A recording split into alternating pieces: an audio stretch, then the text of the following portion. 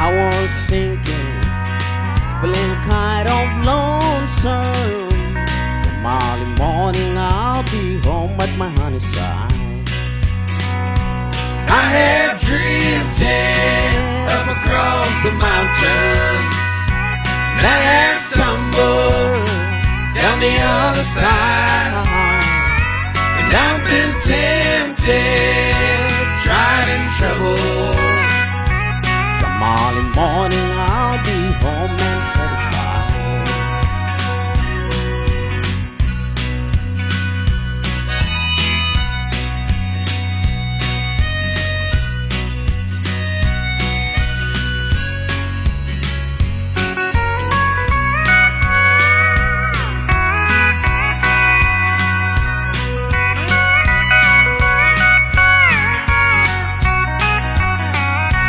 Give me a little loving, give me a little sunshine.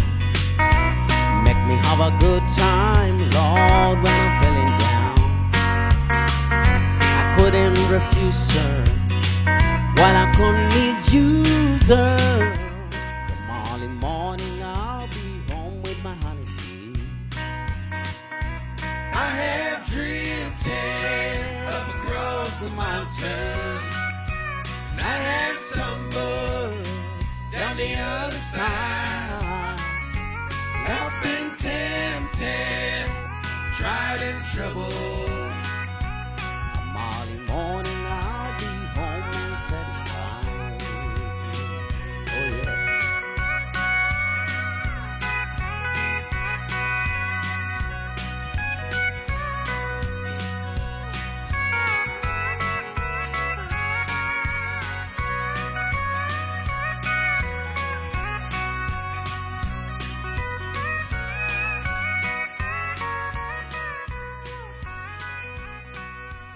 Oh yeah.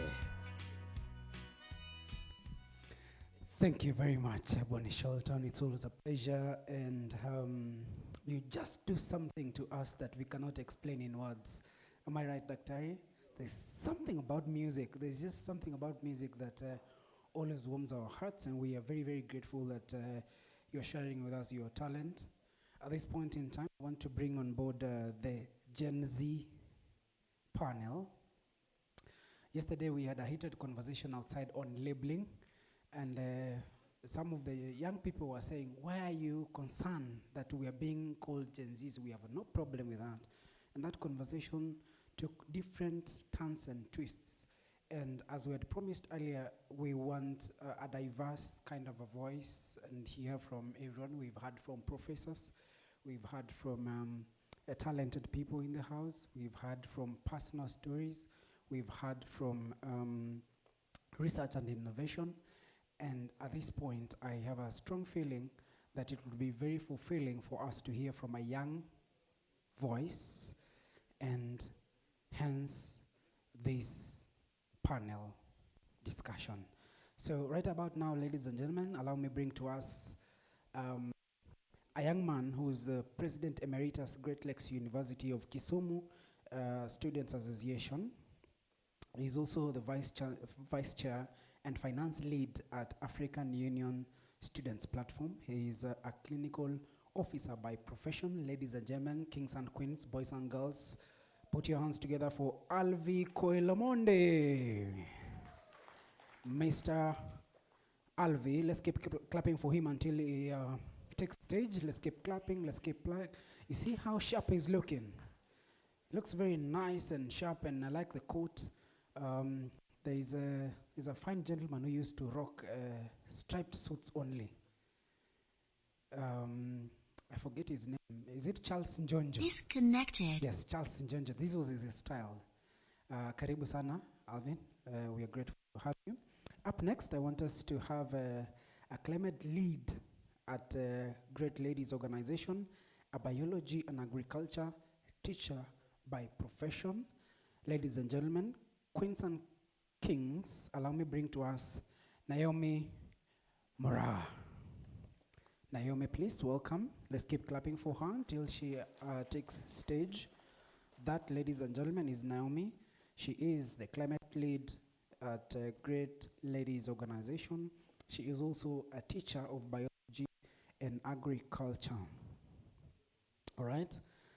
Up next, we have a gentleman that we have argued if he's still Gen Z or not. But he beat me to it. Ladies and gentlemen, the CEO, Bleeding Ink Scribes Publishers Limited, and founder of Bisa Joti African Journal, writer, publisher, and author. He's also a teacher. Ladies and gentlemen, Boniface Otieno Okenyi. He doesn't really look like a Gen Z, but it's all right. We'll get into it. Welcome, Boniface. Thank you. We are hoping to learn from you. Next and last but not least, ladies and gentlemen, kings and queens, boys and girls, I want to bring to you a teacher, a community advocate who is passionate about young girls' education and mentorship. She teaches Teach for Kenya's fellow. I want to believe she's a graduate of a fellow called Teach for Kenya. Education lead at Great Ladies Organization. She's also Vice President Emeritus, Great Lakes University of Kisumu.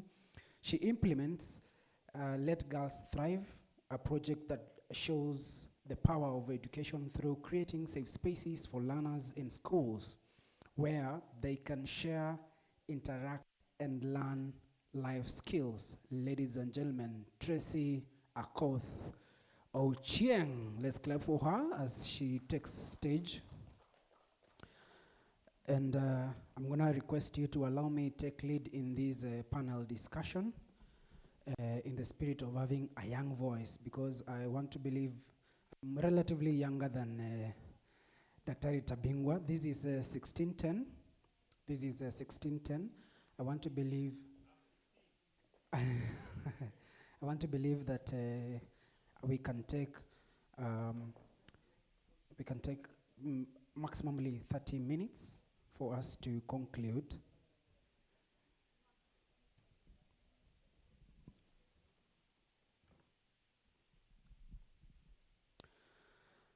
Thank you very much for your time here. I want to just give each one of us an opportunity to introduce themselves and give an opening remark, all right? And then I can jump into the questions that we have. In the very interest of time, I want us also to be brief in our responses. Is that all right? Welcome.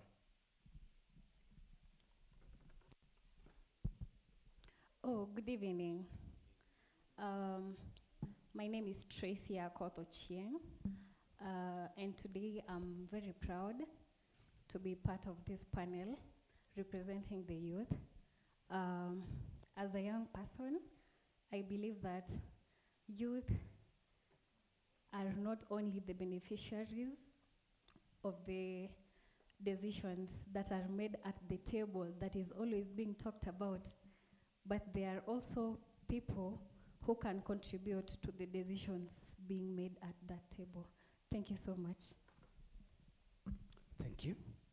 Ladies, gentlemen, good afternoon. Good afternoon. I'm Boniface Otieno Okenyi, like has been mentioned, the CEO of Bleeding Ink Scribes Publishers.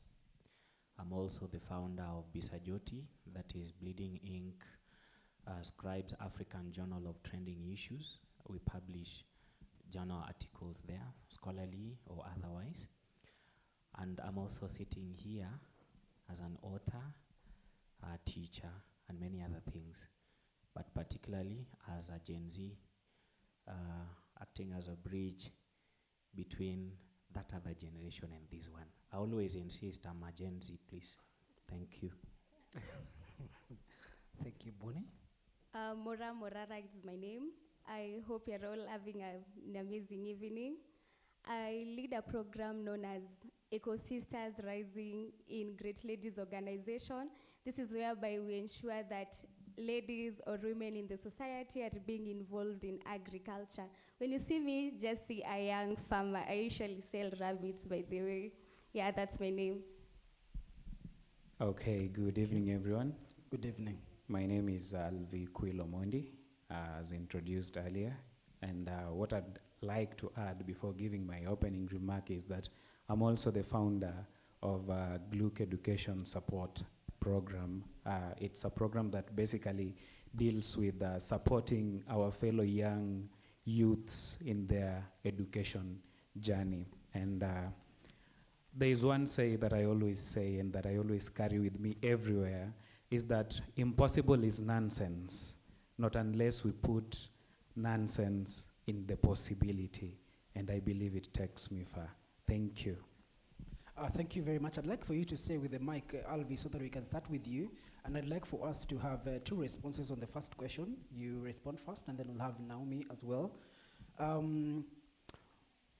What is the biggest barrier that is preventing meaningful understanding between the Gen Z and the older generations, the millennials and the baby boomers, like Prof called himself yesterday, because we are seeing a growing gap by day.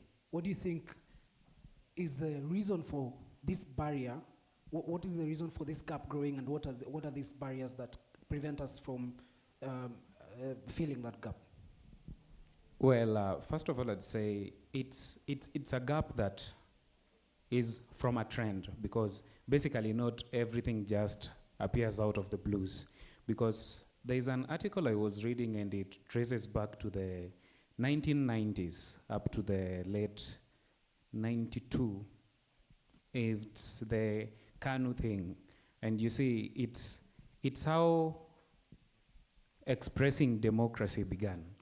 And you see, back then, it began in a way that there was a protocol and rather a hierarchy that is followed.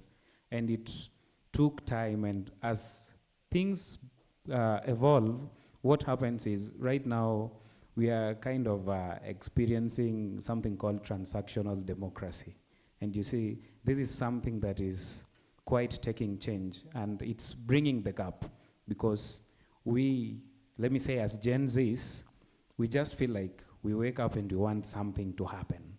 And we don't want to follow all that hierarchy, not because we are kind of tough-headed or something, but it's because of the exposure that we grew up in, but then we come into realization that something really has to change. So the gap comes in between these 2 warring ideas, because one needs to follow an hierarchy, which is transactional, I'd say, and we need it to happen almost immediately. Just a quick follow-up question. So if I hear you correctly, you're saying that socialization has played a big role in who Gen Zs have turned out to be. I'd like to understand, what are these socialization agents? Is it social media? Is it TV? Is it, what is this socialization agent that has carved this generation into who they are becoming? Most likely, it's a socialization through the global world that we're having right now. I'd say technology. And Right. you see, with technology, most literate Gen Zs, we almost get all kinds of information in our fingertips. And it's only sad to say that those that have exposure to education realize this, and those that have the voice now brings it out. Amazing. Yes. Thank you very much. Now we can have Morara. Still on the same question. What is the biggest barrier for these generations just, merging and gelling? To me, I think communication is the main barrier. All right. Being that I'm just a living testimony, I really quarrel a lot with my dad, because sometimes anything that I say is like, you like complaining too much. What are you saying? It's because to some extent it doesn't really get whatever that I'm trying to put it out. And it is mostly difficult to most of our parents out here to understand us. Remember, technology is there. We have workplace values. There is a lot of things. Sometimes you end up watching a lot of things from maybe social media.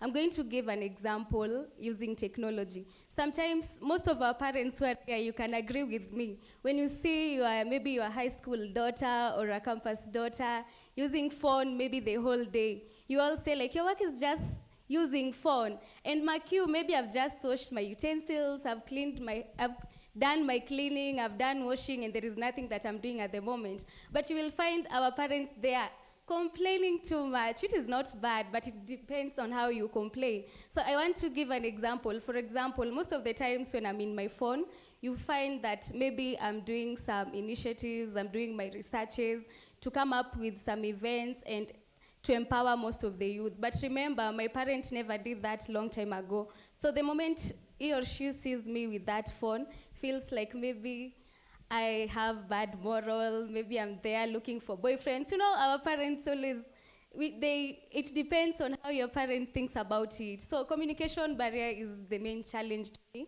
because sometimes I can see things going wrong, but trust you, I won't be quiet. That's me. I'll just tell you, you know what, ma'am, that is not good because you did the right thing. But you find that you will end up quarreling with your mother, and they're like, what's wrong with you?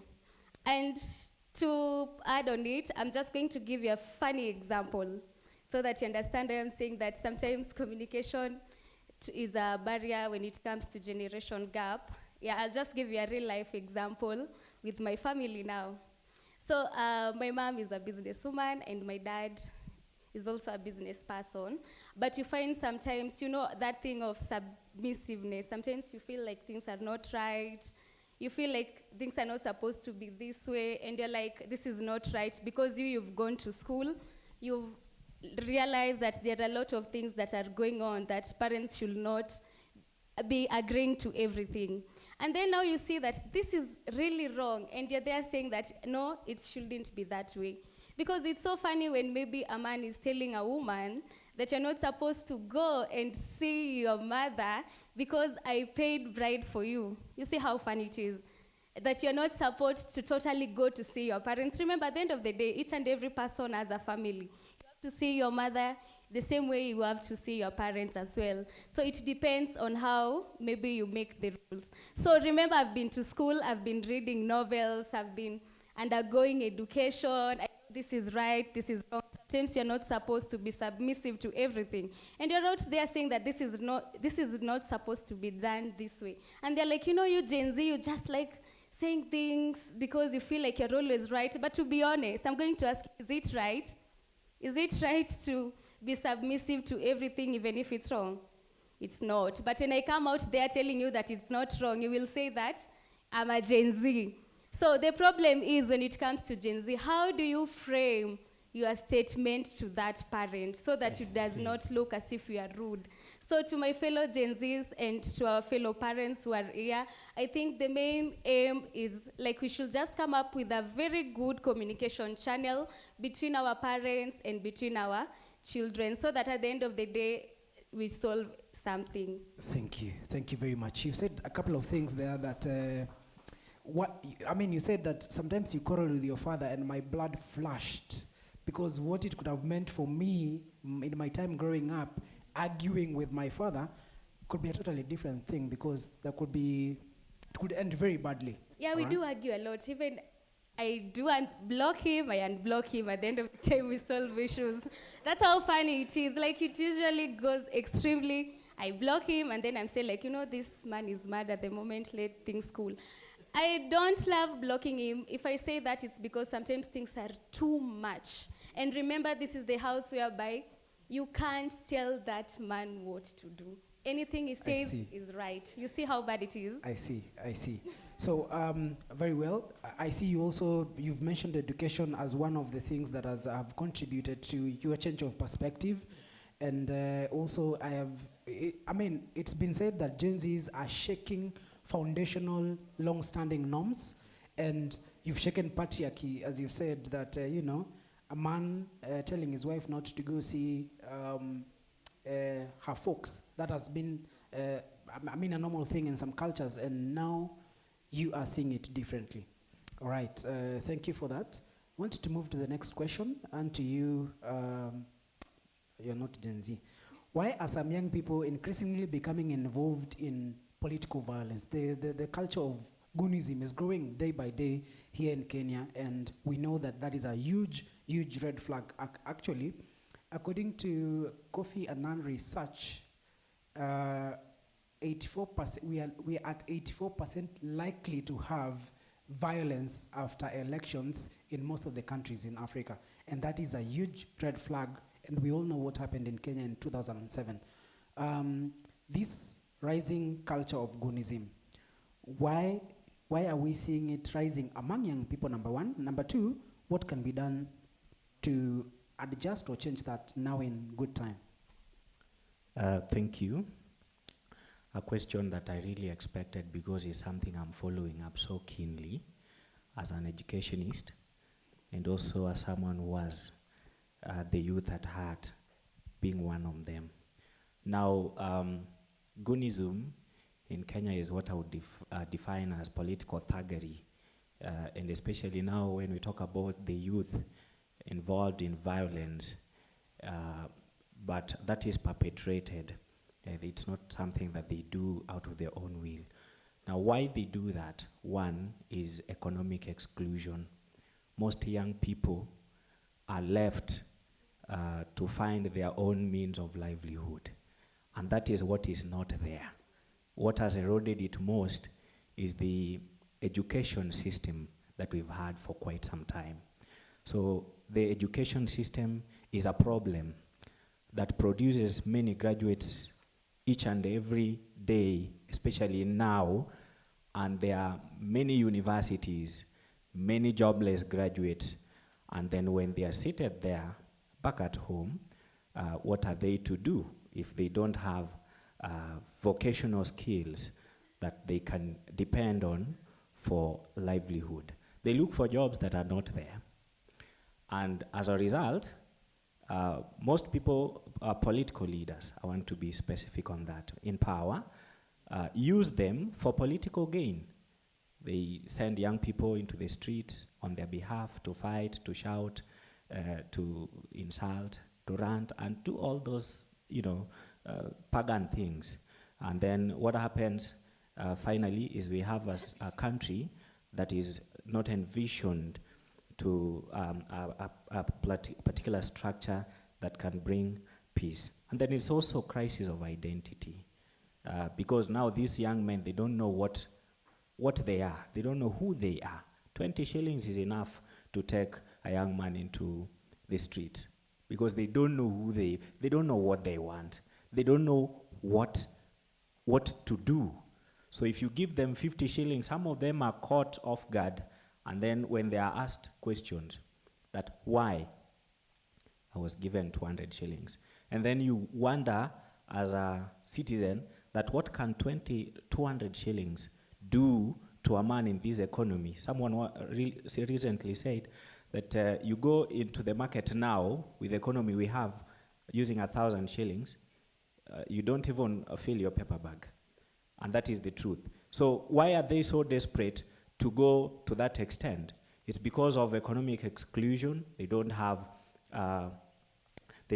what it takes to live. And secondly, they also have crisis of identity. I want to insert a follow-up question as you respond on that. Please. You said that some of them do not know themselves and they are going through identity crisis. Does this speak to the quality of the young person that we have? Does it speak to the fact that these Gen Zs or these young people then, if we can be, widen it, do not have personal values and therefore they can easily be used? Exactly.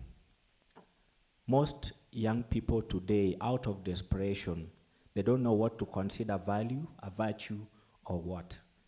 So that is why they are easily influenced and used in that kind of way. And that is why we have an increasing ongoing Goonism here and there and about. So what or who is supposed to teach them these values? And that is what brings me back to even that first question, that gap. And what brings about that gap? Improper translational mechanism.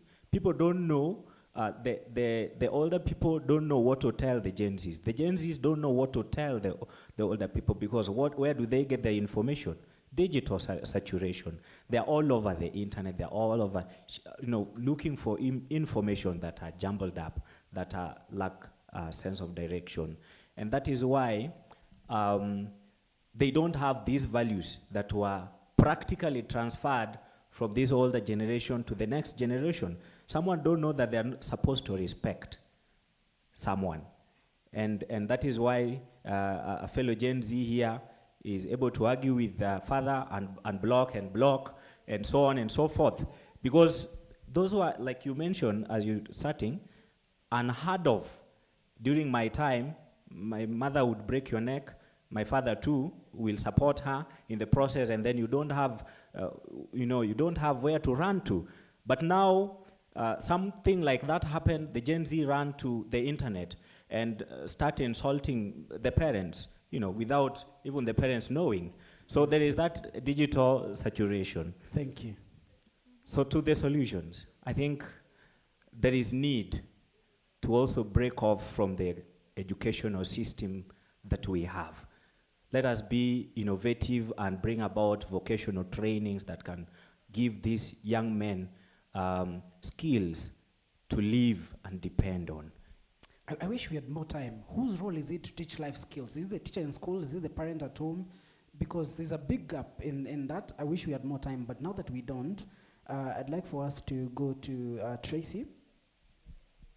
We'll get feedback from the audience as well, because I know this is a very deep topic, and it's our time is very far much spent. So I want us to be brief in our responses. We have 10 minutes to go. Tracy, why do very many young people feel very disconnected from what's happening? I feel like there's a lot of apathy. Young people are not showing up as young people used to show up in the past. Young people do not want to take up opportunities like internships. They are not very proactive. We are not seeing proactivity from a lot of young people nowadays. Where is that coming from? Oh, okay. I think that could be because that young people, when they show up, sometimes they feel like they are not seen. They feel like they express themselves, they have the skills and all that it takes. They have the power and the knowledge that it takes, but they are not seen. Like, for example, someone mentioned that the person who came up or invented mobile money transfer was a Kenyan, a young person, right?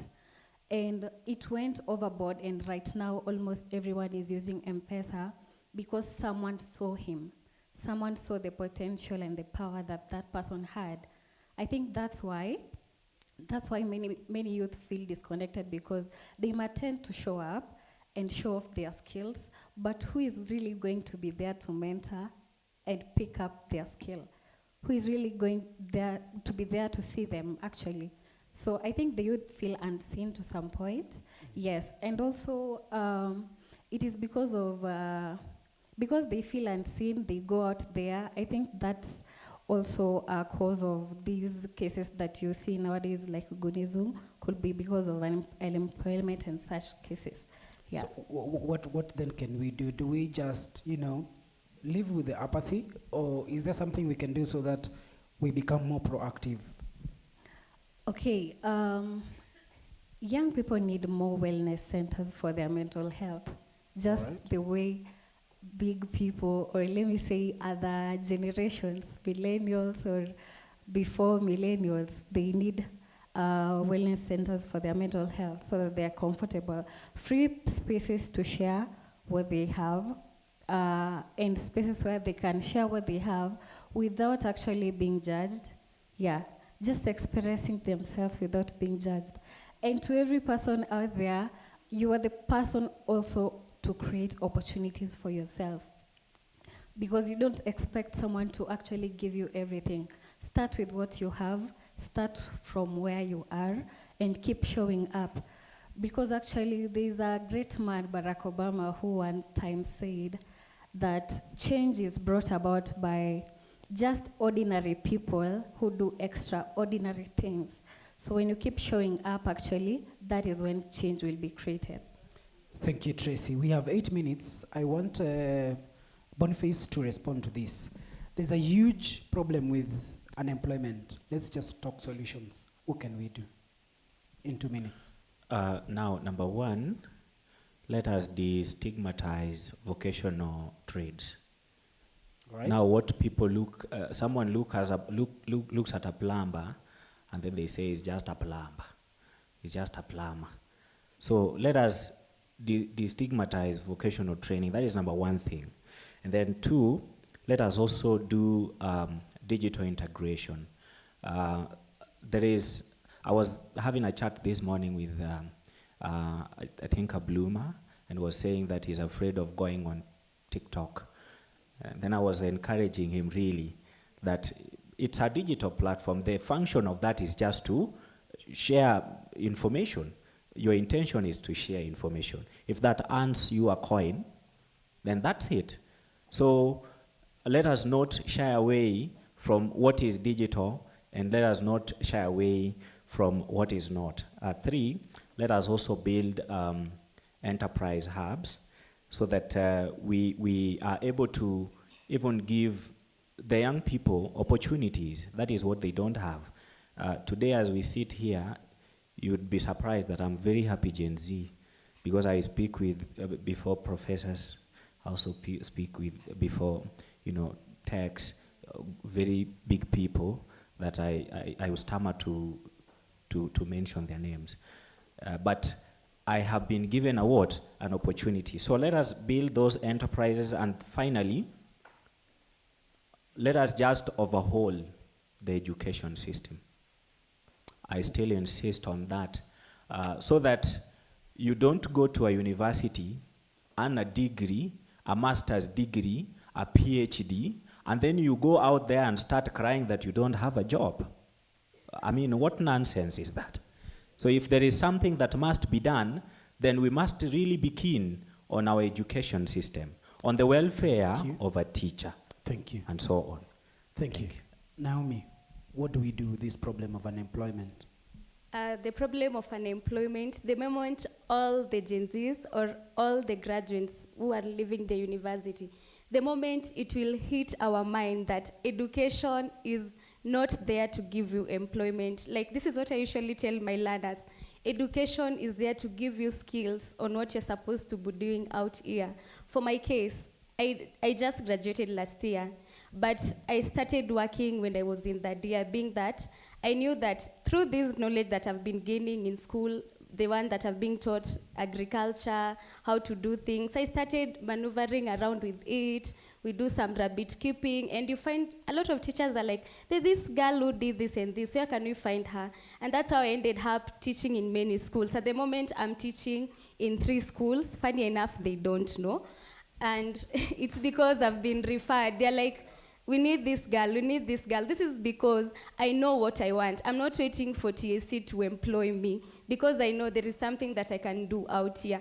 So the moment everyone knows that there is no one out there who has job to employ you, we need to walk out and start looking for employment by ourselves. You're all creative. Wow.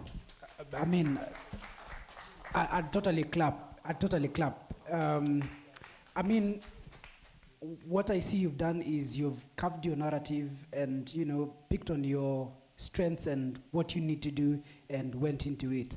We're lacking that thing in very many young people. We are lucky to have you here. I hope that whoever you speak to, they get to see that and get to implement that. Quail, what do we do? Yeah, a very nice question that I was really longing to get the opportunity to answer. You're checking your watch and I know I have 2 minutes. 2 minutes. I'm trying to use the 2 minutes. Right. First of all, I think what we should do, they say it's identity syndrome, and we also say it's imposter syndrome. And I'd say I'm a living testimony of one. Because, and to answer again what we skipped earlier, where it should begin, I strongly feel it's from the lower learning institutions scaling upwards. Because my entire life, I've been running away from leadership. And I'm appointed. I say, it began very long time ago. I'm told you're the class prefect. Then I say no. Because I know they're going to bully me and they're going to tell me, try and write my name and I'll beat you. But you see, if we have teachers telling us how to handle all these situations, then it becomes easier and you become truly who you are. Now to finish, I think for myself right now, what I'd also say the young people do is, right now I'm a medical practitioner, clinical officer to be specific. But what I do right now, I'd say I'm a CEO of a photography company, even though however small it is, but I'm proud of myself owning that. And right now, I'm working on an emergency response app and looking for an opportunity to present it in one of the innovations conferences. I'm trying to create that opportunity myself. But then if I come to what I'm learning, I do take locums, which I'm gladly not paid, which answers the question why young people are becoming ignorant, or rather are just keeping quiet. Not showing up. Not showing up, because I go to an internship, I go to a locum, and then we do not have to settle any agreement because they tell you, I do not have any license because I've not graduated yet. Thank you. Then now you only end up being given less pay. So to finalize, the main answer that I would give on what to do is, I think the best thing to do is to formalize the informal economy, because I'd come to you and you won't really give me that job because of my qualifications, but you'd rather give it to someone else who has paid. Thank you. I see. Thank you very much. This is 16:39. We intended to finish at 16:40. I want one specific Gen Z to speak for just a minute, and then we can take just 3 questions if you allow me, and finish.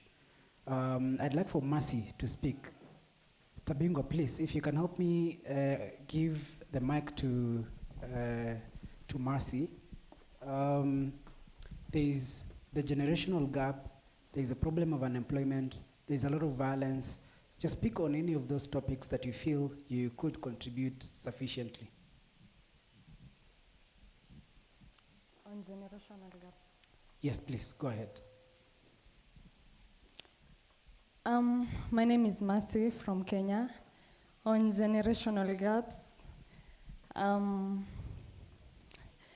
yesterday we had a discussion with Mr. Mayanja about that, and it brought up some feelings about that, and it was an evidence on what generational gap is. Because what you are thinking and what he was thinking, it was very totally different things. But what I came to realize, we are all in one line, it's just that we are bringing the things in different ways. The Gen Zs are passing on the left sides, the other generation is passing on the right side. But what I would love the Gen Zs to know, or rather the young people to know, like, yes, we are Gen Zs and all that, but let's try to show up. Today I'll speak nicely to the Gen Zs. Like, at the same time, we are the ones who are ruining our opportunities. Like, I've seen in social medias, like, the other generation saying that you'll work with a Gen Z, and tomorrow he's not showing up in job. You'll be like, where are you? I left the job. This person will not employ another Gen Z in that place. This person won't try to get involved with other Gen Zs. So as the young persons, yes, the older generation should try to understand us. We are coming from a different generation, they are coming from a different generation. So as much as all the things are being said about the Gen Zs, there's a positive thing about the Gen Zs. We are being tagged as Gen Zs, but there's a positive thing about the Gen Zs. I'll talk about the goons. I don't know who says that the Gen Zs are the goons, because I'm just hearing Gen Z and goon. Gen Z and goon. That's what I've been hearing there. And we'll say that the Gen Zs are not the goons. Those who are employing them to be the goons are the father of the goons. They're the real goons. So the Gen Zs, we don't have other ways, like financially. So this small thing that I'll get, honestly, I'll go for it. If it's the only way that I'll put something on the table, why not? So this is what I will say. We always say that there is nothing for the youths without the youths in the tables. And thanks to the Scholar Media Africa, we have the youths. And I'll be glad if the next time we'll have even more youths that will be in the room, who will talk and all that. Gen Zs or young people are doing so much great things, especially in technologies and all that. The Gen Zs now, we are not waiting for employment. We have employed ourselves. How many Gen Zs are doing the remote things? Gen Zs are so smart in terms of technologies and all that. So apart from all the bad things, the positive things were the bad things. That's what I would like to say. So if you get the opportunity, work with the young people. We have skills, we have all that. Thank you so much. That was great. You're doing great jobs. And I'll stand still and say I'm a proud Gen Z in a positive way. Every place I'll stand, I'll talk positively about the Gen Zs. Thank you.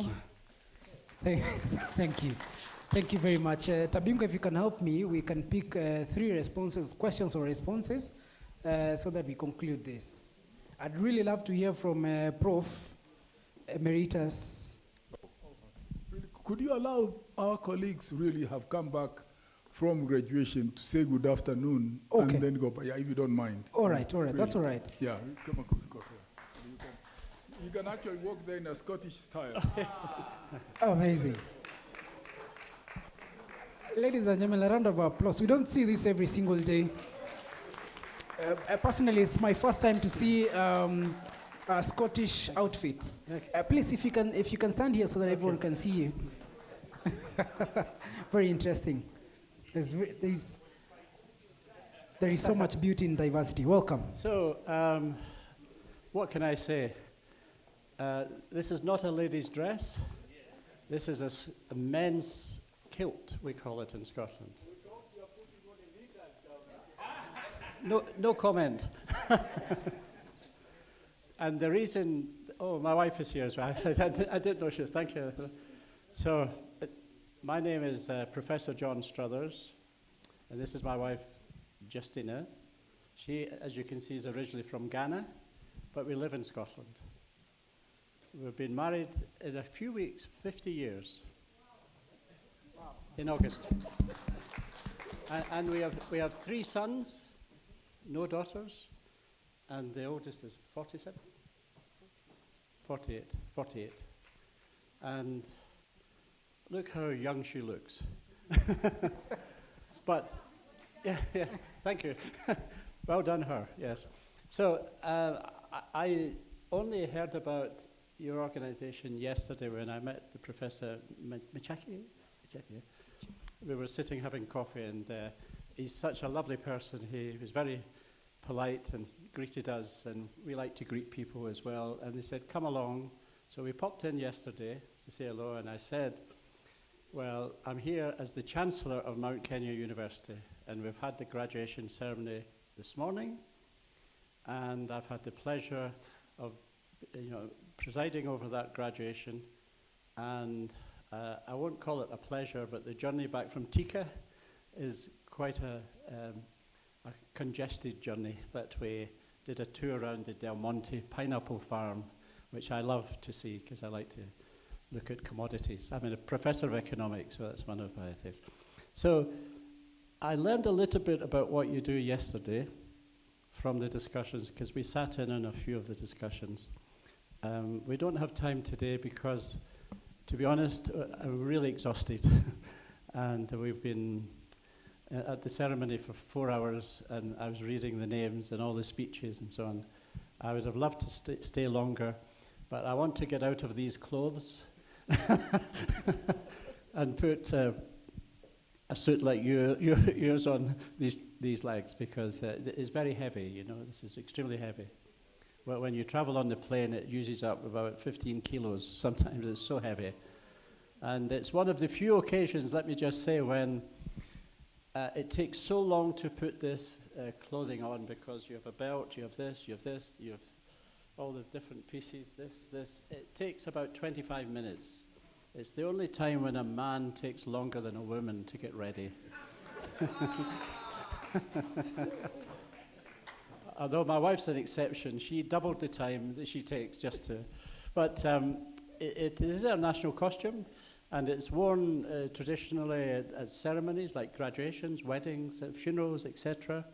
And the interesting thing is that different patterns exist across different clans, or not ethnic groups, but different tribes, if you like, in Scotland. So this is one that is closest to my name.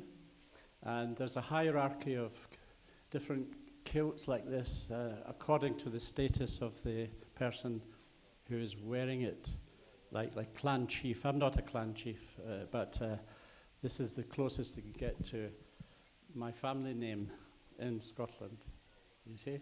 So enough about me. I think this organization that you have, Scholar Media Africa, is just wonderful, because I think yesterday I used the word empowerment to summarize everything you do. Is that a reasonable thing? It's empowerment, isn't it?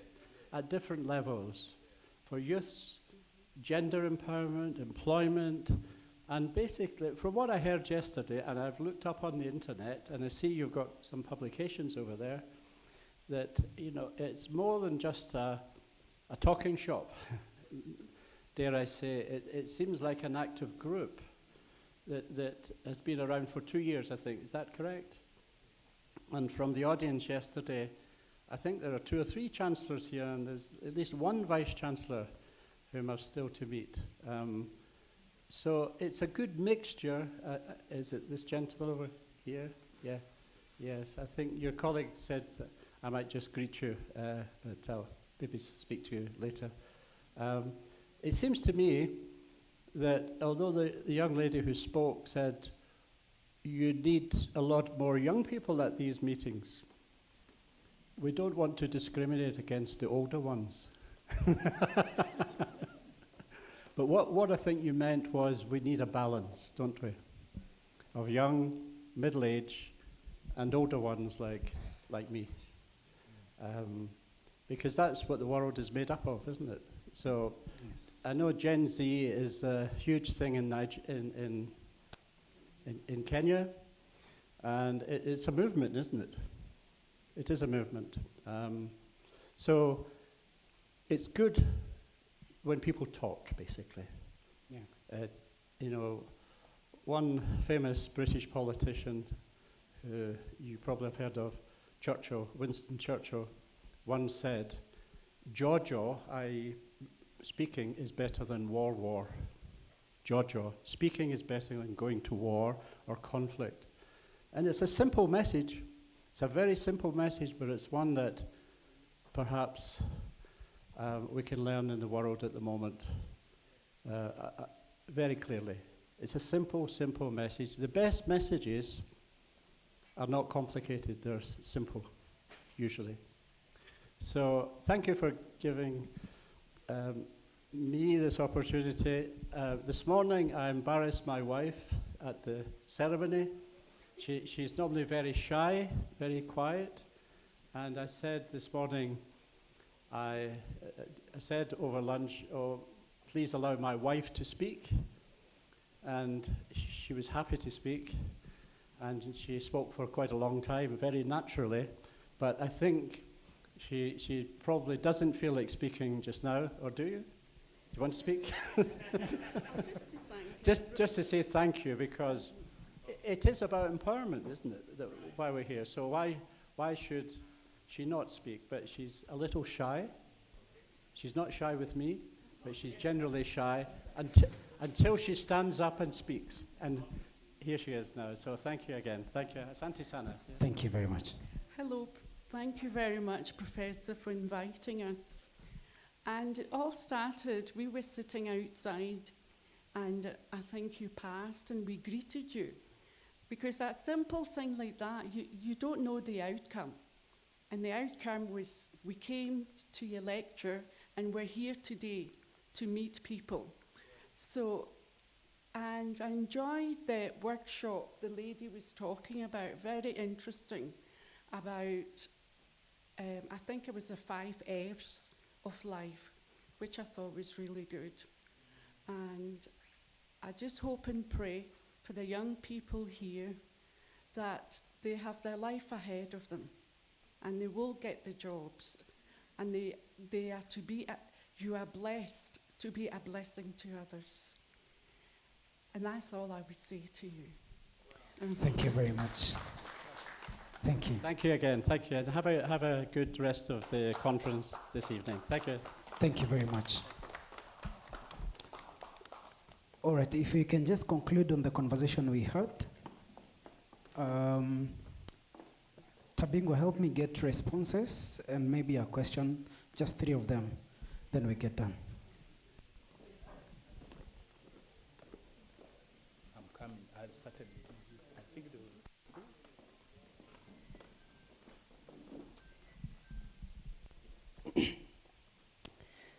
Thanks very much once more. For those that have come afternoon, my name is Zuru Aaron. Actually, I am from Zambia, but I'm learning here in Kenya Toli College. I've been here, I think I'll be here for 2 years. So I didn't really ask the question, but I want to help in line with, you asked the question, who create the job for young people? Then there's another, the one that says socialization. I'll be very fast due to time. Then another one is, okay, job creation. Okay, so let me start with job creation. In our agement or in our generation, it's hard to find a job as young ones with one reason. Number one, you find like most job providers are the old generation. And the old generation, they have their own expectations from the young ones. But when we see how us young ones behave or do things, it's different. Instead that this old generation who are job giver or job holder, they cannot pick you because when they see you, they don't see they don't fulfill, like they don't meet their expectations. You behave on your own way. So how do you expect an elder person to give you a job? It's not easy. Because every job giver wants to build a name, not to destroy the company, you see. So as a solution, as young children, or as young children generation that are coming now, we need to try to understand that when I'm going to the industry, there are things or there are some adjustments that you need to put in place. Despite being in a modern world, but these people who are giving job, they already have that mind from the old world. So we need to accept that and make adjustment, then work with them properly. Secondly, I'll talk about socialization. You know, Africa is a continent whereby we have on our way, the way we behave and we socialize with our parents. But in our today, because of the exposure and the media, we have adopted the Western culture. We want to socialize like the way the Western people socialize. And that one to the African father or mother, it became something different. No wonder we almost have those differences we call and fight. So it is very important that we understand the agement set. Thanks very much. Okay. Second last. Thank you, sir. Very great responses there. I want to say thank you to you guys for exposing the reasons we are not being able to understand each other. And you cannot sit down on your hands and expect to be employed. Like one of you clearly stated that you cannot employ someone, then the next moment they are fired and expect that employer to employ a young person again. They are unreliable. You know, we talk in Africa all the time, we say employment for young people, employment for young people. They are not employable. Yes, I have been in youth activism for close to 35 years. I was like trash. We were like the utensils at home are more useful than young people, because at least you can put food in it so you can eat. You know? So I don't have a question. It's just like, want to add, if you want to be employed, be useful to yourself. Like Maura said, you cannot expect to be employed by sitting at home, then somebody come give you a job. You have to go out there, volunteer, give your time, try to do everything you can do to support yourself.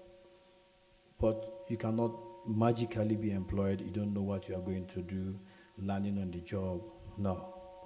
That time has passed. Our population is increasing. If you look today, like for my country, Sierra Leone, almost 65% of the people are young people under 35. How many of them are you going to employ? Kenya, Africa. Somebody was saying yesterday by 2050, we're going to be the biggest producer of workforce. I challenge that statement. Until young people realize that they need to prepare themselves to be employed. But if they cannot prepare themselves, we'll be in the next 100, 150, will be going down because our population will grow. We'll be fighting each other every day because for little resources. Thank you. And last, Madam Momo. Dr. Tabingo, I've been told that we've been added 10 more minutes. Oh, okay. So we can extend a bit. Okay. Thank you, moderator. Thank you to the presenters and our dear moderator. Somebody talked about submission. Huh? I want to approach it on two levels. One, as family, man and woman. According to the Bible, they say, woman, submit to your husband.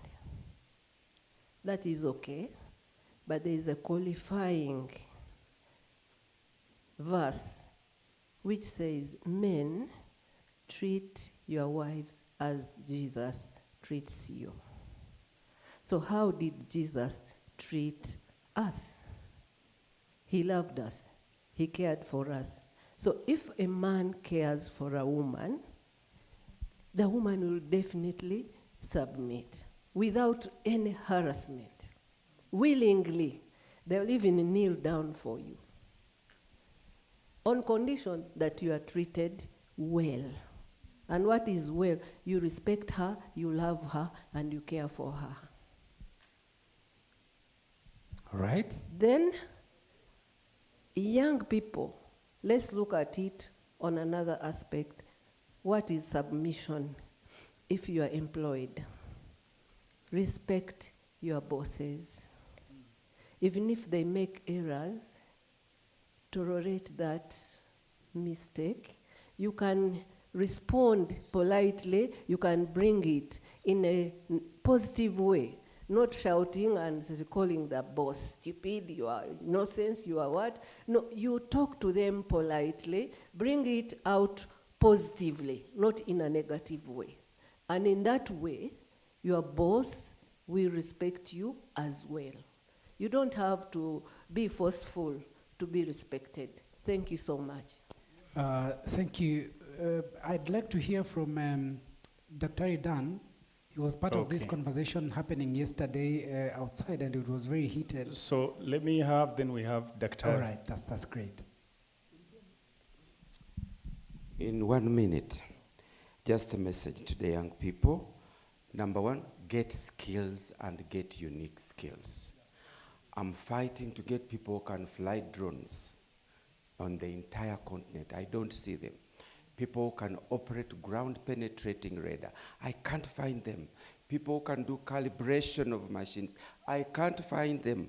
And I'm ready to establish calibration centers all over the continent. Get skills. Get human mentors. If you want to become a professor, they are here. If you want to become a good policeman, they are here. You are not going to be mentored by social media. I am an engineer in electronics. I know how we make those things. Many of us who make those things don't allow our children to stay on gadgets for more than 2 hours per day. So we are poisoning you because we have to make money. In my own house, my children don't tell me serious things via gadgets. They walk to my office, switch off gadgets, and we talk live.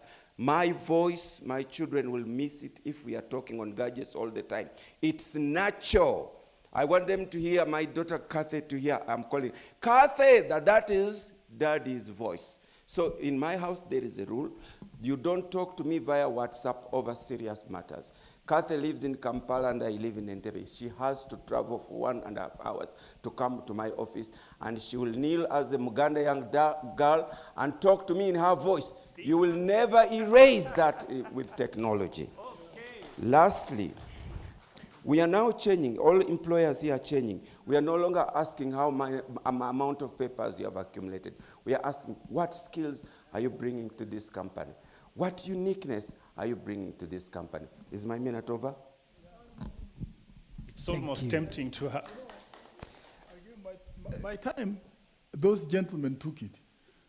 You know, And that's why I was cutting you off, but please. no, really. I'm actually adding on my brother's statement. I think he actually thinks exactly what I thought. Madams, and those colleagues, let me say this. Skills. I think I'm going to give you very quick statistics. In this country, Kenya, if we got in serious and said we wanted the perfect environment, I would put in 200,000 young people of all cadre, environmental sustainability, water cleaning, processing, and the biodigesting of the biodegradables. Agriculture, I would take about 1 million people, and I would stop importation of any oily cooking crop. Stop it from safflower, sunflower, and maize. That is jobs available, but that has to go through a process under skill. Stop importation of canola, of any other oils here. That will create you people jobs, various cadre. I will go to ginnery, cotton. I would stop every importation of any garment, be it from Nigeria, be it from Ghana, be it from Sierra Leone, be it from China. Then I stop importation of all these big mitumbas. We shall then grow cotton, process it, employing you, make those jeans, those machines that make the clothing, the threads. You have 100%. Are you with me? Are you following, sir? Yes, I'm continuing. Then I will go in and do something called pyrethrum, one of the best insecticides, biodegradable, that this Kenya had. Now it is being done by Rwanda. It is a substitute of these synthetic drugs called EAT. And he was asking me about malaria. Malaria can be controlled by pyrethrum. And we had a big factory in Nakuru which employed not less than 50,000 human beings. Of those graduates, my brother is talking about reading now on your mobile. I'm talking to you now. You are also now on the mobile. Yeah. Are we together? The other crop is Bixa. Bixa in South Coast, Shimoni. The dye you see in food, this yellow dye, beautiful yellow dye, which looks like this kitamba on the table, is made from Bixa. We get a little bit, send it to Canada, bring it back as a finished product, and we have killed the industry that used to work on Bixa. It's actually mainly South Coast, excellent growth, and being wasted. Then I would go to another crop called medicinal herbs. Collections, preservations, use, and that can come and employ another 30,000 people. The problem with Gen Z, which is not a big one, is because they are mixed. It's not just Gen Z you pick. Even a street beggar, a boy sleeping under the trench, becomes a qualified Gen Z. And when they are making good requests, they are enjoined by these young people who start destroying their names, and people can be very organized in their thinking. However, the moment they include now people from elsewhere who don't think like them, they start looting, and looting becomes very common. Lastly, guys, nobody really would want anybody who works for an hour and goes. Absolutely. I can't employ, nobody can. Not even the Asian shops in town. You have to put off everything, work, and put your head on that skill for jobs. Electricity, not enough. Plumbing, not enough. Joinery, not enough. Because it's a bit laborious, but there are machines that can be used. That's why we have now gotten the TVETs to handle you. For sure, it is jobs you lack. That makes you think hard. That makes you that I have finished my bachelor's, and the heavens is the greatest. My bachelor's, my PhD in engineering. I have no jobs, so I have to go and start beating people in this. It is true and true. But what I've highlighted, and there are more I wrote down, leather industry, leather, shoes, these shoes we get, can be made here, and we have livestock enough. That can take about 200,000 people, leather industry. Brothers, the key thing is this. We have let every market open, kill jobs locally, and that's where we're having these continuous rioters, people who are, in fact, we older people are even more rioters than you. keep this man idle for 3 hours, he will start blowing up things. Thank you. Oh, Dr. Chigozi wanted? Okay. Thank you. But at very this much. rate, I'm seeing the people responding. I hope it's not a defense mechanism. But anyway, it is advice to make sure that you guys don't get out of order. You can see Dr. Chigozi has said she really wants to say something. Thank you very much. I just want to add to Professor. He has stressed that the job creation, which is fine, job creation, so many opportunities in so many sectors, but many of you will not get jobs. So Gen Z, many of you will actually not get jobs. So the issue is, can you create a job? And I think that's what you've been asking yourselves as well. Where do you create a skill? First of all, what skills have you got? And I think that was touched on by you. Skills, these other ones. Can you do hair? Can you cook? Yes, the chefs are on high demand. Don't laugh. A chef, are you joking? We pay a lot of money. Yes, so those other skills, you've already got your degree, yes. Can you get a degree in something else, you know? Then, most importantly, can you start a business? Can you start a business? Again, you do need a skill. You know, there are these entrepreneurship skills. There's finance for non-finance managers, public relations, these smaller skills, and they do take a week, they do take a month maybe. They don't take long. And so please go and do those. And then where are the opportunities in these countries of ours? I'll talk for Uganda, but also Kenya is very similar. One thing would be manufacturing. We need to add value. That's expensive. You might say that. But remember, we are not also all the same. Some of your fathers are rich guys, Gen Z. You have rich fathers, you have rich mothers. I'm sitting near some of them. They can, if you have a good idea, you come with a plan and you say, this is my business. So there are those of you who have that, but not everybody has. So manufacturing is only for the lucky ones. You might be able to do that. The other one, education. You see the number of children around. You can't go wrong with an investment in education or some kind of skilling. Health. Prof, please, how would this Gen Z invest in education? Practically, how would they? Again, nursery school. Is that expensive? Yes, it's very expensive. Not very. Okay. And you are talking from, again, generalizing all Gen Z as poor. My son can have a nursery school. That's for sure. His son can do that. Have you asked for it? Or are you just joining the bandwagon of Gen Zs? We're on strike. I see. Now you are doing that. I see. Whereas if you came with a brilliant idea to your parent, who's one of the ones maybe in this room, they could help you. Set up your school, set up your going on to health as well. Same thing, a pharmacy. You know, health, we're always sick. Especially my age mates, they can tell you, we are always sick. So the health sector has opportunities everywhere. Gyms, you all want to keep fit. There's so many things Gen Z can do. Then the other one I would think about is tourism. Tourism, so many opportunities in tourism. We are here, this is fantastic. Of course, you probably can't do this. You cannot do this, I think, we are sure. But you can do something else.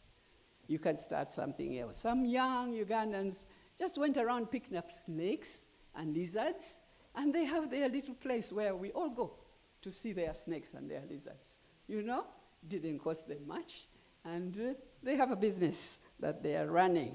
So tourism, huge opportunities. And then for you, the creatives. We've been listening to music from my friends in that corner. You know, that's a business, right? That's a business. Film, all the creative industry. That's for you, Gen Z. So really, no excuses for rampaging on the main street. Absolutely not. If I see you on the main street, I'm sorry. We are having a war. I believe you me, we are having a war. Please don't do that. The biggest thing we have in East Africa, after Uganda stabilized in 1986 is peace. Why are we doing better than others? Why is Rwanda shining? Why is Kenya has always been great? Why? Peace. Now you Gen Z destroy peace. We are in trouble. We go back. Have you seen South Sudan? Have you heard about it? Have you seen Somalia? Have you seen those countries? Do you want to be like them? Congo is another one. Don't do that to us, please. We fought for this peace. Don't disrupt our peace as Gen Z. Thank you. Thank you. Wow. Okay, we're going to have one from Doctor, but maybe in relation to what they are communicating. I just want you to listen to this message. Those who are not Gen Zs, in relation to what, I'm just trying to farm what. Now, this is Sami Lutomia, a member of Tanya Innovations Platform. When he watched the musicians singing here, this was his message. He's in Boston, one of the best music, I've forgotten the name of the university, one of the best music schools in the world, in Boston, for those who are in music circles. And when he watched live here, you want to see the power of being able to do something. He was like, wow, there are so many musicians there. I need to get their contacts so that I can collaborate. Sami Lutomia is from Kakamega, and you know him. Yeah, okay. So, and this is one of the best music schools. Now, those who sang, it's about now getting, he wants all their contacts so that he can see how to collaborate. So you can see how opportunities. But I don't even think those who came to sing whatever they were doing, they knew that it is going to result to this. And that opens the whole world. Oh, somebody is a musician. Okay. Yes, I've been laboring to speak because we started this debate with her.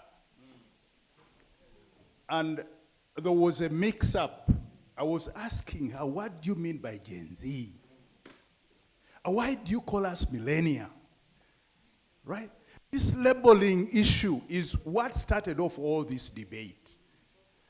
And you see, what has transpired here is that I have been able to understand the values you are fighting for. And I think we, the older generation, owe you an apology. Which apology? I was mentored by my father. We have got the duty to mentor the youth. We have the duty to mentor them. And they should be more and more involved in these discussions. The discussion we have had today has had such a big impact, right? A very big impact where we are now understanding the youth, our children, right? And our moral obligation to mentor them, right? There are opportunities, but what has been happening because of labeling, Gen Z, millennia, there was that gap. And then the politicians take advantage, and as Professor has said, the riffraff joined the innocent Gen Zs, and we get riots, and we get confusion. So don't allow us to label ourselves. You are youths. You are our children. And the other aspect is respect, right? We must respect the elders, right? You cannot insult your father by switching and blocking, right? Why? Right? We must continue to communicate. We must continue to respect. We must continue to absorb you into this dialogue. You see, initially, in our cultural setting, whom you call a Gen Z was not a child of one family. He was a child of the entire community. And the community had the responsibility of grooming up these children to be responsible members of the community. That's why we owe you the apology, and we've got to revitalize and recreate our societies to do better. Thank you very much. Asante sana. I want to believe Evans Tabingo, that's where we're ending it. Yeah, that is where we're ending. Thank you. Yes. I think being also in the space of higher education, I just thought there is something that we need to. First of all, I like the energy because it means the energy to do work is there, which is very positive. But we just, what I wanted to alert you, because in the process of like teaching and lecturing young people, I usually tell them that when one skill is enough for you to get contacts and do something, but to make things move, it takes multiple skills. So, but now how that works is that for you to tap into skills of other people, you must collaborate, you must have the discipline. So discipline is a very, you can do very well to have that skill, but the discipline will have the ability to let you work with other people and grow. And then most of the time when you are still young, you may have the physical energy, but you might not have the resource capacity. So in this room, like you, I can use her as an example, Professor Chigozi. I think she has spoken about entrepreneurship. If you look at Pepsi Cola, it is one of the largest beverage companies, both in Uganda but you can see she's here listening. So you can see the type of character. Yeah? You'll want to say, okay, but I mean, if you get back to Uganda, those are people who are making things move and change. But the behavior and the character, the discipline still allows you to take time, listen to other people, learn one thing or the other. So it's not bleak yet, but whatever that is being advised here, take it serious to the core. And I'm sure when we have the conversation next time, we shall see greater things. Thank you. Thank you very much. But please, I know you have very good sentiments to make, but time. Just give them a minute each, please. Okay.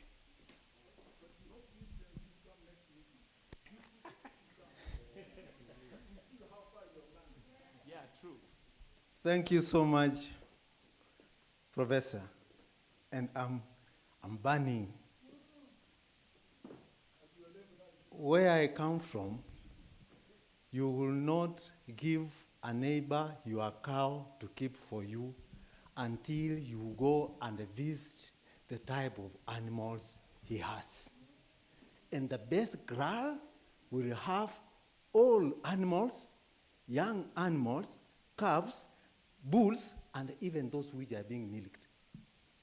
If you go there and find only all animals, you don't give this farmer your cow.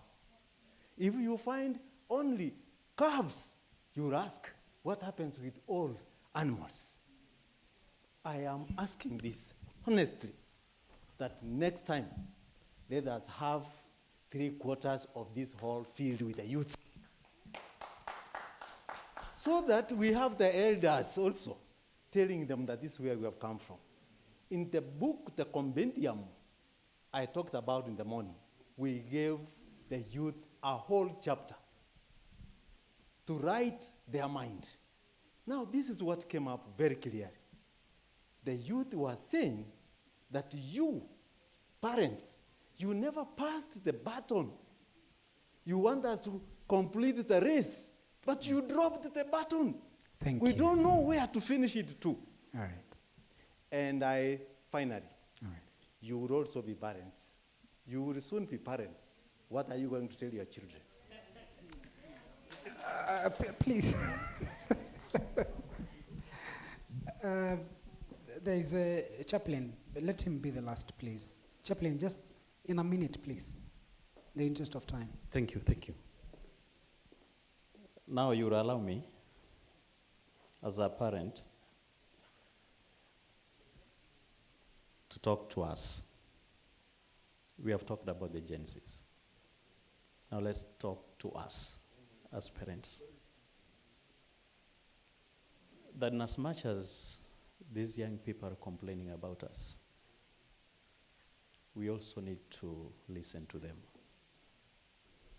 Because one, I could ask us to listen before correcting.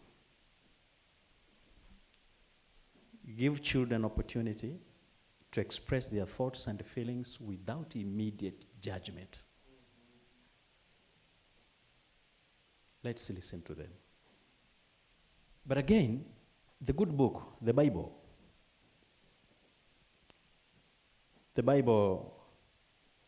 I just want to give Ephesians chapter 6, verses 1 to 4. It addresses both children and parents. Children, obey your parents in the Lord, for this is right. Fathers, do not provoke your children to wrath. Bring them up in the training and instructions of the Lord. So let's balance this. Let's listen to the constituents in our houses, and at the same time, let's give them instructions by correcting with love. Thank you. Thank you very much. Ladies and gentlemen, I want us to conclude there, but I want us to conclude with a summary that what I have noticed from leading this panel discussion is that there's structural issues that are affecting young people, such as the lack of jobs. There are social issues, and also there is lack of unique skills, and therefore they don't get to stand out because, look at education sector in Kenya. We have 20,000 teachers graduating, and you wonder which schools they're going to teach. So therefore, we are lacking unique skills. And we also have noted that there are opportunities. Therefore, young people should take personal initiative to take up those opportunities. And I've also learned that there's need for continuous dialogue so that we can get to ensure that there's the mentorship that we talked about. Very good sentiments here. There's someone who's just said that we want young people to finish the race, yes, yet the baton was not passed to them. We had a very good transition framework as Africans, initiation. That is not happening anymore. I am sorry to say I'm a millennial, but my father was not in my life most of the time. And it's because he was working away. And there's that dynamic now. And therefore, we could want to blame this generation, but also let's consider the fact that there is need for mentorship which has been lost. I beg that we end it there. Thank you, ladies and gentlemen, for your time and your contributions. And let's put our hands together for the panelists. We have Kwelo Mondi.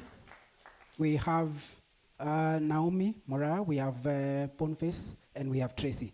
A round of applause for them as they take their seats. Thank you very much. We want now to transition into the awards ceremony, but before that, I'd like to invite Bonnie Shelton to warm our hearts a bit as we adjust into our evening session. Bonnie, I hope you have something that would require for us to stand and move a bit, so that we ease on the tense, the intensity of the climate in the room. Karibuni sana wageni. I have seen Dr. Njagi in the house. I've seen very many of our guests have arrived. So we want to just jump into our evening session. As he comes, please note that the link we shared early is they have created a second link. So you can check into the WhatsApp chat of Smega and just be able to share with the people who are following earlier. Thank you.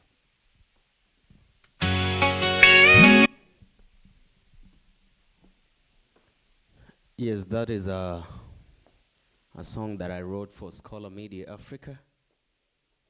And I would request you to stand, please, as we sing it together. You sing with me, you dance a little bit, and that will be okay. Where is the CEO, Elijah? Is he in the house? Thank you. Bonnie Shelton. Country Boy 045. With power of truth from the plains and hills to word, flowing rivers will raise a voice. Our mission is clear, to speak the truth, to cast out fear with golden ink and stories bold. We shape new futures from the old, a voice of Africa brave and true, with dreams that rise in gold and blue. Call on me to rise and shine, lighten up the sky so high, with open stories so bright. You bless the earth, you spread the light. Elijah leads with art so grand, a visionary steady hand. Through the ink and soul you break the night. Africa's voice, our guiding light.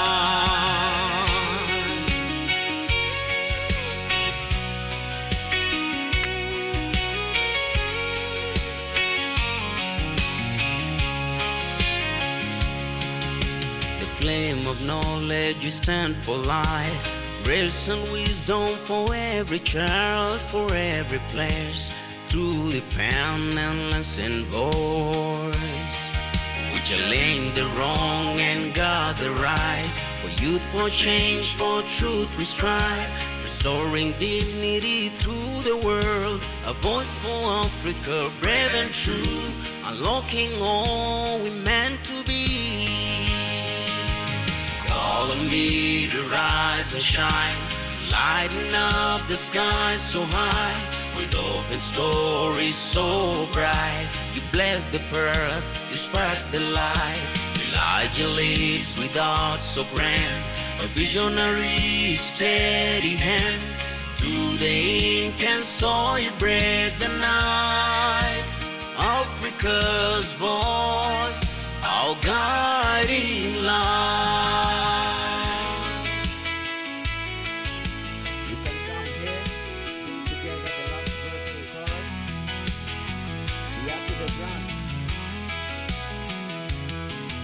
With minds unchained, we dream and do of our whole in lives. With visions new, from deep research to stories true, we build tomorrow's avenue. Justice, courage, strength and grace, no voice ignored, no dream denied. Together bound forevermore, a voice for Africa, brave and true. A continent reborn and pray. Call on me to rise and shine. Let Africa's truth be felt. Dreams in gold and hearts of blue. We share the world with all we do. Led by light, just blaze and fire. We'll lift up people ever high. With truth and love, with faith and kind. We are the dawn, we are the voice, we are the light. Just call on me to rise and shine. Let Africa's truth be felt. Dreams in gold and hearts of blue. We share the world with all we do. Led by light, just blaze the fire. We'll lift up people ever high. With truth and love, with faith and kind. We are the dawn, we are the voice, we are the light. Scholar Media Africa, we are the voice and we are the light.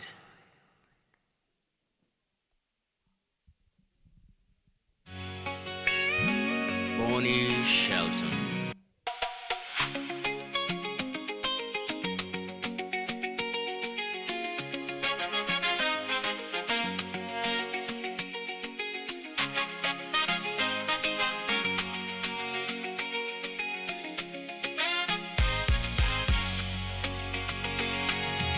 From the Sahara sands to the Cape Town lights, from Lagos hustle to Nairobi nights, we've carried stories in our soil and skin. Now it's our time to begin again. Conferences and ideas in flight, young minds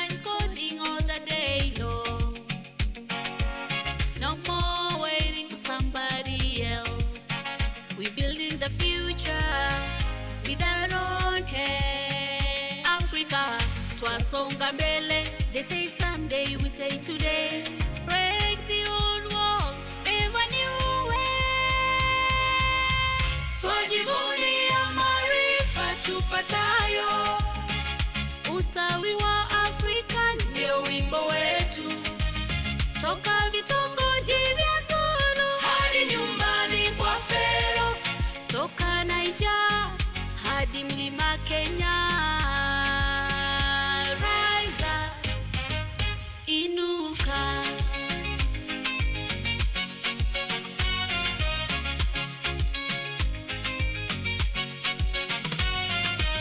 Mawazo pevu leta maendeleo tele. Shikilia utandawazi, jihami kwa mtandao. Shiriki kongamano zenye maono na suluhu za tabia nchi. Elewa umuhimu wa kutunza mazingira, pamoja tusonge mbele. Different languages, one heartbeat. Africa, Africa, we are building it together. Twajivunia maarifa tupatayo, ustawi wa Afrika ndio wimbo wetu. Toka vitongoji vya Zulu hadi nyumbani kwa Fero, toka Niger hadi mlima Kenya. Rise up, inuka.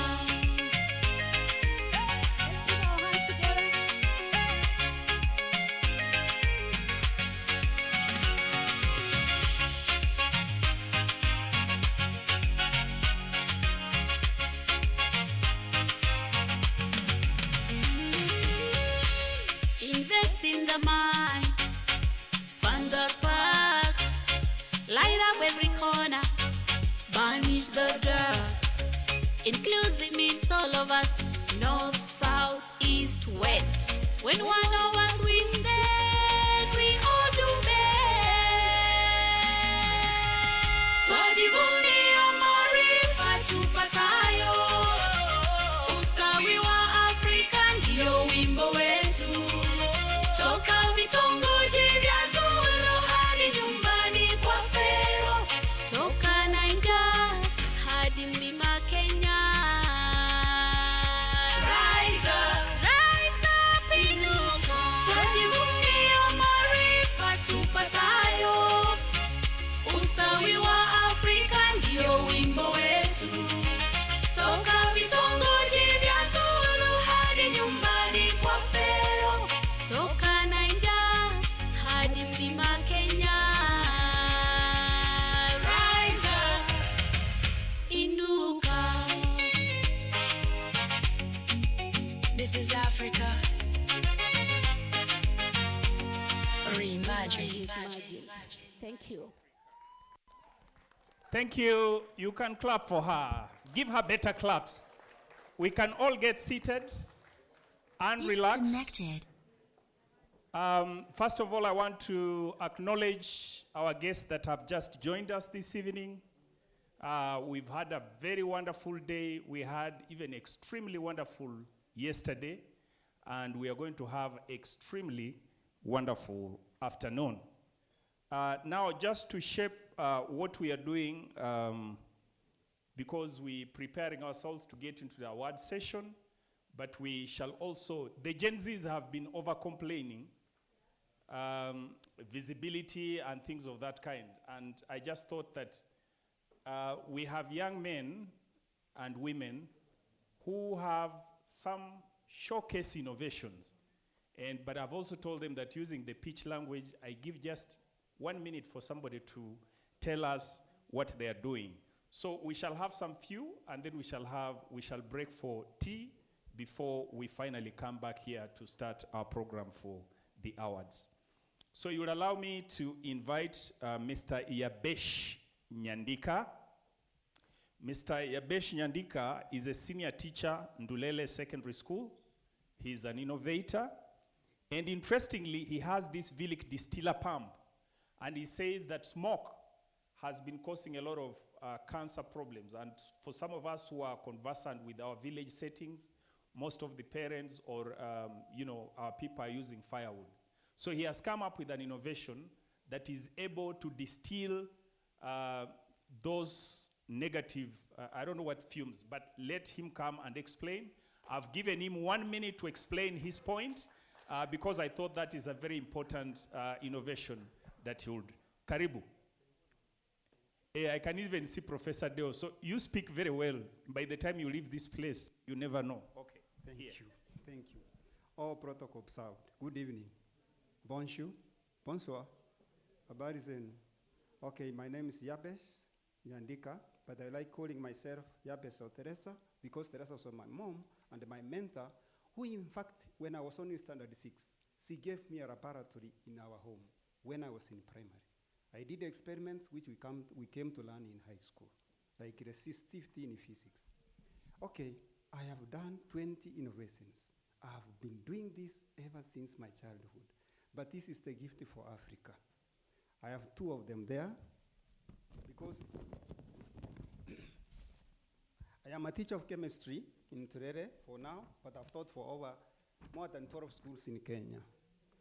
In Turere Secondary, Narok East Sub-County. I've been down there in Nyanza, but now I'm in Narok. Okay, besides being a teacher, I'm very happy with the discussion on Gen Z. I'm here standing with 32 skills. If we had time, I could remember them. I have 32 skills. Each one can give me a livelihood. But the best which I like is for innovation. When I was teaching chemistry, we have a problem of hardness of water. Hard water, which wastes soap, stains clothes, causes scales in pipes or in hot water systems. Then, when we are looking for solutions, one of them was by distillation. But the books say that it is very expensive. To use energy to distill water, it's different from boiling. It is the best but most expensive. So what God assisted me think, I connected the phrase in physics which says, energy can neither be destroyed nor be created. When you heat and you distill, if you cool, you get back the same energy.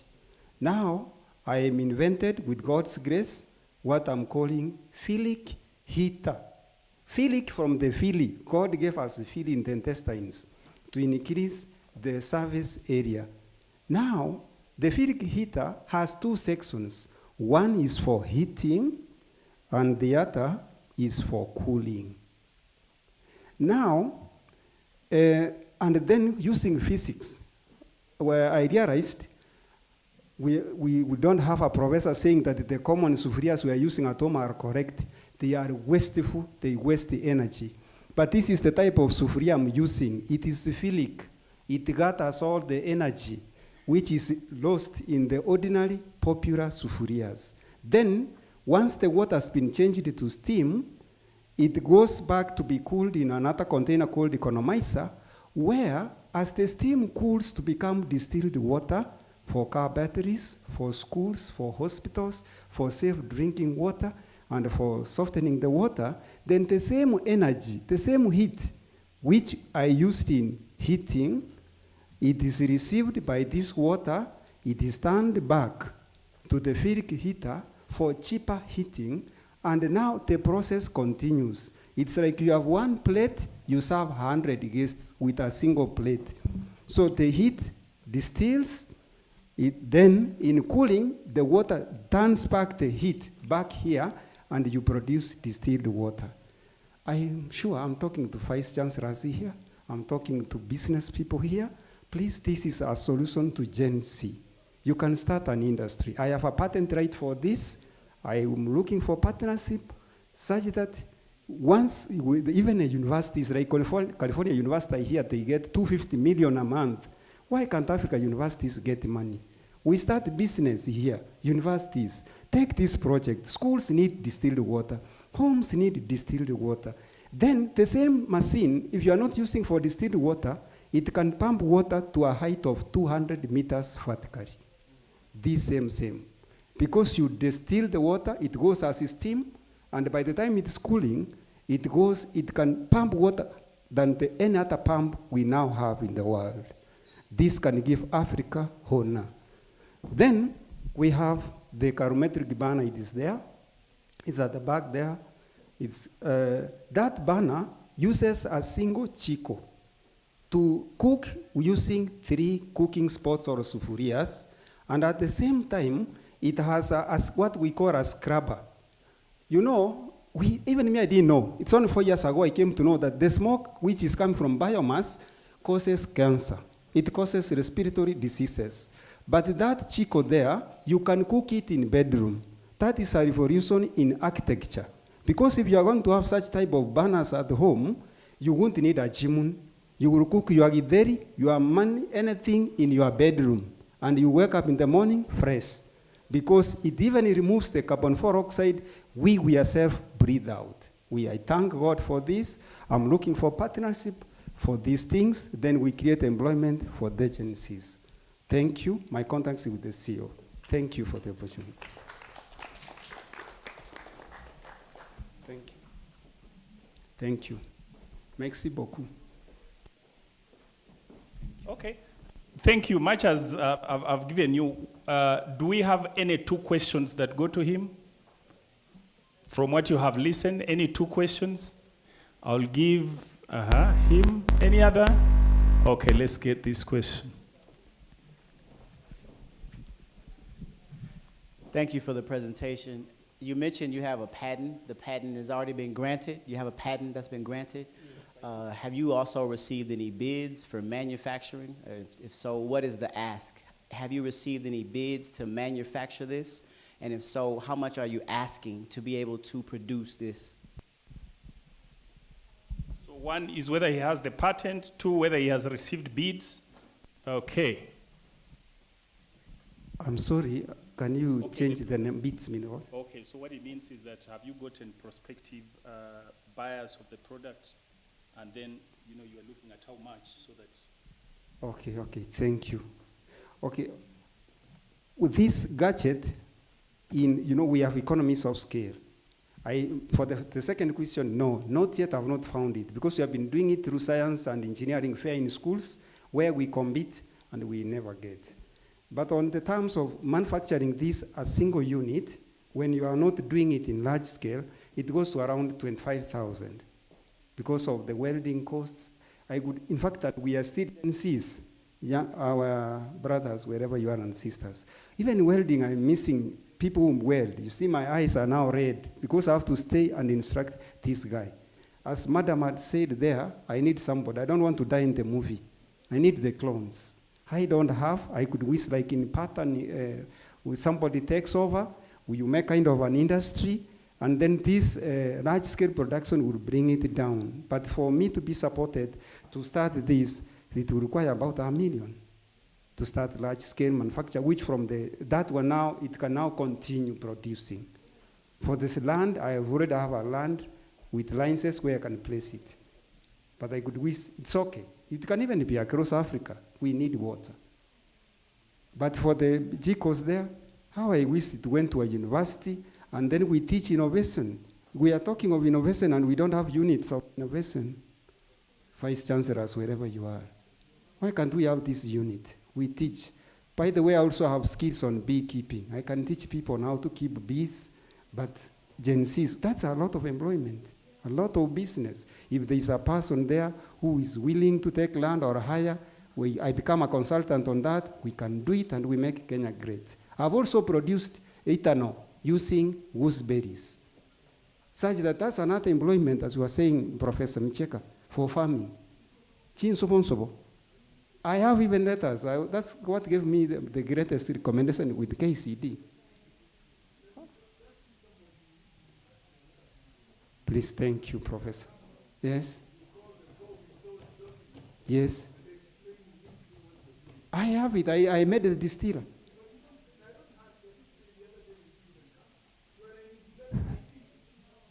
I didn't know. It's now. Thanks to this meeting. Thank you for the connections.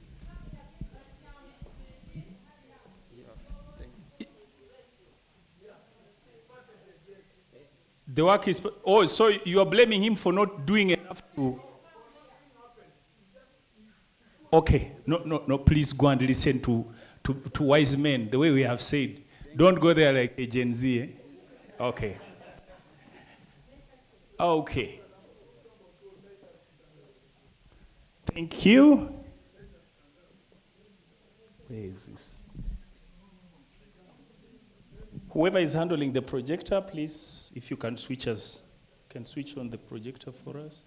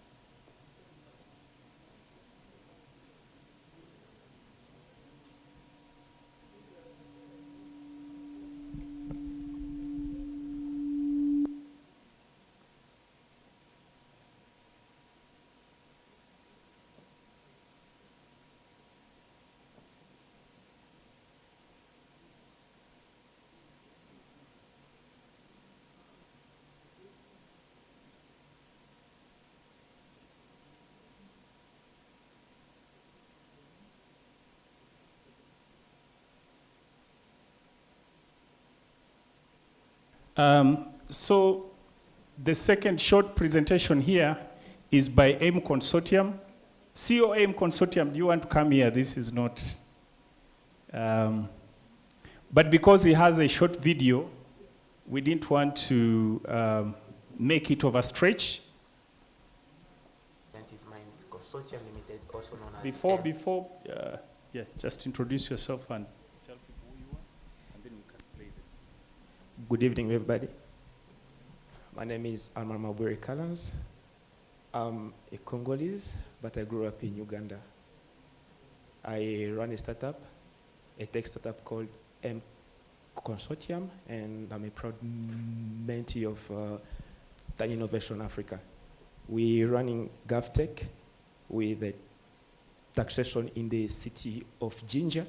We're also into event tech, and we also have a web hosting infrastructure in Uganda, Kampala. Thank you so much. So again, Gen Zs, we also just want to use some of this exposure. In this meeting today, I have gotten somebody who wants an app that can be able to have all his customers, all his books, and whatever in one place. Guess where I'm going to take that work? The work has come to Tanya, so it's now going to go there, and I see whether they can do the work. I just do the supervision. And even the app they are doing for Jinja City, when they started, they did not have the legal person of their company. And we got a contract in Jinja City, and of course, we had to deploy them because they were very innovative, and they came up with that app. And we decided to leave that to them. And so they are able to earn. We didn't have to pay for his coming here. He still had to, from the money that he has made, it's what made him to come for this conference. Okay? So he has a group of other 3 that they work with as a team. Like I told you, the skill set, of course, for him being the person who does the coding, he had to get other people that have other skill set that can run the business. So you'll just listen briefly what it's all about. IT. Hello, my name is Aman Mabwere Kalans, the founder and CEO of Associated Inventive Minds Consortium Limited, also known as AIM Consortium. And I am with Amokun Joseph, and I am the CTO and co-founder of AIM Consortium. We also have Wahida Faisali Mbabazi, who is currently not here, but is our CFO and head of business.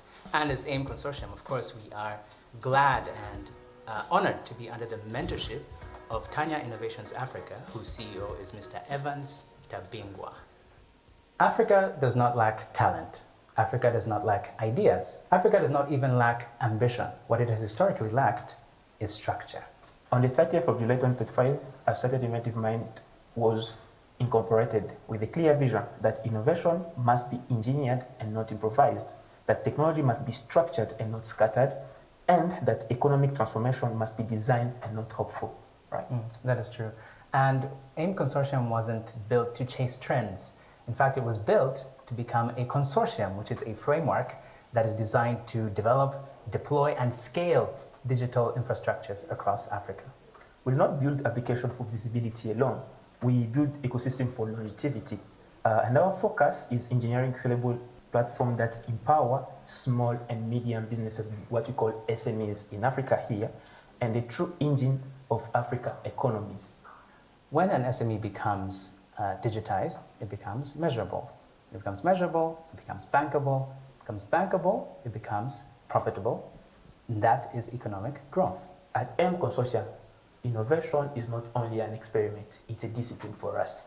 And under a structured leadership and a technical architecture, we develop modular digital solution for operational efficiency, market integration, financial stability and transparency, and cross-border interactions.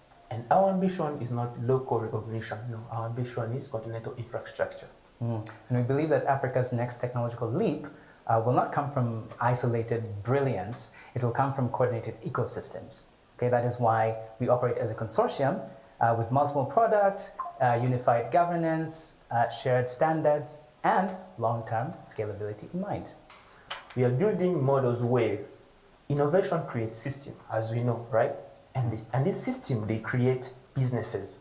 And the businesses create jobs. And the jobs create, for the youth, it creates what? Stability. And stability creates progress. And that's not just technology, that's institutional engineering. Sure. The future of African innovation will belong to organizations that combine vision with governance, and ambition with discipline, creativity with structure. Yeah, and we built ourselves to be one of those organizations, right? Yeah. And we are only just at the beginning, by the way, because we have 3 services, for example, AIM Duka, AIM Ticketing, and AIM Hosting. Thank you. I think you have heard from those young innovators. Hi everybody, I'm Thank you. Nicola Tangen, the CEO of the Norwegian Sovereign Wealth Fund, and today I have... Yeah. But if you want to know the journey, like for some of us who are mentoring, some of these graduates, they are just actually going to graduate. These are third year, I think 4th years. You can see the work. But of course, the interfacing with the industry has been able to inform them of the expectations. And it has been a lot of work. Sometimes arguments, because they want to go very fast, but we'll tell them, no, the system, you must get there and learn yourself. If you go very fast, you're not going to make any productive work. And you can see when they made that video, it was even before Scholar Media recognized the work, and they had the ambition of the continent. So you can see that part of it, they have already achieved part of their goals of getting onto continental scale. Thank you very much. At this point, ladies and gentlemen, we shall go for a cup of tea, and then after that break, we shall come back here and start the awards ceremony. Thank you very much. I think we all know that we shall get out. Maybe for those who have just come, we shall then slope down, and we have tea in the garden. Thank you, asanteni sana.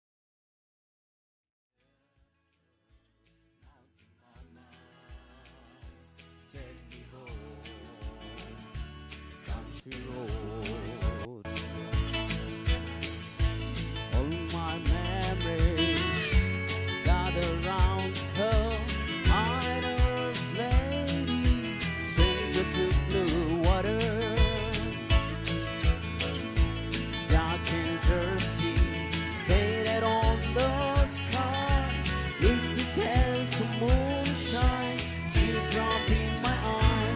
Country roads take me home to the place I belong, West Virginia. Mountain mama, take me home. Country roads. I hear your voice in the morning as she calls me. The radio reminds me of my home far away. Driving down the road, I get a feeling that I should have been home yesterday, yesterday. Country roads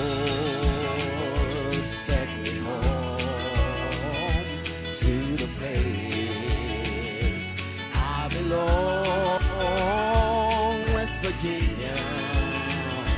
Mountain mama, take me home. Country roads, country roads, take me home to the place I belong, West Virginia. Mountain mama, take me home. Country roads, take me home. Country roads, take me home. Country roads.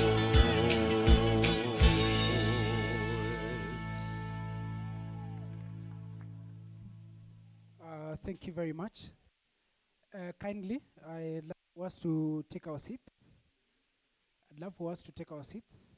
You're making arrangements for more seats for those who have not gotten any seats yet. Welcome back. We want to have one final power panel, and then we have our book launch before we have our speeches. And I want to recognize the presence of our chief guest who's just joined us, Dr. Professor P.L. Lumumba. At this point, I want to introduce Dr. Tabingwa to bring to us the discussants of the panel. Karibu sana. Good evening, ladies and gentlemen. Good evening, ladies and gentlemen. Very happy to see all of you to this second annual conference of Scholar Media Africa, and want to thank all of you who have spared time to be here tonight. But at most, I want to thank those who have persevered to be here for 2 days. In a special way, before I call our panelists, also allow me to acknowledge one of our greatest sons, or we can say, I would say father, but in the interest that I'm representing all of you, I will say one of the greatest sons of the African soil, Professor P.L.O. Lumumba. We are very happy to see you here. My name is Maganda Evans Tabingwa, CEO Tanya Innovations Africa, and one of the main partners of Scholar Media Africa. And I'm happy to see all of you here. Now, this conference actually began 2 days ago, and we've had a number of topics that we have been discussing, a number of experts who have been digesting a number of initiatives that they do carry in Africa and beyond. We have guests from the United States of America. I think maybe we shall be able to annotate that later. But I'm sure that we have guests from the US, San Diego, I think almost 10 or so. Do you want to stand up because that's far away? Those from San Diego, USA. Okay. So you can say thank you very much. We have guests from Sierra Leone. Sierra Leone. Okay. Yeah. I think Mr. Alpha forgets because he stays in Australia. When I talk about Sierra Leone, he forgets. We have guests from Ghana. I think the lady has gone out. We have guests from Nigeria. Yeah, you can see they always, I think that is the true Africanness. When we see the attires, we're very happy to see you. We have guests from Uganda. Prof, as you can see, Uganda is giving Kenyans. Then we have guests from South Sudan.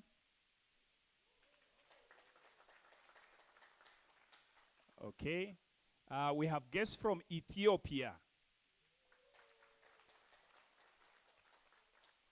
We have guests from Cameroon. Yes.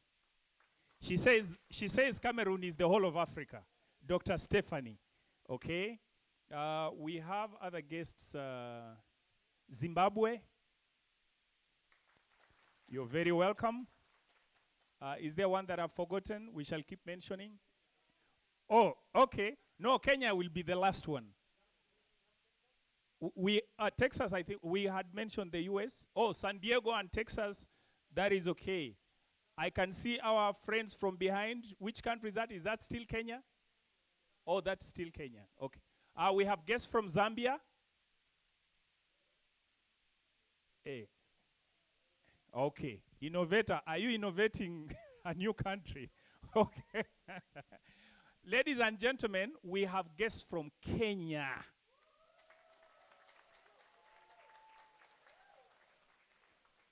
I think the Kenyan team, they are fewer than Ugandans, but the way they have, but it is okay. We want to all be safe.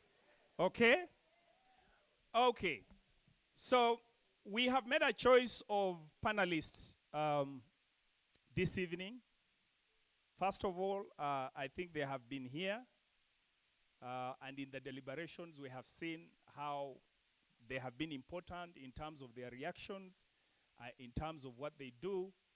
And we thought that it would be good to just have a summary recap of what has come out of this conference, but also to tap into what they think could be done better, especially bearing that they already have substantial history to their names in terms of what they have done, and therefore we believe experience is a power. So we're going to have 4 panelists, and I'm going to start. Number 1 is Professor Maggie Kigozi from Uganda. Professor Maggie Kigozi is an entrepreneur. She's many things, but she's an entrepreneur in the space of what she's mainly known of, the proprietor or an entrepreneur from the space of Pepsi. Those who have you ever taken Pepsi Cola? Now this is the person behind that. So please take your seat. So Pepsi Cola in Kenya, Pepsi Cola in Uganda.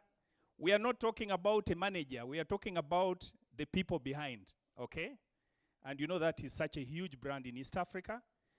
Professor Kigozi is also the chancellor of Pentecostal University in Uganda. So she's in academia. She's also chairing a fund in Makerere University Endowment Fund. So she has there's a lot that we have learned from her.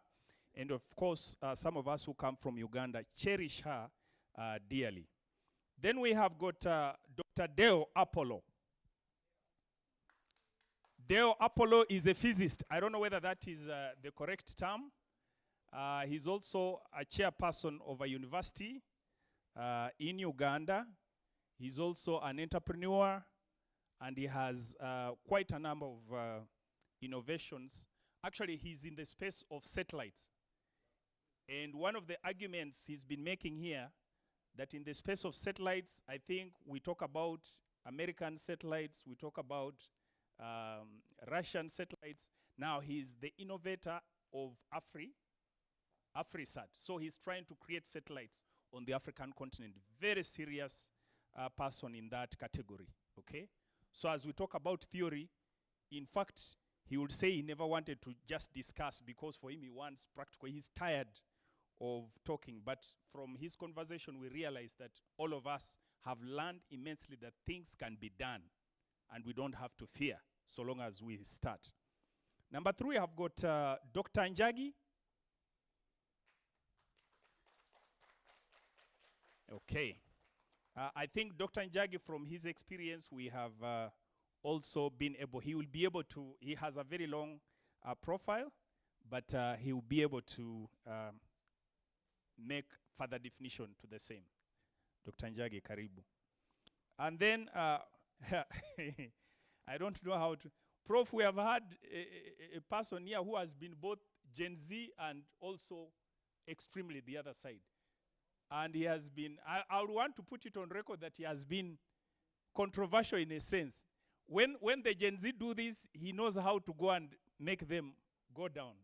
And then when, so he has done a very nice job. He has, he even knows himself.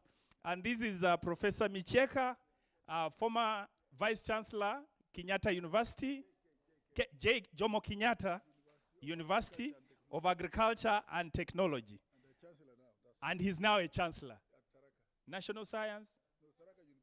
No, what I'm saying, president of National Academy. National Academy of Sciences. Thank you. The Uganda one. Okay.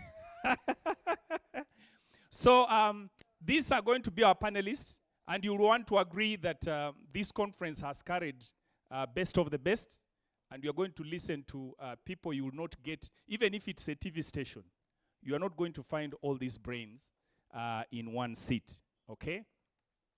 So our theme, as it has run for 4 days, we have been majorly making a discussion around the theme of reimagining Africa, or you will reframe it to be redesigning, rethinking, reconceptualizing what Africa should be, but in the tenets of education and skilling. And we've had a number of presentations that have actually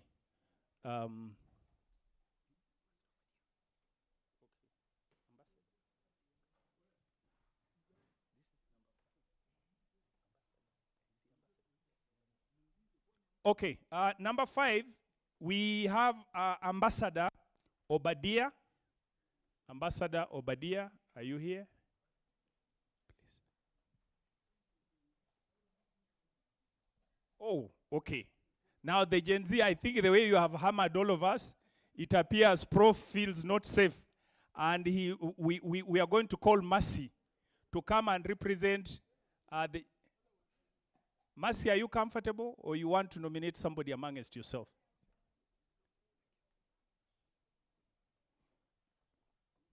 You know, the Gen Zs have given us a tough time. Questions and answers. Okay. Okay.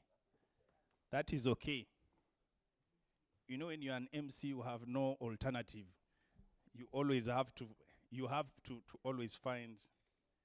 okay. Okay. So I think just to set the pace, I would want to, because we want to be brief so that we can't, you know, keep scattering, we majorly want to find what your key take of this conference was, and in terms of what you would suggest, how better we can be able to do what we are doing to make our continent better, okay? So I want to start with Professor Micheka. The good thing is that you have been here for 2 days. It appears as if maybe we have known you for a very long time. We are almost, many people are saying you need to be in Uganda for the next event. I have confirmed that you'll be there, much as we have not even talked about it, just to make sure that you attend. Could you please be able to give us your key take of what you take of this conference? And then could you be able to give us a brief, what you think, how best we could be able to handle whatever that we are doing to make this continent better, especially in the space of, relatedly, to education, because that is a space that you have been in for quite a long time. The last time you were making a submission, you had started flowing. I thought we even needed to give you another 30 minutes. But just give that brief analysis for the benefit of the delegates who have not been in this conference. Karibu, you want to clap for our Prof before even he speaks? No. Thank you, Prof. MC, Prof, chief guest, and my colleagues seated here. Really, I have been here the whole 2 days and sitting throughout, and I would like really to say this, that this has been a conference with a difference. Everybody has ideas from the continent where we have gone wrong, where we have not actually developed, and why sometimes most of our universities perhaps are not getting into the realities of problems within the continent. There are reasons given which I cannot go into now, but we actually highlighted some of the issues bothering the continent, and we did conclude a few things like this. If we ran into a problem, necessity is the mother of innovation. Excessive importation of certain materials coming into the continent makes everything look complete without perhaps allowing the thinking of the policy making of the policy makers. That's the first statement. Second statement, I saw a lot of excellent ideas about innovations within the continent, but I saw a lot of blockage without quick communication, and I would have loved to have science communication brought into bear so that whatever is manufactured in Ikorodu is in Nigeria, can translate and reach, say, in Nairobi or reach another country within a short period of time. We have knowledge within the country. We do have areas we have not completely done research and come up with, but the issues that we raised and we stressed, networking, knowing what goes on elsewhere, even universities themselves, and opening some of the barriers we have on communication. As I finish, let me say this, really, the long history of being governed and being under some rules, both Francophone and Anglo, has made compartmentalization of this continent almost impossible to communicate and transfer what works. But in academia, which is not really limited to any area, information flows. However, because of the less research, for example, we don't get as much output, development, innovations as that would be.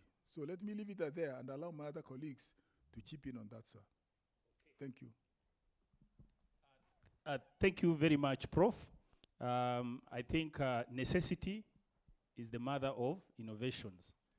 There are people who think that maybe the reason why Africa is not able to scale itself, it's because God has given us almost everything, and therefore we are comfortable. We don't have El Nino, we don't have storms that, come and kill many people, so every other time you can sleep in your house and wake up, you can go to the neighbors and borrow food. Thank you very much, Prof.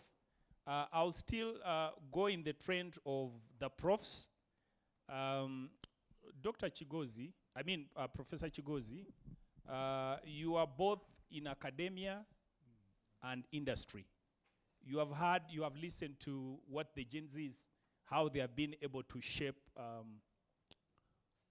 their challenges, because this was raw data. It's not even research work. I don't know what your opinions, first of all, are about the conference and what you think we can do better, but then be able to hint how we can actually be able to shape this generation of young people. Thank you very much. Our honorable guest, we are so happy that you're here with us today. We're a little bit concerned earlier, but when we've seen you, I think there's a lot of happiness in the room. Thank you. Yes. Yes, reimagining Africa. Oh, that's my favorite subject. We want to reimagine Africa. And it is very possible. You talked about the Gen Z, and I want to look at them positively. We have the most youthful population in the world. This is a time for ICT, for communication, for innovation, and who better than a young person, really, to be able to think of something and then run with it. So I think it's positive, the fact that we have the young people, and we have the best climate ever, and no one else has climate like us, as you've just said. Our young people are now educated with the general government free education, at least in Uganda, I'm sure in most countries, plus also private sector business. It's a huge business opportunity. And again, as the young people, this is an area that you can invest in. Certainly in Uganda, there's, I don't know, 200 universities, of which a large percentage are private. Government only just has a few. So the possibilities for private sector doing a business right from nursery school all the way up to universities is a great opportunity for you to get business opportunities in. Of course, agriculture, who better than us? I don't think so, anyone else. Manufacturing, industrial parks. So government is making an effort with industrial parks, but we can do much more. We can do much more. We add value. So before exporting anything, I recognize that the floor was not level.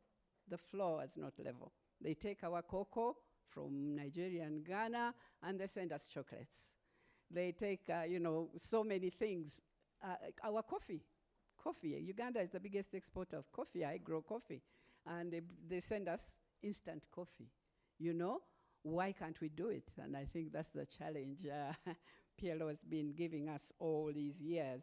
And I'm happy to report that it's beginning to happen. It's beginning to happen. The tourism, right now we're affected by Ebola in Congo, so tourism I saw the planes empty even at Nairobi Airport and Mombasa Airport. So it has affected us, but definitely tourism is a great opportunity for us. We are the only ones left with wildlife and nice green climate and sun the whole year round. So communication, the creative industry. We have a young man here who dances. He's a great dancer, a great musician. There you are. All right. Yeah, he can show you how to do it if you don't know how to do it. So the creative industry is a big opportunity, especially for Gen Z. My son is a rapper as well. So there you are. Yeah, he is a rapper, yes. He's just come back from Kenya. Yes, so those are opportunities, and we have a lot of them. I want to believe that, yes, let's reimagine Africa, and this meeting has enabled us to share ideas, listen to one another, and hopefully, let's take Africa to where it should be. Thank you. I think, you are listening to somebody who is in entrepreneurship, more so a seasoned person. If you thought opportunities are not there, actually, they're there. I wanted to go to Ambassador Obadia. Now, while we are talking about business, we are talking about opportunities, our political space, you might not be able to, we just want assurance because I'm sure this is your space, political space in Kenya, political space in Uganda, political space in Africa is becoming a big concern.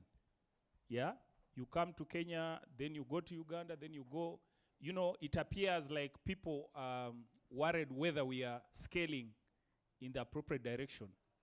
But maybe it could be not understanding what is going on. To benefit from your technical expertise, do you think we're on a proper course, we're on a proper road as Africa in terms of the political, because even if we have the economics we are talking about here, without proper political systems and continuity, there's no way we can assure investors to put their money here. There's no way wananchis can be able to innovate.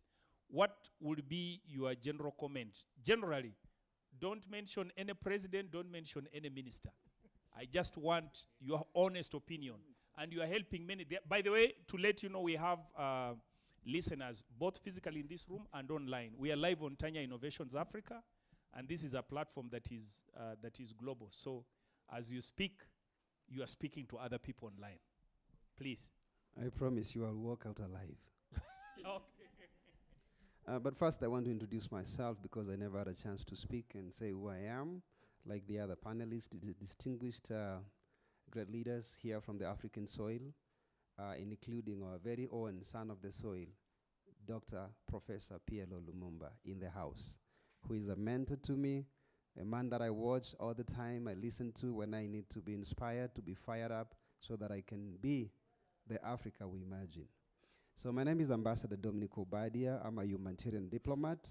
I sit in the humanitarian diplomacy space, and I'm appointed by an organization called I Change Nations. I move around Africa, and my assignment is to speak hope to the young people of Africa. I've done almost 50%, close to 50% of the countries in Africa right now, because I'm at 20-something countries as of yesterday, and I'm still moving around from South Africa all the way to Namibia, all the way to Liberia, Monrovia, all the way to, last week I was in Zimbabwe, in Victoria Falls, and I'm heading to South Africa again and other countries. Why am I roaming around like an antelope? I'm roaming around like an antelope because I want to preach the gospel of diplomacy. When we talk about diplomacy, we can never speak about politics. We cannot talk about diplomacy. So when I talk about diplomacy is the way we communicate. And my message to the people, especially the young people of Africa, is how do we communicate? How do we pass information from one person to the next one? How do we engage? How do we work on our relationships as the young people? How do we address our gender? How do we bring what we have on the table as Africa for Africans? So it's about communication, it's about friendship, it's about relationships, it's about innovation. All this is around humanitarian diplomacy as well. So I'm also speaking about civility. How do we handle our relationships? How do we engage as the young people? How do we want to be represented? How do we want to appear before the globe? So that is the message I'm taking across. Even when we talk about politics, we see a lot of uprising from all the way from South Africa, from Nairobi, Kenya, to West Africa, Central Africa, DRC. I was there the other day. The message is the same. The young people want proper, correct leadership. They want proper presentation, and they want to be represented in decision-making in politics, because we have to prepare the youth now, not for tomorrow, because the time has come for the youth of this country and this Africa to take the lead. Thank you. As he has said, I think he has spoken diplomatically. There are certain areas he's still not wanted to, but he has still answered the question. Thank you. Now to you, Dr. Is it Njugi or Njagi? Njagi. Dr. Njagi is in healthcare space. Now we've been having a conversation here on the issue of mental health. And we are told that it's exceedingly taking a toll, not only in families, but young generations, couples, and things of that kind. What is your take now that this is your area of expertise? What do you think is causing all these calamities? And can we be assured that the right strategies are being put in place to address this mental health? Because we are, in fact, they are saying almost everybody is mad. It's only the degree. Now, we don't know how true, because we hear these statements, but now you are the experts. We want to hear from you. Please, Yeah. Dr. Njagi. Yes, thank you very much, moderator, and good evening, everybody. I'm Dr. Njagi. I'm in healthcare sector. I'm a gynecologist by profession. And I think mental health is a pandemic, as we can think of it today. And it's more overwhelming that we can actually think of it. But let's go back a little bit. And for me, particularly, we are in an era whereby we're talking about technology, artificial intelligence, and everything. And I think today earlier, it was mentioned, it was talked about how or where we are coming from, communities that really molded us, taking care of each other. And I think there's something that we have completely forgotten. And we are not talking about it as much as we are talking about be better, improve. We are not talking about emotional intelligence. Because at the end of the day, one most important thing is it doesn't matter how much we accumulate or how success that we are going to take home at the end of the day. We are human beings at the end of the day. And that should not be left in any conversation that we are going to have. And I think this conversation very important. Now, let me go back a little bit, give a little bit about my personal story. As a young man, Gen Z at the time, I'm in the US, and very ambitious, where every other young man wants to be. And it was this one chemistry class, I think it was my last course, and it was mostly lab. And I remember the last day of that course, it was a young white man, and there's something that he asked me that I have not forgotten up to date, and I think this has shaped who I am today. I think I had performed well. I want to assume I had performed very well. And the question he asked me is this your grade or you're lucky? Basically what he was asking me is, you're black. Is this really your grade? Because as a black man, you should not be getting this high grade. So I had two options: to let mental health kick in my system, or to really ask myself, dude, who are you? And I think, and I'm convinced today, if we can be able to answer the question, who are you? And what is your purpose? I don't think we'll be talking a lot about mental health, because currently, we as a continent or as a country, we are trying to be someone we are not, because we are seeing the Western world. We are so much taken by that. It is what we are seeing on social media. And we forget, at the end of the day, who really am I? So I think they are totally different dimension to look at mental health. So as much as we are here saying, where are we going? I want to finish by saying that we need to design the last mile first. We need to design the last mile first. And that is by understanding, with all this madness or this craziness, where are we going? What is the destination? If we cannot see destination, we are not going anywhere. So I think that's one of the things that we are going to protect ourselves from mental health. Oh, okay. I'm sure where Madame Momo, Amelia. Oh, you want to stand up, Madame Amelia? She made a very good presentation about identity crisis, and I'm sure that she has a book maybe in relation to what he's talking. If you want a book, there is a copy there. And I think the whole conversation, at least those who attended this conference, have benefited a lot from her personal experience, and she was able to connect a lot to show us how that brings problems. And I'm happy that Doctor now here comes and confirms the same. Thank you. You can. Oh, you've.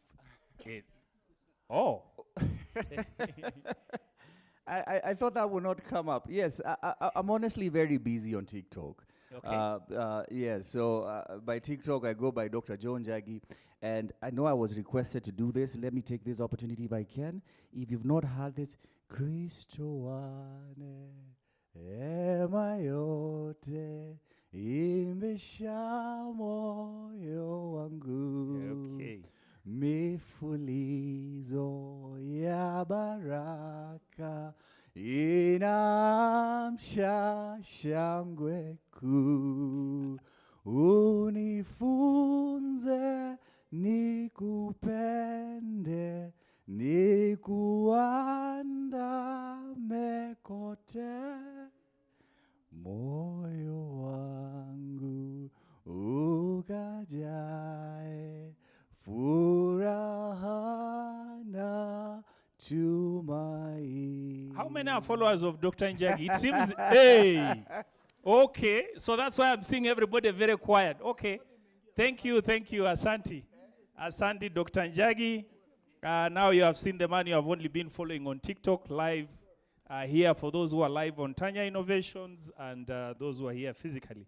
Thank you very much, Dr. Njagi, for those beautiful remarks. Dr. Deo Apollo, the man who speaks very few words. You have been in this seminar, you have said, don't talk, just do. Can you give us a summary of your takes and then what you advise. Thank you so much.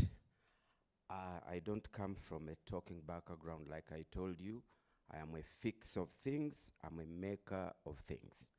First of all, I need your support, and I need the support of everyone to manage all the 4 spheres of Africa.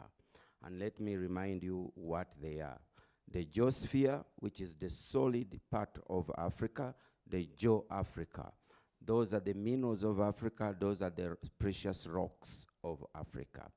2, the hydrosphere, the water, the Hydro-Africa. Lake Victoria is still idle, and we are not doing anything under it. Even what we are doing on the surface of Lake Victoria, like fishing, is a gamble. We have systems which can now direct your fishing, GPS systems. I need your support. Africa is not busy in the space up there. We need to see more aeroplanes fly. We need to see more drones fly. We need to see more balloons fly. We want to have our next honeymoon on one of the planets in space on the African continent. Biosphere, which are plants and animals. Africa still has a lot of our herbal medicine in the plants. I teach the ABCD codes in astronomy, which extract herbal medicines from the forests of Africa. We need to do the Bio-Africa very well. So I need the support of you journalists who can write stories, not only about the Earth's surface, but who can write stories about what is happening in the Earth below, who can write stories about what is happening in space on this continent. You don't need to know. I told you these guys who speak on National Geographic, they talk about satellites. They are just good orators. They are just good with words. They know nothing about satellites, but we just call them geeks in the US. They just put their nose in something and they will write about it and tell a good story about it, but they know nothing about the technology. So I need lawyers to come on our side. I need people to do space medicine, these doctors here. Already the ISS is in space, and they are doing experiments on how one day we will live there. I left an assignment to the accountants and the auditors in those audience. I said, if money from minerals is called royalties, what is money from space tourism called? I need a name in the next conference. I'm already thinking, what's the end of all this we have talked about as a scientist? Where does this end up? After we walk out of that door, what next? Are we going to share photos on WhatsApp? I'm already thinking how I can turn this meeting into one Boeing, which will fly, having components from Sierra Leone, having components from Kenya, having components from Tanzania, from Nigeria. I am thinking what jet, what academic jet, what technical jet can we fly as a continent together, where our distinguished leader, Pierre Lumumba, is the chairman, and all of us come and mount that jet and have a part to play, and it speaks big. I am the technological Lumumba.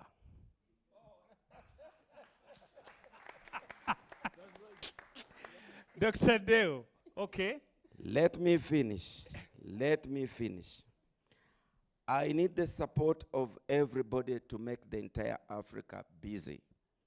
We don't have even 50% of our minerals from the ground.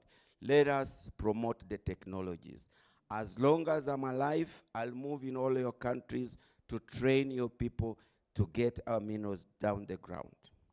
We have to promote aquatourism under Lake Victoria and all the lakes of Africa. We want people to come here and not only do tourism in national parks. Somebody should come here, and we have a GPS on one Nile patch, which some tourists from USA, from Canada, can track that fish for 6 months. Every month he comes to track and see where that fish is, as aquatourism.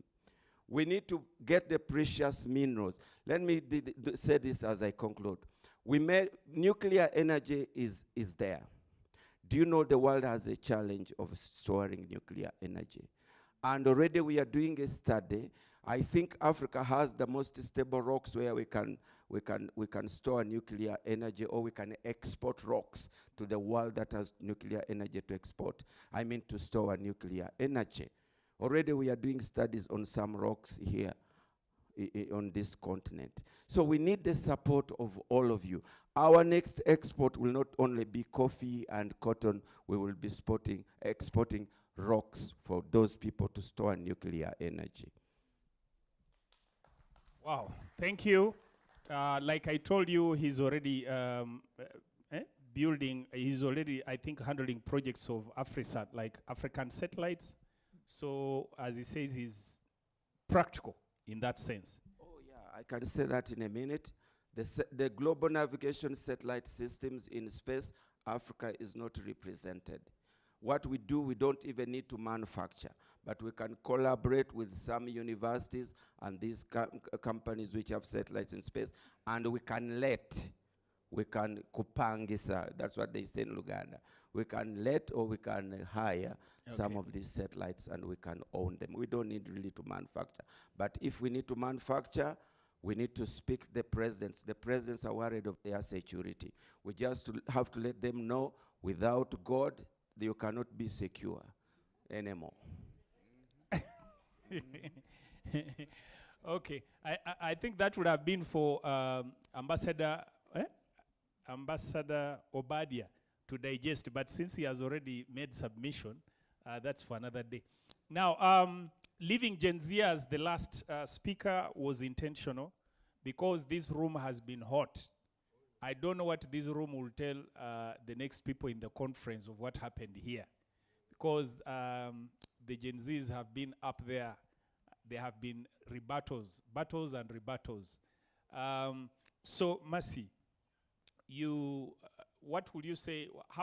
What summary can you make of the arguments that the Gen Zs were making, and then what is that one thing that you would say you have learned also from maybe the elders or the discussions that have been happening from they will be called non-Gen Zs, yeah? And you can still paint your voice in that whole conversation. I'm not constricting you because we just want to get what maybe you have learned or what you think you are speaking to people, telling them things that they are not, the conversation that they are not understanding about you, because you guys have come out saying you have a message, but people don't want to understand that you also have a message and you have a way you think. And then on the other side, people are saying, no, you still also need to learn from those who are there to be able to take a correct direction.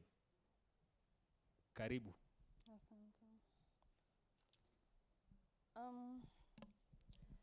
I'll start by saying thank you. Thank you for the opportunity. And thank you on behalf of the youths. Thank you for having us. Thank you for having us here. It's a privilege sharing the same tables with our mothers, with our fathers. It's a great opportunity. Thank you so much. What we have learned, or what I've learned from the non-Gen Zs, is that we normally feel like we are not understood, but after all the discussions, I feel we are understood. It's just that we didn't get to know it. But after this, I'll go home like assured that we are being understood. And after the discussion that we had today, like you all stood and gave us, like my next question to you was like, you are saying that we are not doing this and this, so what are we supposed to do? What skills do you want us to have? And I guess we got that answer. The youths, am I correct? Yeah, we got that answer. We now know, like, what are we supposed to do? It's not just skills, it's unique skills. That's what I got. And I would love to appreciate Dr. Mayanja. Thank you for your apologies. Our parents don't apologize. Okay. you are the first parent to apologize. Oh, okay. So thank you so much. It's an honor. Showing, like, I hope the Gen Zs have seen that our parents do understand. It's just us that maybe we tend to overthink and all that. And what I will encourage like my fellow other youths is to just show up. I guess what I've learned is showing up is the main thing here. We have been told that no one will come to your house knocking that I'm looking for a youth to employ. It's you to work, to take your papers, go, and just don't go with that one skill. Go with a skill that it can be beneficial. Many skills that they want unique things. Like I won't go like and say like, I know how to use a computer, I know how to use a laptop. Everyone knows how to use a computer. What's something different that you are bringing to that foundation? What's something different that you're bringing to that organization? And I feel honored to share the table with our parents. Like I've gone to many organizations where it's only the youths and all that, but it's nice getting to learn from this, and I really hope that many Gen Zs or many youths got to hear what we had today, because it's a turning point. It was something so great and so powerful. If you learn to listen, it was something so great. And I was talking to Roosevelt the first day, and he was telling me that you have to choose what bird you are. You can't be all birds. So whatever the skills has been mentioned and all that, you can do all of it. Just go, sit down, and choose one thing that I want to focus on this. If it was, you can remember who talked about the drones. Go to him, tell him I want to learn this and this and this, because of course you can't handle all the things. Like you can't serve so many masters, you have to choose one. That's what I took from here. And what maybe the Scholar Media can do more, just as, I don't remember someone said that 3/4 of it, maybe I'll always love, like what I've learned is that I'll always love to have opinions from the older generations. We were used to be told that what my father can see, what I can see when I'm standing, my father can see when he's sitting down. And it's true, because we have, I feel I'll go home so much empowered, like my mind has been opened through this conference and all. Like I came with so much, I thought I knew, and that's the issue with Gen Zs, to be honest. We think that we know so much, that we are so much exposed, until you come and listen and you'll be like, I don't know anything, like whatever I knew. It's so much little. Yeah, so it's great. I hope the Gen Zs will go back with the knowledge, with the tagging thing. Like, Madam said that, who is better than a young person? I guess I'll carry that with me. Who is better than a young person?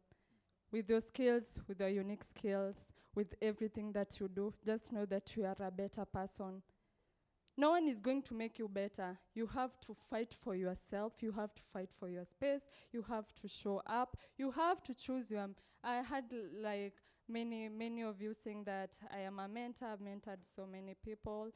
We would love to know that what do you want to see in a person that, and you'll be like, I want to mentor that one. What did you see in your mentee? And you are like, that one I need to mentor. We want to know that. We want to know like what skills should we have? How like in such a conference, how should I carry myself so that someone will be like, I need to mentor Mercy and all that. I would really love to know that. But just to close, we appreciate as the youths. Thank you so much. Thank you for talking to us. I guess the perception that the Gen Zs have is that we are on our own, like it's just the Gen Zs. But now we get to know that we have people that are supporting us, we have people that are on our back, and we really appreciate. Thank you. Yes. So you can see that's what the conferences do, and you can see that irrespective of whether you talk, she's now giving. So it means you have to be very careful when you're talking to the young generation, because you'll be thinking, why are they not even understanding what we are saying? Actually not knowing that it has taken you experiences to even be what you are.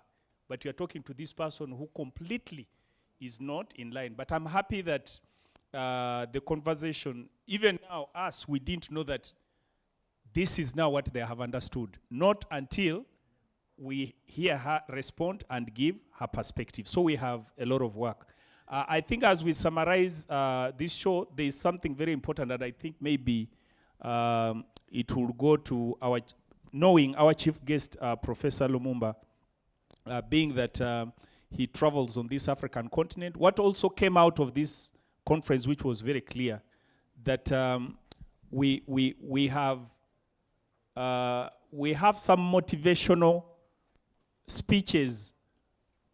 Okay, not putting speeches. Like we have data, we have been talking about the future Africa is going to have the youngest generation. We are going to have a very formidable workforce. But then there were concerns that were raised in this conference that while we say that we are going to have a very productive young population, we also got facts that majority of the young people we are talking about are actually not even getting those necessary skills that we require in future to make Africa what it is. So I think for people like you who get platforms to speak, it's very important that this data comes out. That if Africa jokes around thinking that it's enough to have young population and therefore the workforce will be here, and they are not skilling the population, then actually we are just kidding. We are not going to get there. So that came out very clearly because we found majority of these young people drop out of primary school and therefore they have no skills whatsoever. What happens to that type of population? And then there was an issue of ethics also which came out very prominently because we say while we do the talking, there still seems to be a thing of ethical leadership in our continent, in our countries. So which type of leaders are we raising and how do we confront this monster that is actually invisible, but it is silently killing our continent? Ladies and gentlemen, let's put our hands together to clap for our panelists. Thank you, thank you. Oh, okay, Prof, yes. Let me really, on behalf of our sitting here, recognize the former Vice Chancellor, Kisii University, Professor Jonah Kama, who is with us. I can't see where he is. He was seated. Really, really. And the present sitting Vice Chancellor of Friends Kaimos University, Professor Peter, who is actually there. So they are in presence. I thought it's important. Thank you, sir. Prof, for that. I think you can leave at will, or if you are still comfortable, you can just sit. Please. Thank you very much.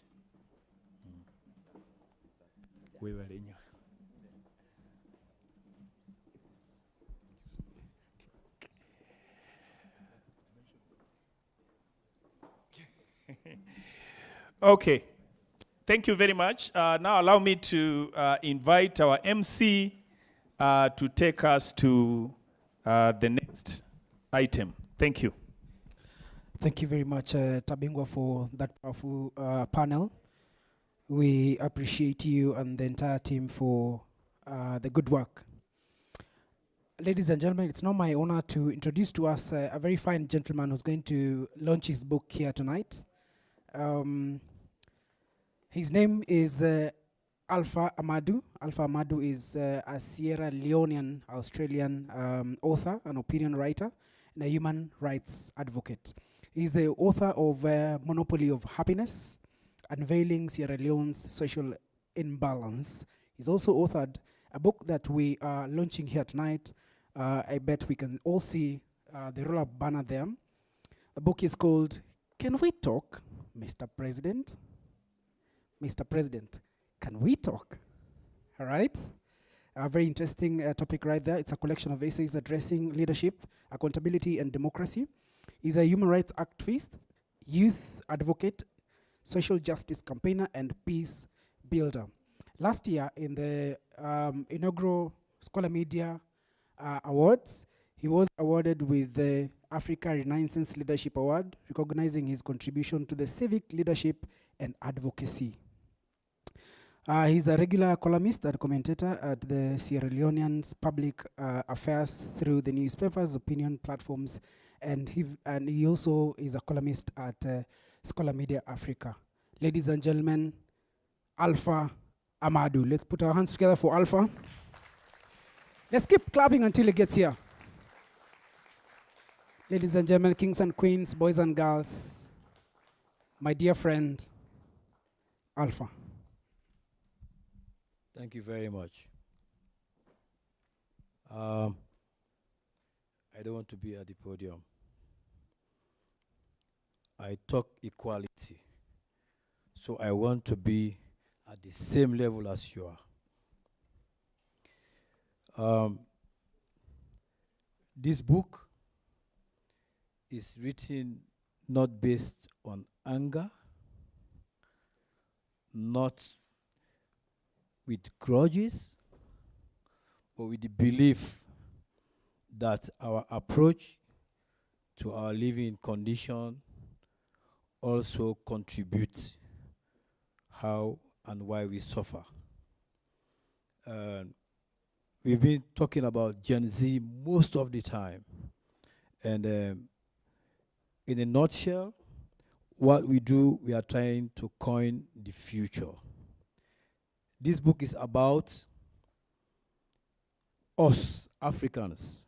You can see in the book, I said Sierra Leone, but I want to generalize this by saying, for those of us that wake up with the belief that tomorrow will be better, even though you know you don't have a bank account, you don't have an office you are heading to, you don't have a shop or a business are you going to run, but you still believe as an African there is going to be a better tomorrow.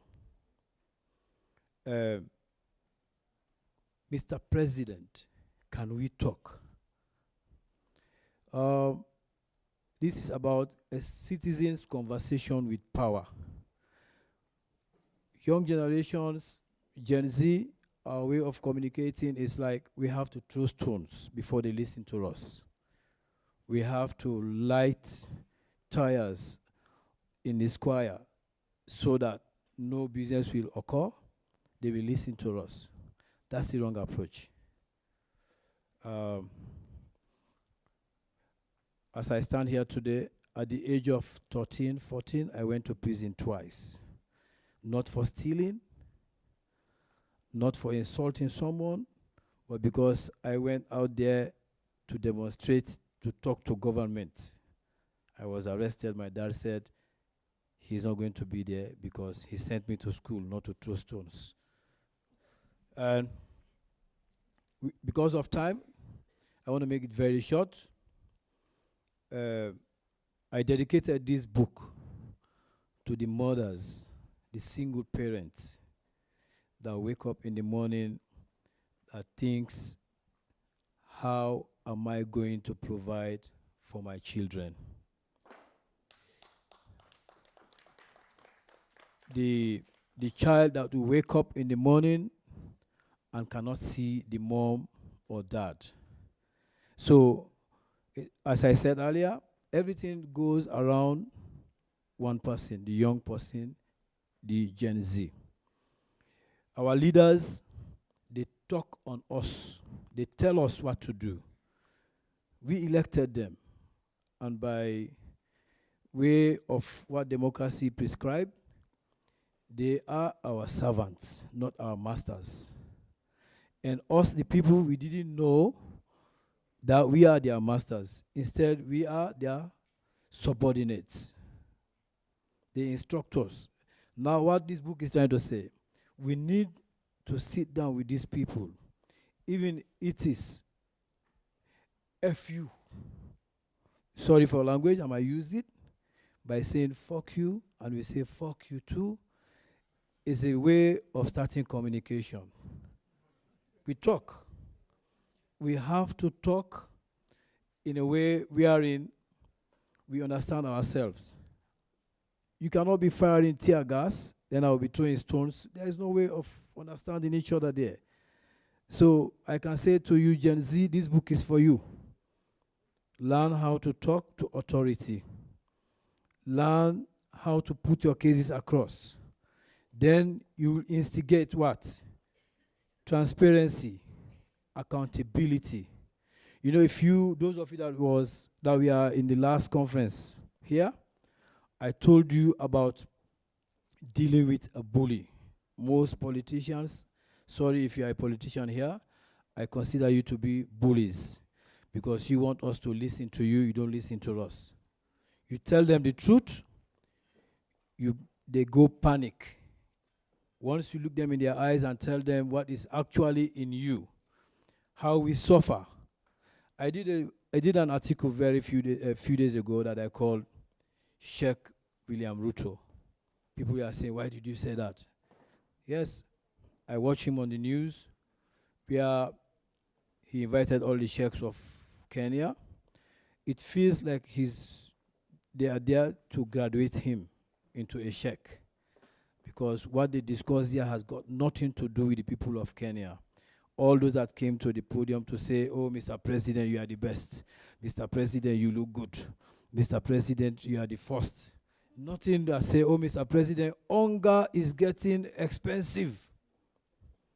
You know, the Wananchi. People don't listen. You know what I mean? They need to listen to us so we tell them our issues, so they join us and show us how we can address them. For it to be shorter, I want to call my publisher to say a few words. Then I want to pass the honor to our great big brother, Professor Pierlo Lumumba, to officially launch this book. Thank you.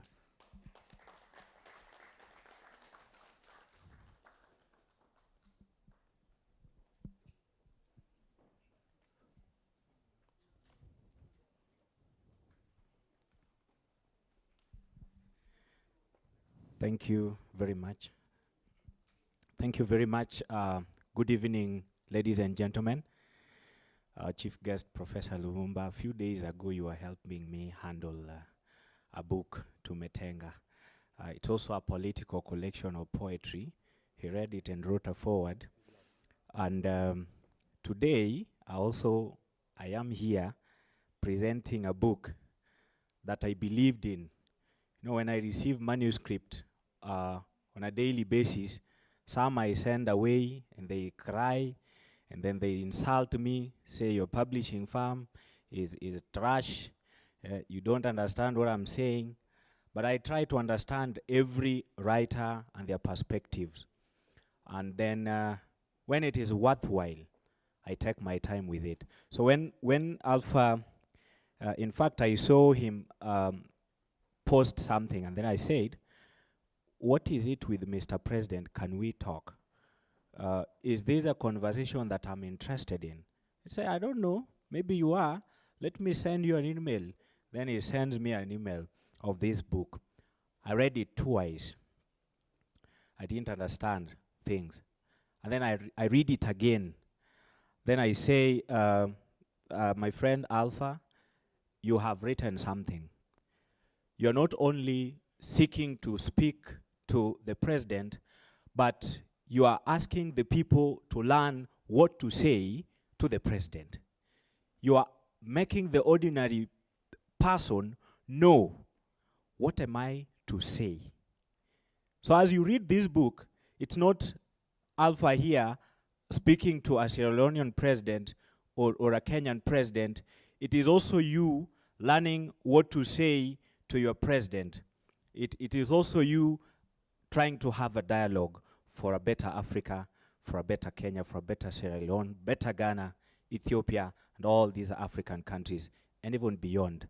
Because this talks about our domestic lives. This brings about our healthcare system, innovation. This brings about our hunger. It speaks about all these things. And then when the leaders are up there, what happens? When silence, when everything goes silent, the politics is over. When the campaigns are over, who, in the long run, suffers most, and how?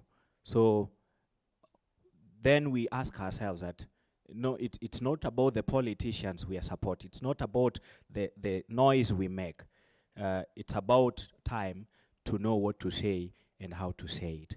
And therefore, I want to thank you for doing that. For this continent, please clap for us, and me especially. Sorry, I had to do that. You know, I hardly get professors clap for me, so which opportunity would I use? I'm between Gen Z and Millennial, and you can imagine how honored I am to have all of you listen to me this evening. So I want to thank you very much. And my last thing to say as I see it is that there are very limited copies of this book, and it is very cheap. And as a publisher, I've done my best to make sure that even as you go home, you don't carry the book in your hand. You also have a package, a very nice package for you. You can carry your book. So buy the book, buy many.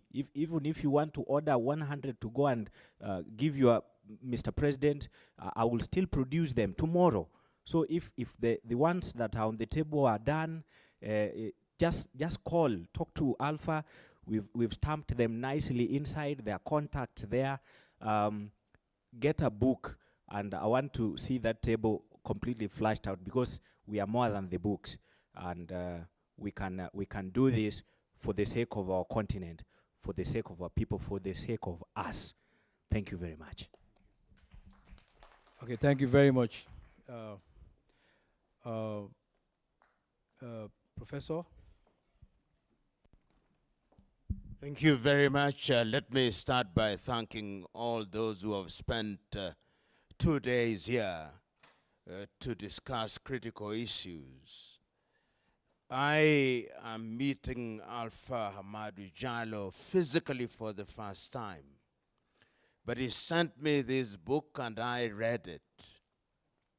And what it reminded me of was the first time that I talked to the then President of Kenya on the 10th of December, 1984. And when I think of what I said,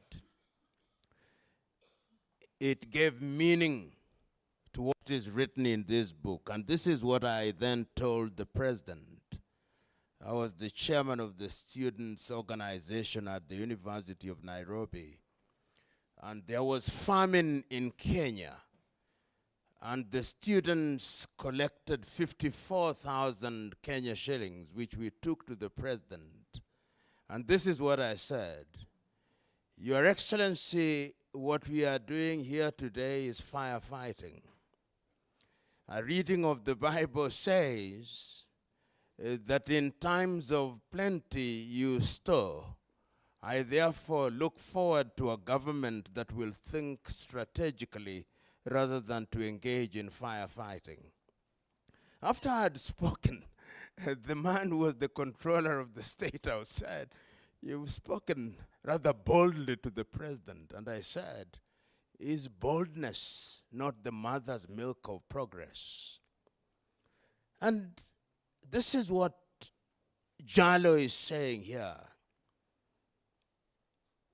In this book, Mr. President, can we talk? We live in a continent where occupants of public office many times think they are demigods, with the consequence that the continent does not realize our potential. 2 days ago, I was listening to interviews of young men at an enclave in Morocco called Ceuta. And many of you will have read about what is happening. I think 86 of them died as they tried to leave the African continent. And 2 young people's responses shocked me. This is what they say, and I paraphrase: "There is nothing to go home to. I will try again, and perhaps it is better if I die." And I said, the natural instinct of the human being is to preserve life. This young man says he prefers death in his attempt to leave the continent of Africa. Yet we say home is best. For him, home is hell. And this is what I hear Jalo talking about. Jalo is asking us to be courageous. He did not conclude his story when he was arrested at age 13. The officer who arrested him came in the prison cell and called him by his tribe, and he refused to respond because he said, I am an individual with a name. That officer then offered to pay his school fees up to the university, which he did. Courage is what Jalo is talking about. Today, young people characterized as Gen Zs say what they say. They say we don't understand them. But I remind them, all of us were young. All of us thought the way you do. And I ask African Gen Zs very seriously, when you call yourself Gen Zs, do you know what it means? Is it an African characterization? It is not. The term Gen Z is actually an American classification by Jean-Marie Tweng in her book, Generations. Alpha is asking young Africans to define who they are. We are fond of adopting definitions that are given to us by others. Who are you? As young Africans. Who are you? As those who seek to serve. You've done a good job. And I hope that young people will take time to read. I know we are living in an era where attention spans are very short. The book is slightly over 100 pages, about 113 pages. It's something that you can read in 3 hours. You read and read it again. It's not a book that you read and finish. It is a book that you read and go back to in the same way that you do to the Bible and to the Quran and to the Hindu Gita. So I wish you well, and I hope that this book will know translation in different languages, that we'll have it in Kiswahili, have it in other languages for accessibility. And for those who are lazy and are not in the business of reading, I hope there'll also be an audio version so that they can listen to it as they run around in the morning or in the evening.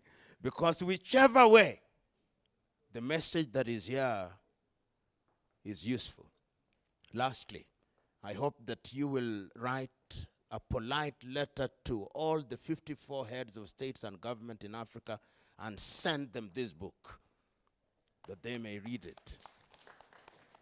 There are people in Uganda, there are enough senior people here who can get it to His Excellency President Yoweri Kaguta Museveni. I believe that there's somebody who can get it to President Tinubu. I believe somebody can get it to President Kiir here. I believe that somebody can get it to President Paul Biya when he is back in Cameroon. So thank you very much. So let us now go through the ceremony of declaring that the book is launched. I don't know whether there are ribbons and other things that normally accompany, or we just say that those who have the book, could we perhaps rise and carry the books, and then we declare the book launched. I think for your sake and for the sake of color, those who were on the panel, if they came and held the book, that is also a marketing strategy, so that it is a Pan-African thing. if we could have country representation here. You can have somebody from Nigeria, Ghana, Cameroon. Hello, Professor. How are you? Thank you, Dr. Ari. How are you? If we could have the two vice chancellors, it's useful, so that the students at Kaimosi, Professor.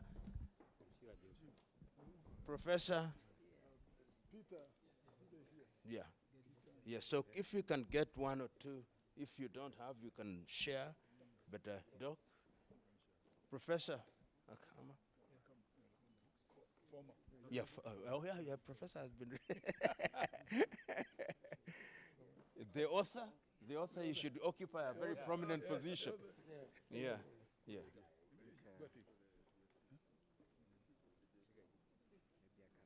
Yes, please. Oh, the publisher. Yeah, he's a great man.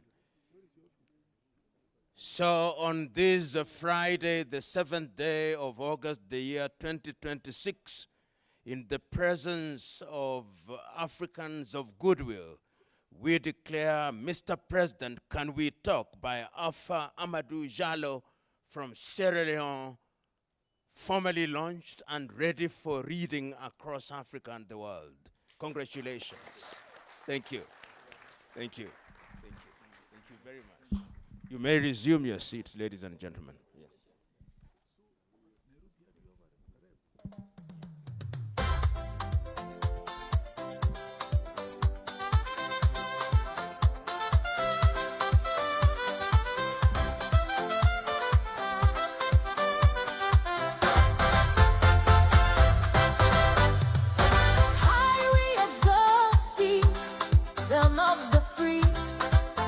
So the books are 1,500 shillings per copy.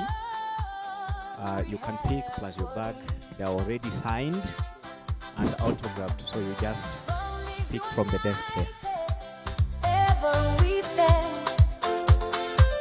That's from Sierra Leone. Singing thy praise, Oh, faithful land. We raise up our hearts and our voices on high. The hills and the valleys re-echo our cry. Blessing and peace we ever abide. Oh, land that we love, our Sierra Leone. One with a faith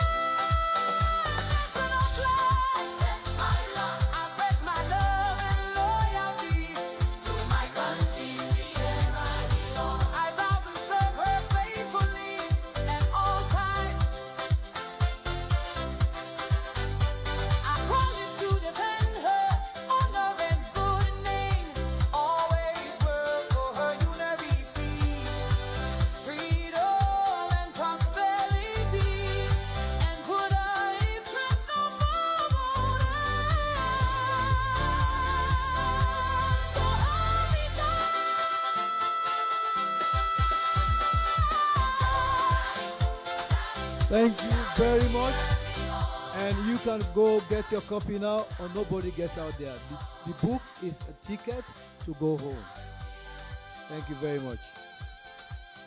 Thank you very much, Alpha. We are very, very grateful. Thank you for sharing a part of you with us. Ladies and gentlemen, I want to bring us an artist now called Sarah to give us some entertainment. Sarah, please, to give us some rumba music. We shake it a little. Sarah.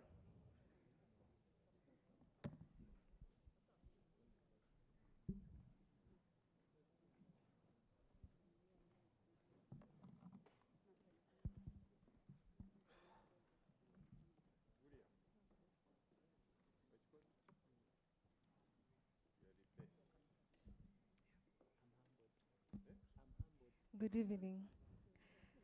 My name is Sarah George, popularly known as Sarah KE. I specialize in rumba music, mostly doing cover music. Apart from that, as an artist, I wear so many hats. I'm an educator, I'm a medical profession, and also right now I'm in the tech industry, whereby I do community technology advocacy, whereby we empower communities to ensure that they have access to affordable, secure, and reliable network. So for tonight, I am an artist, and I'm going to share some of the creative work I've done in the music industry. And I was listening to the panel that was here talking about Gen Zs. I am a Gen Z, and being in the creative industry, we all look up to your advice and support. And also apart from that, I believe that the Gen Zs can propel this continent into greater heights through your support. So I'm so humbled. Thank you so much.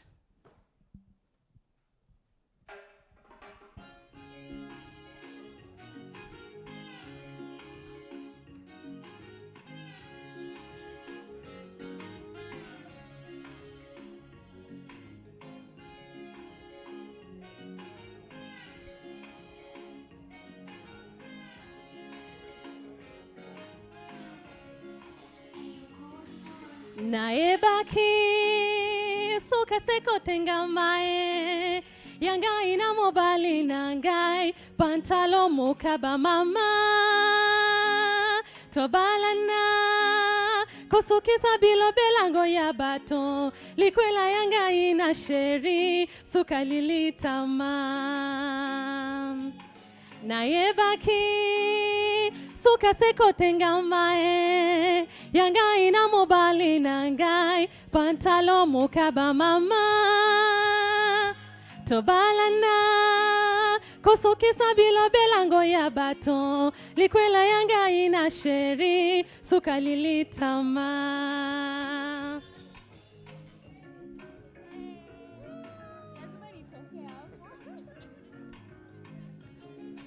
You can all rise up and enjoy the music.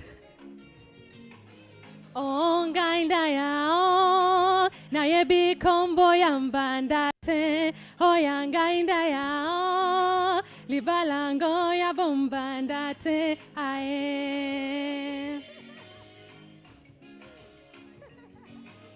ongainda yao na yebi kombo yambandate oyangainda yao libalango ya bombandate ae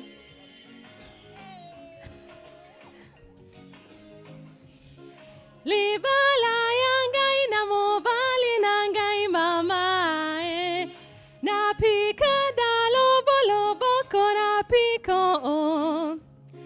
batonga ngai mama batikala na sonio bakana ngai mama batikala likombe ongainda yao na yebi kombo yambandate hoyangainda yao libalango ya bombandate ae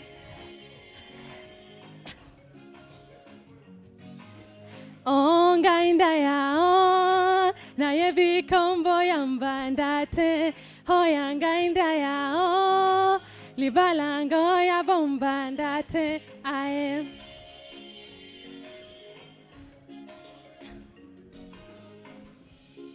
libala oyo ekendengo sango mama bajono baredo no vole yangai maye batikate balembete katabatongo kongai batikate balembete katabafinga kanga ongainda yao naye bikombo yambandate hoyangainda yao libalango ya bombandate aye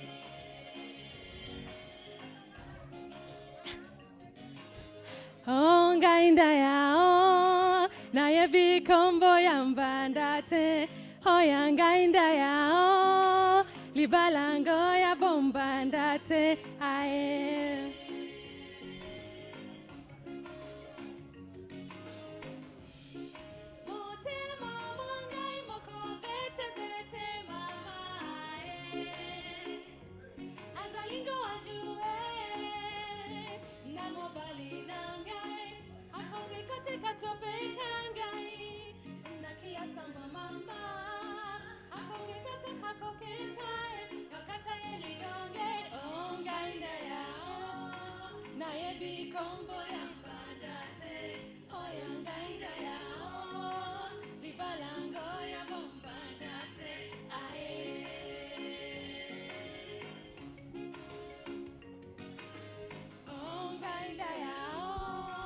naye bikombo yambandate hoyangainda yao libalango ya bombandate aye. Thank you so much. Thank you very much, Sarah. We are very grateful. And up next, ladies and gentlemen, Bonnie Shelton.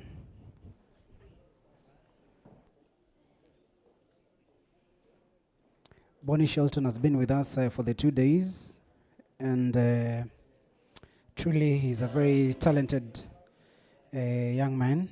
He was with us last year at our inaugural conference. We are glad to have you again. Ladies and gentlemen, Bonnie Shelton.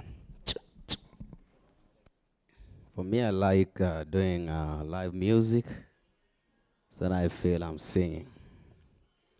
So I'm gonna do one of the popular songs from Kenny Rogers. It's called Coward of the County. If you feel that you're touched, you can just rise up and make some movement, if you don't mind.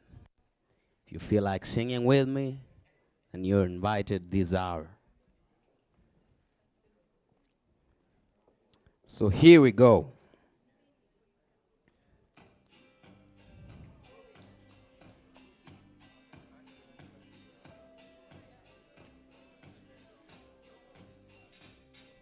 Cause everyone considered him the coward of the county. He had never stood one single time to prove the county wrong. His mama named him Tommy, but folks just called him Yellow.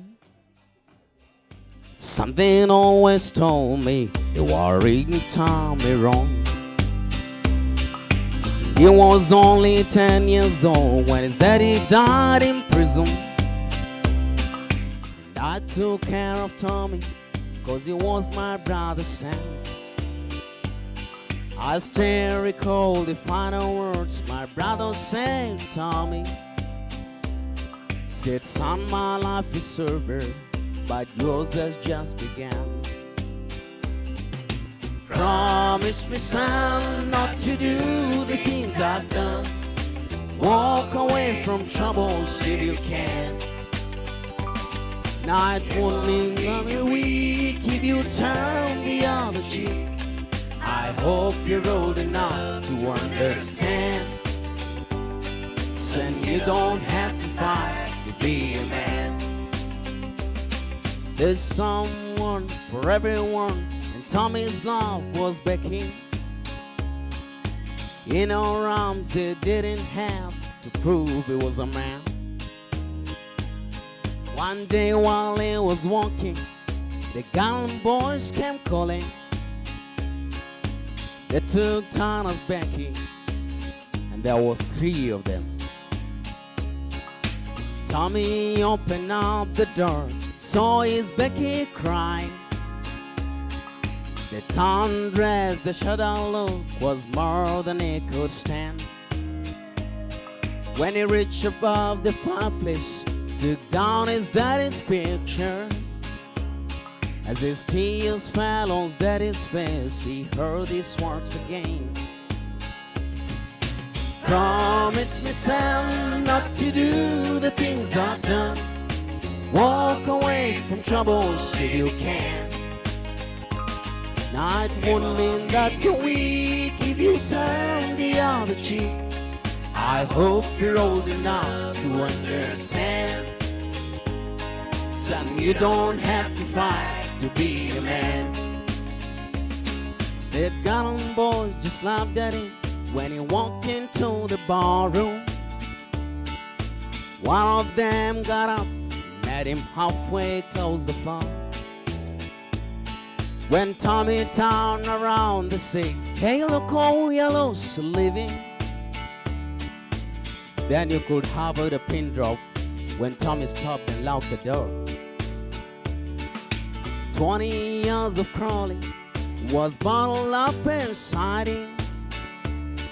He wasn't holding nothing back, let him have it all. When Tommy left the ballroom, not a gallant boy was standing. And he said this one's for Becky. As he watched the last one fall, they heard him say, I promise you, Dad, not to do the things I've done. I'll walk away from troubles when I can. Now please don't think I'm weak, I couldn't turn the other cheek. And Papa, I should hope you understand. Sometimes you gotta fight when you're a man. Yeah, everyone considered him the coward of the county. Thank you very much. Wow, wow, wow. Thank you very much. Let's start the final piece of entertainment from Biyaki the brand.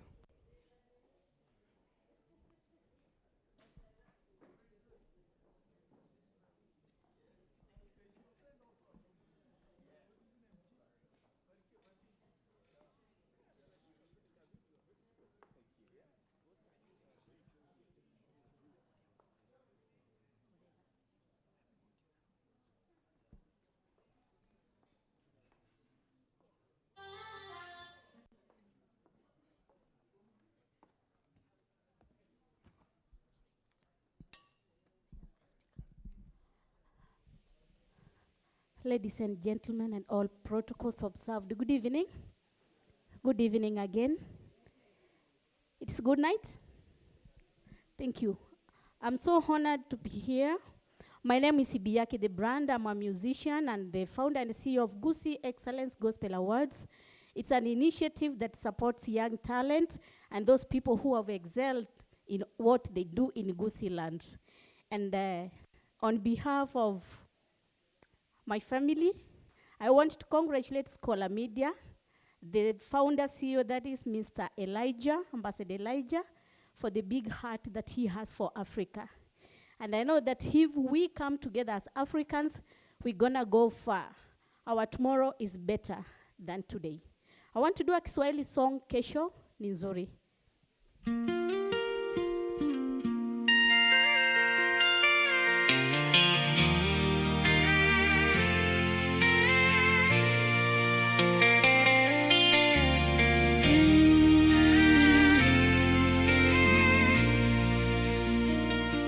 Usilie tena, kuna siku njema mbele.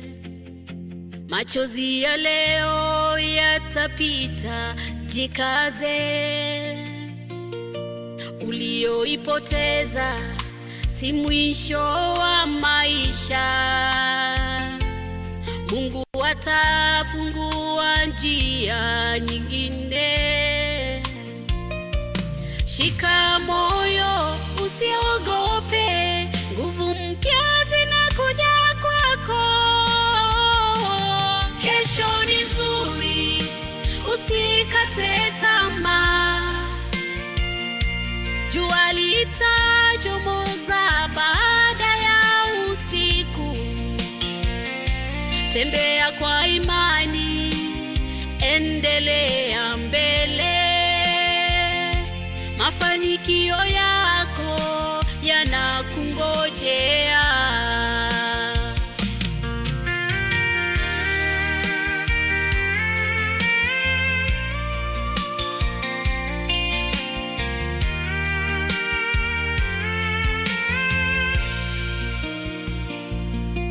Kila jaribu lina mwisho wake. Kila kilio kina siku ya tabasamu. Umefika mbali, usirudi nyuma. Mbele yako kuna ushindi. Inuka sasa, angalia mbali. Ndoto zako bado zina nafasi. Safari yako bado haijaisha. Siku yako ya furaha inakuja. Kesho ni nzuri, usikate tamaa. Jua litachomoza baada ya usiku. Tembea kwa imani, endelea mbele. Mafanikio yako yanakungojea.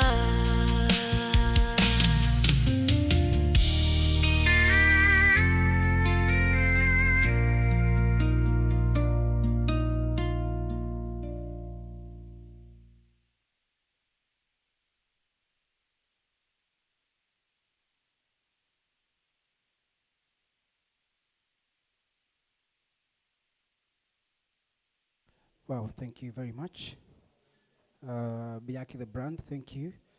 We are now having just a few speeches and then we have the awards. I'm informed that we have not had representation from Nigeria. I'd like for one of us from Nigeria to just briefly introduce the team, please.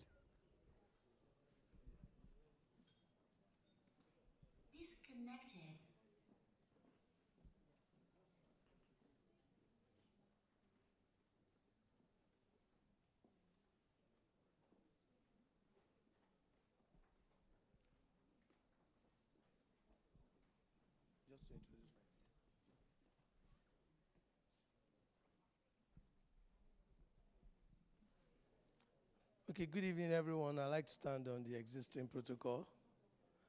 My name is Taliat Kola Talent. I'm from Nigeria, and I'm here with Barrister Samuel Oluwasegun Shongotayo. Please wave. Honorable Olayinka Oladunjoye, Mr. Hamza Meli, Mr. Areogun Olawale. So we're very happy to be part of this. And I just wanted to say something then when the Gen Zs were, when we were discussing Gen Z, I in fact sent a message that at least let's hear a Nigerian view. We're very happy to be here. We're happy with what Scholar Media is actually doing, because we believe that we must do what we need to do to ensure that Africa should take its place. And for the Gen Z, I love the contributions of a lot of our elderly men. And if you remember the elderly man that was talking about the children not having more than 2 hours, and then if they must talk to him, they must talk to him physically and all. They must hear his voice and all. And then we went to the book, and I tell you, he said, train the child in the way he should go, and when he grows, he won't depart from it. So we actually failed as parents. So what is Gen Z? Just like Prof. PLO mentioned, that who calls you Gen Z? Whose identity is that? So it is, you are allowed yourself to be given an identity that you do not have. And you will not blame the children, because if you remember very well, if you know very well, our parents handed Africa to us, culture, character, morals and all. So what are we, who are the parents of the Gen Zs? They are the people sitting down, and then we failed. Because if we are like the man who wants to ensure that they hear his voice, who wants to ensure that they don't do more than certain hours and all, then we'll all have the other kind of Gen Z. That will be our real children, the African children properly. And I have 6 children, and I'm proud to say that if you find any of my children, you will know that I trained them well, because my father trained me, and I trained my children well. So I tell people, train your daughters so that my boys will have children to marry. You understand? And I have a concern, yes, a growing concern in Africa, like, because now when you're talking about inviting more Gen Zs next time to this kind of event, what Gen Zs are you inviting? So technology has taken a lot, and the so-called Gen Z have gone so far. So if you must invite Gen Zs for you to have a change, they have a group of Gen Zs that they also call the influencers. Because when you invite so much youth, they can just come here and listen for themselves and nothing will happen. But when you invite the influencers have millions of followers. When you're able to talk to the influencers to understand their identity, to understand who they actually are, so that they don't lose their identity, they don't allow somebody else to tell them who they are, then they will be able to spread the gospel. Because we hear so much, and I'm so happy to meet Prof. physically now. I'm a member of the Lagos Island Club. He was there. I missed it. I was supposed to be in that because I live in Abuja, but a program held in Lagos, and it was the speaker, so I missed it. So, but the truth is, we say all these things, just like the man that was also speaking says that what happens after we go out of the door? It is not enough to talk. If we continue to talk, it's not enough. What actually are we going to do about what we're saying to achieve the Africa that we want? It is extremely important for us to act. It is okay to talk, but it is more important to act. And I hope that we'll be able to act. Like, I'll always want to be part of Scholar Media for your next event and all. I'll mobilize support for you, because I didn't know that you guys are doing something like this, and I really, really appreciate it. I stand for change. I stand for Africa. I believe in Africa. This is where we are from. And I thank all the people that have tried. One thing that we must also look at is we have leadership problem in Africa. We must tell ourselves the truth. And our leaders must rise up to say that. You see what Donald Trump says, that America must be great again, the America we want and all. It is a passionate compassion for the country. We need to build. If we don't build Africa, nobody is going to build Africa for us. So please, I want us not to just leave it at our talk. I want us to ensure that we act. Whatever we need to do to act is what we must do. Like, I love the book, Mr. President, Can We Talk? I will ensure that the book get to my president. So we'll buy some more. Yes. Remember when Prof was also talking about the various opportunities in agriculture, innovations and all. the government needs to bring enabling environment to ensure that that happens. And in Nigeria, our youth are so much into a lot of innovations. Our youth are doing, I can tell you that our youth are doing very well in Nigeria in the area of innovations. They have skills that they are developing. They have so many things. And like I told Prof, I said, one of your friends is my very good friend, PK. PK and Prof are friends. PK says something, and I want to encourage the youth that everything in life is in a state of existence and development. So you were born to be a genius. So if you look at anything in life, just know that you can develop it. And that is how the genius think. And that is why, when the Wright brothers brought the first plane, there were people that came up with other things like the jets and all that. They didn't leave it at whatever the Wright brothers did. If you remember the mainframe, today later you had the desktop, the laptop, the palm top, and I'm sure there will be no top at all. Do you understand? So yes, so you don't leave whatever you see at where you find it. Just know that you can take it to the next level. And make sure, I really, really appreciate that secondary school teacher who is innovating and making plans, researching. I'm proud of him that is an African. So we must encourage innovations. In my country, the likes of Obasanjo, like Prof knew them very well, they ran the countries in their 20s. So what are you calling Gen Z? You are not children. You are people that can run countries. And remember that the French president was 40 when he was president. So don't see yourself as children. Be innovative, come up with ideas. Forget all the hairs you buy in millions and all. Put things on ground and change life, change Africa for good. Let us be proud of you guys. Even though we failed in the first instance, we are talking to you back now. We are doing things practically, and we'll continue to do things practically. So please innovate and make sure you're touching lives. And then if you have your influencers, let's talk to your influencers. Give us your influencers' contact. Let's bring them together and discuss how they can reach out to a lot of the Gen Zs. God bless Africa. Thank you. Thank you very much, Prof. You want to clap for him more? I think that is fantastic advice. He believes in digital. I had wanted, okay.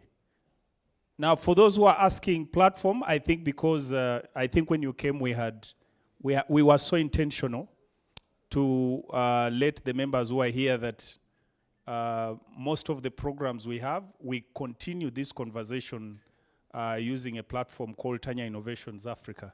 So if you're on YouTube and you have your phones here, maybe we shall just do it one more time. Just go to YouTube. Yeah, we have our phones. We are doing it now. It's practical. You go to YouTube, put on your YouTube, then you type in Tanya Innovations Africa. Go to YouTube, type in Tanya Innovations Africa. And that's now the platform that is working hand in hand with Scholar Media, that when we finish this conversation conference, to keep the conversation, we are able to have talk shows by hosting different personalities who can be able to, share their experiences, or people like, people who have different innovations. Like, for example, this morning we've had presenters from the US in the skilling sector, and we have now agreed that we can still continue that conversation online. Let distance not keep us. So to all of us, wherever you are, please, and we shall be getting to some of you to actually be able to come and continue this conversation that we're having. Because when we come here, we have limited time and we freeze everything, okay? Now at this point, you would allow, we have some very key persons who have also walked with us this journey. And they do the behind support, and Kisii University has been very prominent in this. So I know that we are all tired, but we shall ask Professor John Akama to come and give some few remarks. These are people who have been supportive of Scholar Media for quite some time, from its time of inception. So it's the reason we want them at least to give some comments. Karibu, Professor. Thank you, Bwana MC. Okay. Yes. Distinguished ladies and gentlemen, very highly commendable Africanists who are with us here. I can see the senior professor, vice chancellor. I've seen other sons of the continent. I think the way I see Lumumba talking all over the African continent, it's fantastic. And others, many of you from all over Africa and beyond. Good evening. Good evening again. I don't want to dilute what has been already said by the previous speakers, because as you can hear, I'm not a very good speaker compared to them. What I've got to say that, as you have heard, my name is John Akama. I'm the former Vice Chancellor of Kisii University, situated to the southwestern parts of this country, and a young dynamic university of the 21st century. This kind of gathering is very unique and very enriching, particularly when we realize that our countries are now we are just going through a crossroads. We have heard of the Gen Z movements, and many other issues coming up. But now, even we getting to understand exactly what when we talk about Gen Zs, who are they, and what do they stand for, if they have got some guiding philosophies or principles. Because I think you can agree with me, the two distinguished sons of Kenya, but some of the boys, women, young ladies and men, who are at the forefront in the 24th of June, last 2024, some of them changed, their color, and you saw them now dancing with the people they were claiming to be what? Opposing. And you can see that they don't change even the way their appearances, putting on silk suits and ties, and now you wonder now, is these the boys, young men and women I saw, marching through the streets of Nairobi and being terrorized? And 2 weeks later, 3 weeks later, you see them completely transformed. So, the question to ask here is that, are we really making an impactful, movement in our countries, or we are just, I think many of these, agencies, they are just recycling, they are just following.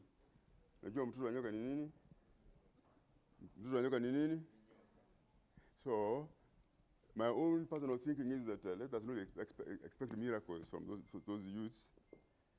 You have heard that the politicians, whether there is in Kenya, I'm talking about Kenya, whether it's a 2-term or 1-term, they have really accumulated money in bags.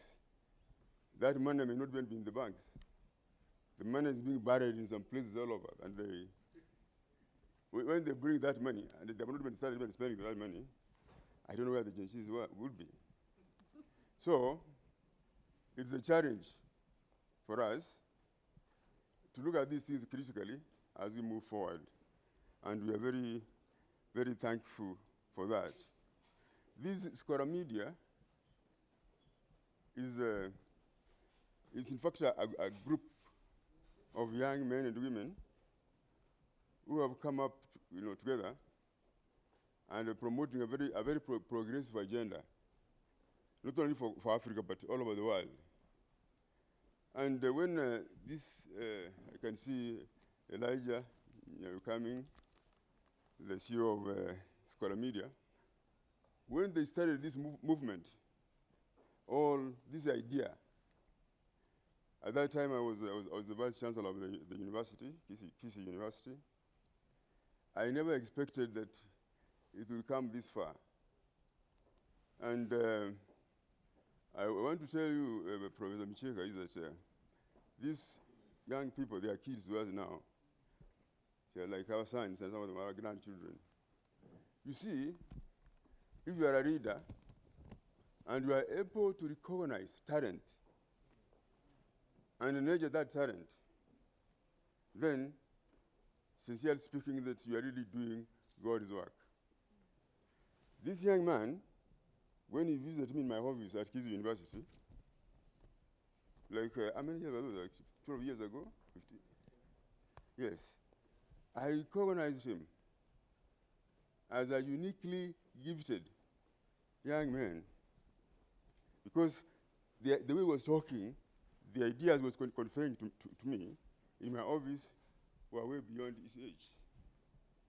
And I can, let me say, Professor Micheka, that there is this, at least a talent I have, of recognizing young men and women of value. I wish that all the resources, I will be supporting those kind of young men and women. By the way, there's a boy echoing in the media nowadays from my community.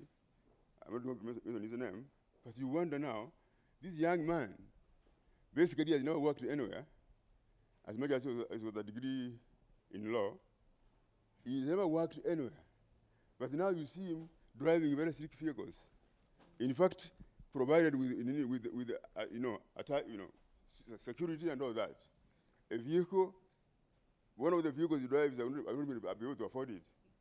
Having worked as a vice chancellor for more than 10 years, I cannot afford even one of the vehicles he drives.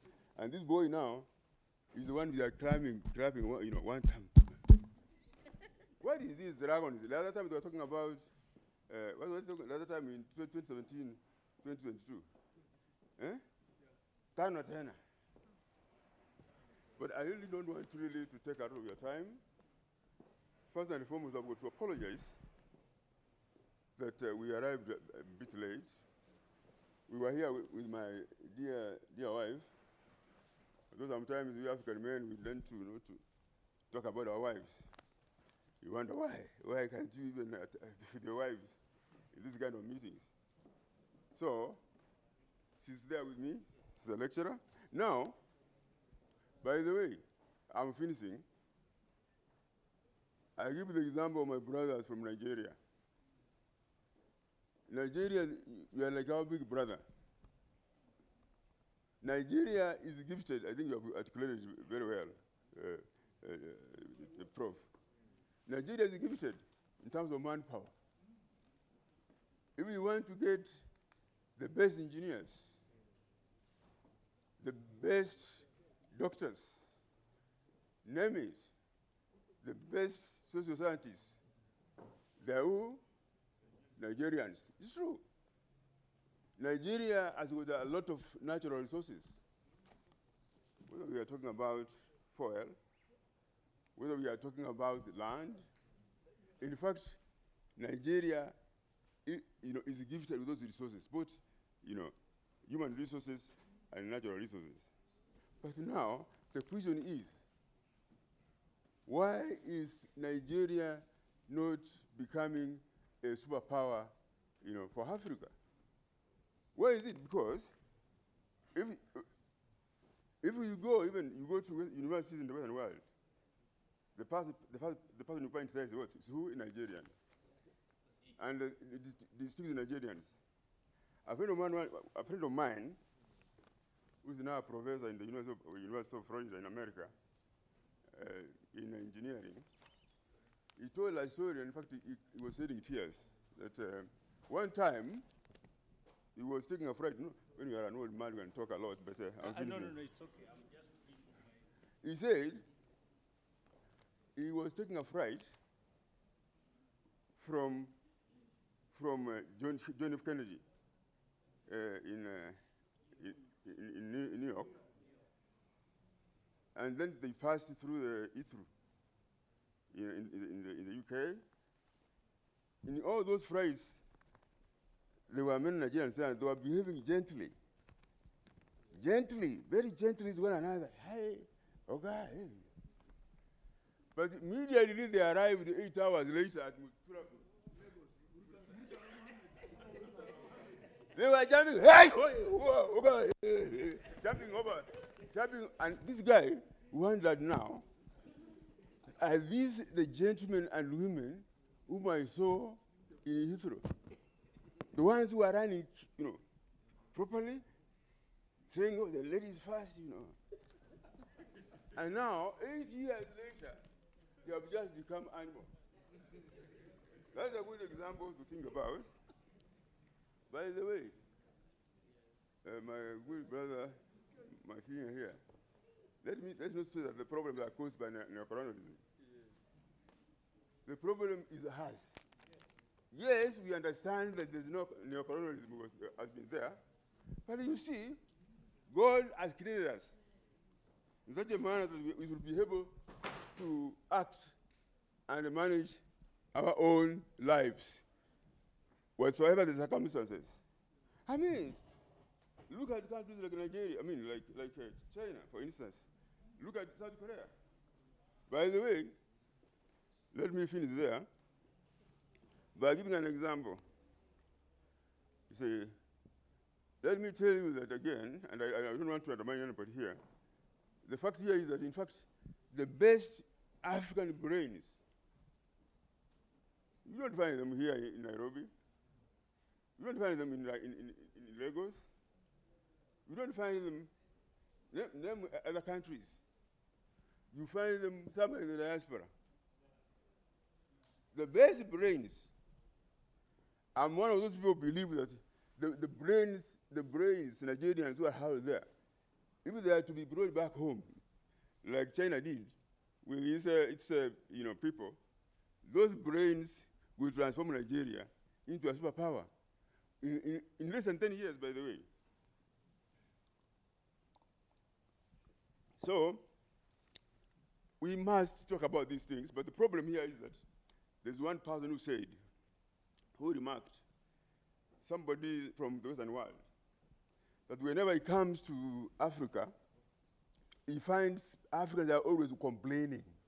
Doing what?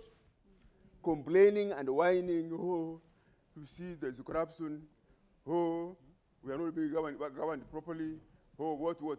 The question here is that he wondered that if you have got such a complaints, why don't you raise up arms, isn't it, and make a change? Now, finally. Prof, you see why we want to put you on Tanya Innovations. Remember, there's Tanya Innovations. Yes. It will give you time to. Okay, thank you. I'm done, but let me finish by saying this. Okay. We have been, in fact, probably on that social media, we have been communicating, and you are really guiding us in those social media platforms. We have discovered that, for instance, there is this Kenyan professor. His name is Professor Robert Mokaya. I'm made to understand that you are. That guy, when he arrives where he is, in London, is received by the system, by the security and all that, and escorted all the way to the university where he teaches chemistry. But recently he was here in the country, attending the funeral. You were there. Nobody recognized him. I saw the politicians, being carried high, so high, but nobody did what. But this guy, in fact, is one of the best brains in the chemistry. Not only in, is referred to the title sir. Eh? You hear that? So he was the title sir, isn't it? And he's now a vice chancellor of a university, one of the best. Okay. But nobody here in Kenya recognizes him. In the funeral, he was just sitting there, and nobody was even coming close to him apart from Professor Michega. So thank you. So the point I'm making here is that, MC, yes, we Africans, we must change ourselves. You cannot make any change if you are not honest. In fact, I went to a country, Finland, that was the best education in the world, But they tell you that the first thing they do is inculcate honesty. Honesty. Because if you have got honest people, isn't it? You will not have, you will move forward. It's true. So ladies and gentlemen, I finish again by thanking these young men and women. I told you, didn't I? At that time, the young man was saying that I don't have any money, and I told him that they also don't have money. But when I saw the talent, by the way, I managed, we are talking about 20,000 what? Around 20,000? I gave him, you can't believe it. I gave him, how much money did I give you? At that time, a young university. Wow. I gave you the money, isn't it? Yes. And I've been telling you that money, I didn't give you that because you come from the same clan and all that. But now what surprises me, my senior prof, and I don't really, at our now, we are now retired people. Not really retired, but we have left leadership in university. Now I wonder now, why are we not having people from Kisii University here? You didn't invite them? You didn't? I think you need to raise that issue. I think there was one. There was one I met. Who's here? No, in yesterday. There have been 2 days. By the way, that if they promote this Kora Media, it will be a win-win arrangement for all of us. Okay. So I wish you all well. When you travel well. The Ogas there, when you arrive at Mutara Mohammed, Muzianza kusema, hey, jumping over your, Thank you very much. Okay, thank you very much, Prof. It was inevitable for him to give a speech. I think also being that he's so much associated with Scholar Media, and having given Mr.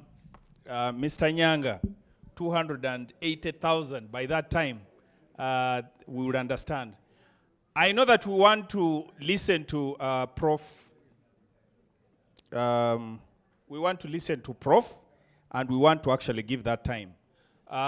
We were supposed to have Professor Peter Mwita, the VC Kaimosi Friends University, and I think you can read how things are moving. I think people we're getting a problem with that and won't want to. So we just want to acknowledge Professor Peter Mwita, the VC Kaimosi Friends University, and apologize. Yes? Okay.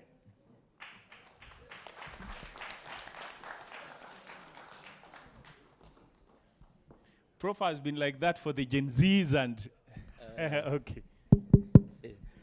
I think I'll take my time. PLO Lumumba, our Pan-African, and our friend, emeritus professor, and a great friend, Professor Mishek, and a great friend of professors in Kenya. And I think also we have seen his friendship.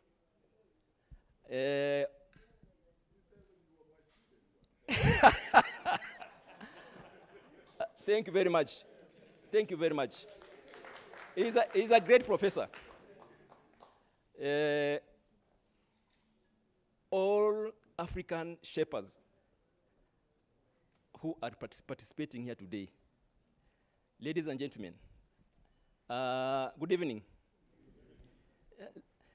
I was told that it is getting hotter. Now, he wants to get it cool. Allow me, because I'm actually a partner in this, and I must say something. I must also introduce my members. Yeah, I am Professor Peter Mwita, the Vice Chancellor, Kaimosi Friends University. This university is located in western part of Kenya, about 334 kilometers, and from Kisumu Airport is about 40 kilometers, not very far. So I have come with my team, and I usually support my team in all conferences. Yes, you can see them there. All these are actually scientists. But I must acknowledge the DVC in charge of academic, students affairs, and research. He's an entomologist. Yeah, have a seat.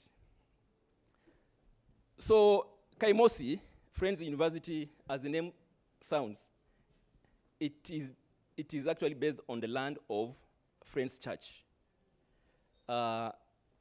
when the whites came through South Africa to Kenya, they settled in Kaimosi. And they actually established institutions, hostels, and other academic related to institutions. So we have a complex, a big complex consisting of many institutions. We have university, you have National Polytechnic, we have secondary school, we have hostels. That is now the land of Friends Church. And that's why we have Friends University. And we have a number of Friends University in Africa, in the UK, and also the US. Now, I think while I was sitting there, I really was happy to hear the way the youth were talking about innovation, and the whole room was actually pushing and giving more weight to innovations. So at Kaimosi Friends University, we are taking that seriously. All technical programs that we have reviewed, and the new ones that we are developing, students who go through the programs 4 years must come up with an innovation that is patented, or the list has been registered. We have tried this when I was at Machakos University, which is Machakos County. And when the students were still there and had innovated, they actually got venture capitals. And they started doing business when they were still students. They actually employed professors when they were still undergraduate. So I think it is very important that other universities, when we are looking at, when the students are going through, we also have to prepare them to where the world is moving, and that the world is moving with high speed. And this high speed is brought about by disruptions. And these disruptions are countered by innovations, isn't it? Yeah, so I think there are opportunities when we actually prepare our students well. And as we have started preparing our students, our focus at Kaimosi Friends University is in the area of health sciences. That's where we invest a lot of money. And we do both the usual treatment and also surgical. This is what we call laser treatment. We have optometry that we specifically put a lot of emphasis on laser treatment. So instead of actually putting a lot of emphasis on students to actually do a lot in the surgeries, this is the issue of surgery that we know, where sometimes they cut and remove a few things. We actually go laser. So our students, as they go through these health sciences programs, they are also supposed to come up with an innovation. And we cannot talk about laser without technology. So we actually even have a laboratory that produces spectacles for if you have the eyes need spectacles. So these are actually part of our outreach program. When you go out to the public and the community, we go and actually assess their eyes, and if we find that they need spectacles, we actually give them free. Now, as I said, all the conferences that we have had in Kenya here, we have been sending a number of us from Kaimosi. And this is an example here. We have about, is it 8 or 10? 10 of us. We've heard that next year we will be in Uganda, isn't it? And I'm saying so because I support Scholar Media. Any organization that is non-political and has a potential of shaping Kenya and Africa, 100% we support. And we have had an agreement and also signed an MOU with Scholar Media. So we are actual partner, all of us all of us. And we are open. Let me say that we are open. We are open to collaboration with other universities and also other organizations like the ones that we have seen here. So I'm told that I should not take long. I had planned to give you, a lot of our experience, because also personally I have a lot of experience. From the time I was the chairman of board of Kenya National Bureau of Statistics, up to the time now where I am a vice chancellor and a professor of statistics. Yeah, but I think as we continue interacting, we'll get to know each other. And probably we'll do some individual visitations in our particular universities and organizations. Thank you very much. Thank you very much, our chief guest. Who's this? You had disappeared. No, nimeona the type of votes you got. I said I better give distance. Thank you very much. Please, the Scholar Media song. At this time, we are going to invite the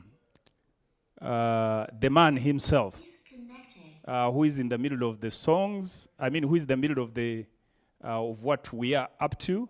We would love to listen to him before he finally invites our key speaker. So we have a Scholar Media song that we shall get as we have Mr. Nyanga to come and give his remarks. Oh, okay. I'm told I must be here. Yes, sir. Very fun. Yes, so I wrote this song for Scholar Media Africa. The CEO himself requested me to do so. I did it last year, but I just saw, let me also come here again for the second time to do it. And it's a very good song. I call upon each and every one of you to listen. It's talking about the values which will empower people all over the world from Africa here. So I request his CEO himself to come here, please, as I perform this rendition. Can we have applause of claps? Oh, wow, it's amazing. Yeah. Nice, nice, nice. So, Scholar Media.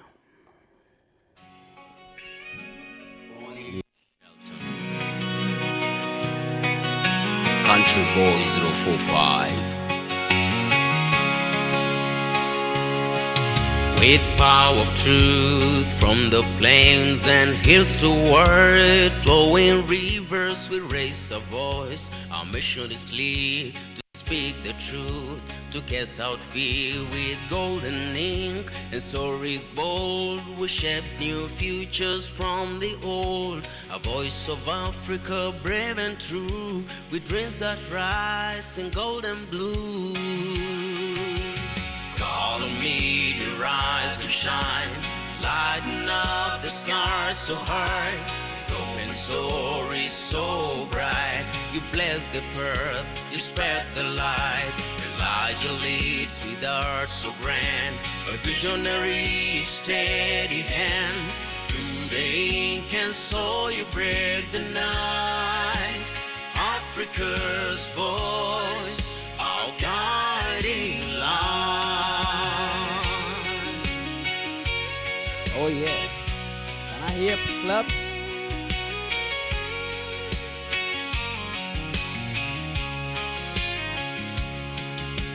Flame of knowledge, you stand for light. Grace and wisdom for every child, for every place. Through the pen and lesson voice, we challenge the wrong and guard the right. For youth, for change, for truth we strive. Restoring dignity through the world. A voice for Africa, brave and true. Unlocking all we meant to be. Scholar Media, rise and shine, lighten up the sky so high with open stories so bright. You bless the earth, you spark the light. Elijah leads without so grand, a visionary steady hand. Through the ink and soil break the night. Africa's voice, our guiding light. Let's all rise up, please. Let's all rise up to honor this song.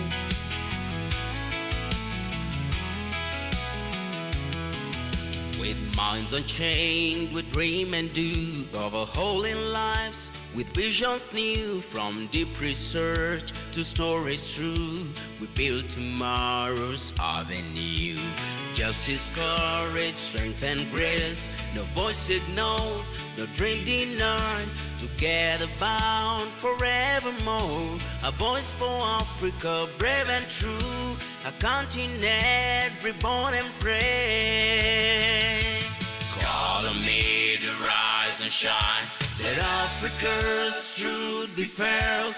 Dreams in gold and hearts of blue. We share the world with all we do.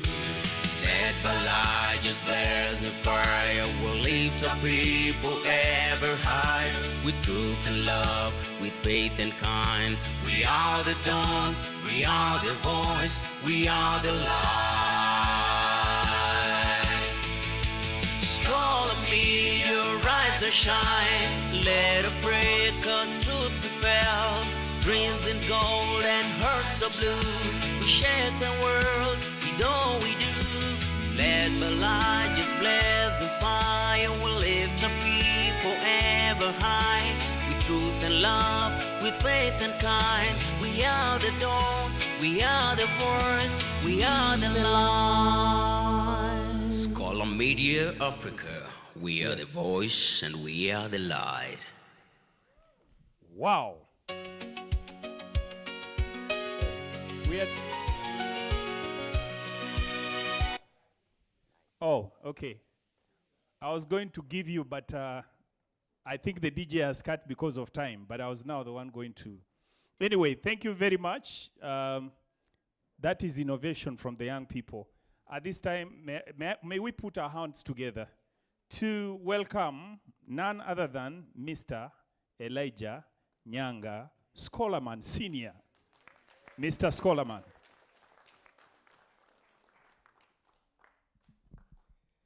Thank you.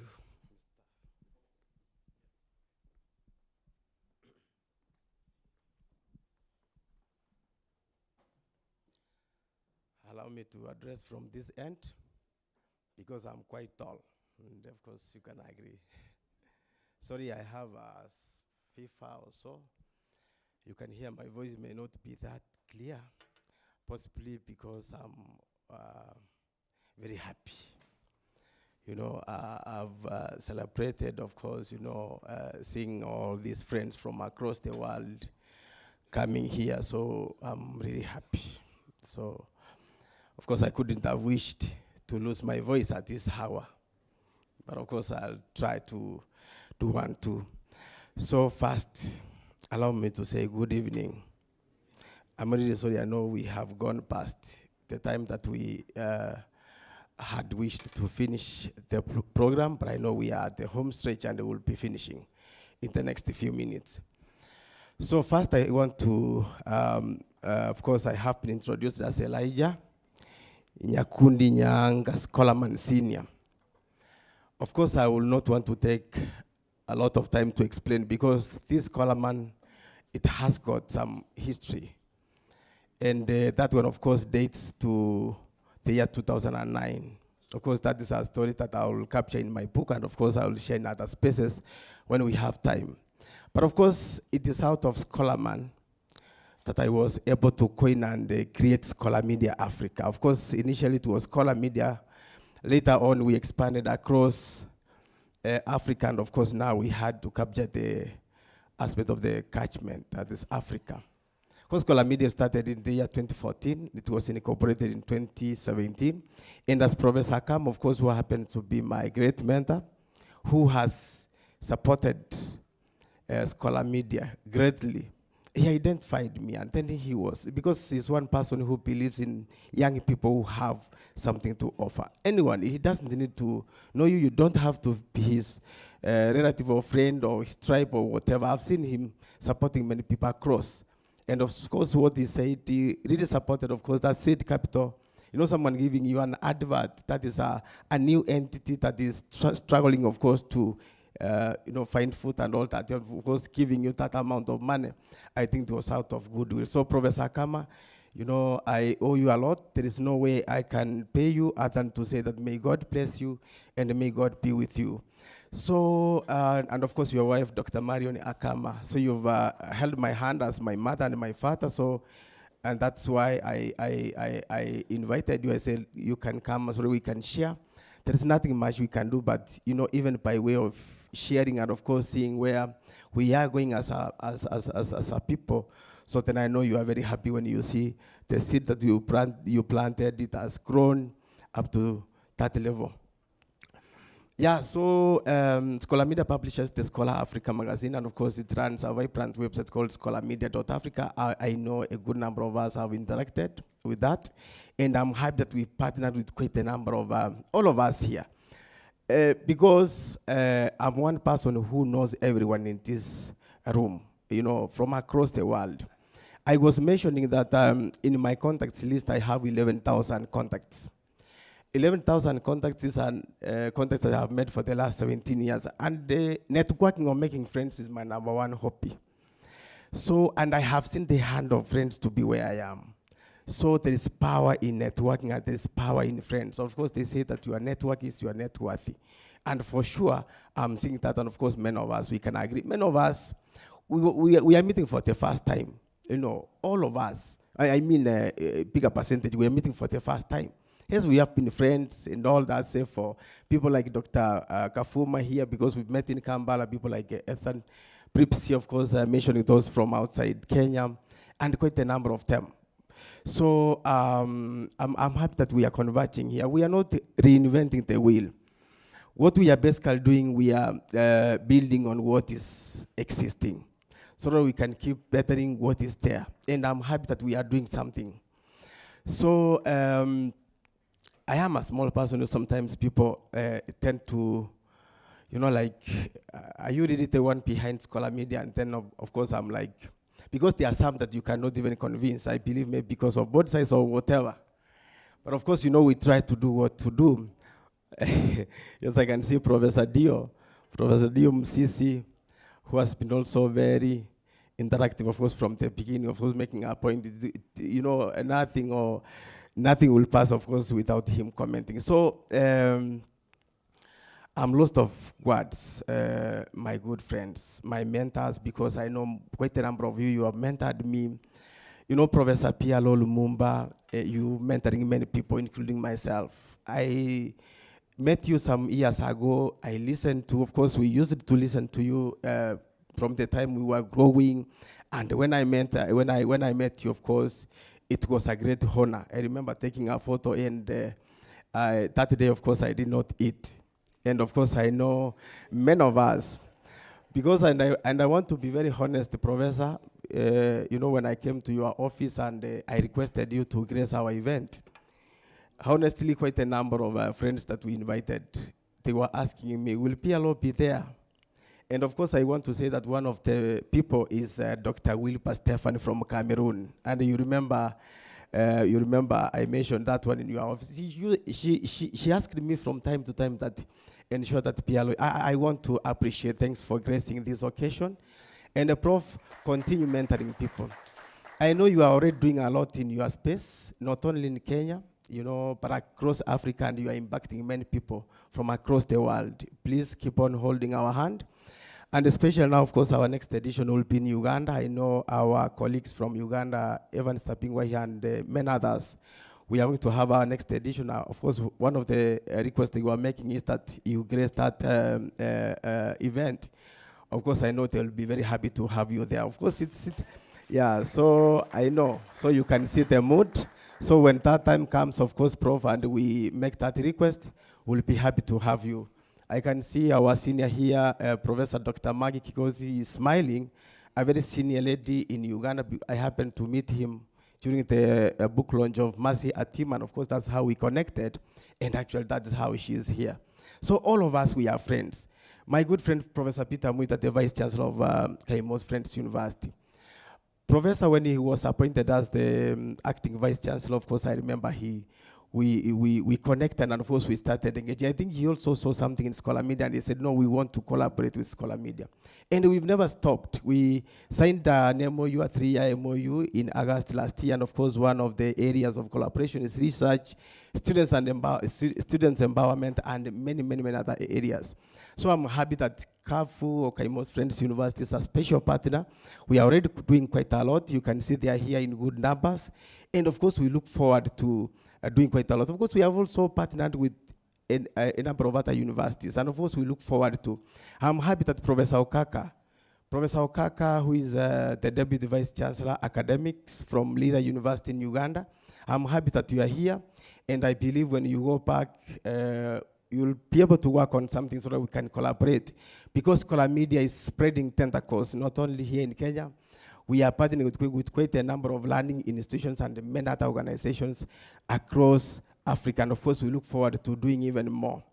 So colleagues, you know, being a media person, you can take good time. And so I need to be considerate. We'll find a platform where we'll share more. And of course, we continue enriching one another. Because I may not come back here, so allow me to say that may God richly, I may not be able to recognize each and every one, because we are many, but allow me to say that you are good people. You know, my friends, like Dr. Talent and your colleagues from Nigeria, thanks for coming. You know, I shall call you dowry negotiators. You know, the way you dress and all that, you know, the movies that we watch, Nollywood, and then you see those who are zazy, you know, with their, you know, walking stick and negotiating and all that. So, you know, you are good people, and you are having come all the way from there. And of course, many of our colleagues who came all the way from US, and many others. So if you want to be around, you can be around, so we can now have time. We go around. You see Nairobi, you see other parts of the country. We'll be happy, you know, to host you. Also, don't be in a hurry to go. Feel at home. We'll take you around. You know, Kenyan people, you know, hospitality is on another level. So we'll be able to, you know, I can see Justa here smiling. So she means what I mean. So we will be able to show you around, of course, if it is possible. Allow me to end at this point. We will find time and share more colleagues. I'm overjoyed. And of course, I've really struggled because I lost my voice. But of course, may God bless you. May God bless you. We'll keep in touch. Let us keep expanding the network. Of course, this social capital. Let us keep expanding so that we can impact Mother Africa. Of course, the clarion call is that we are here to get Mother Africa out of the trenches so we can impact our continent. Thanks a lot. May God be with you. And yeah, Professor Micheka and the rest, may God be with you. Yeah, thank you.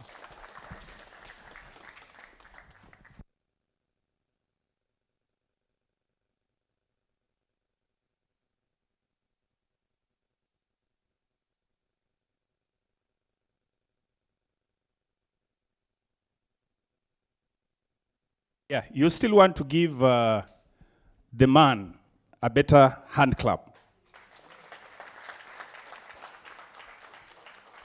Yeah, we almost coming to the end of this event. I'll have somebody else who has better shoe size to come and invite Prof. But before he does that, just to save time, yeah, we may all know Prof. Lumumba, but you'll allow me to highlight some few things about Professor Patrick Loch Otieno Lumumba.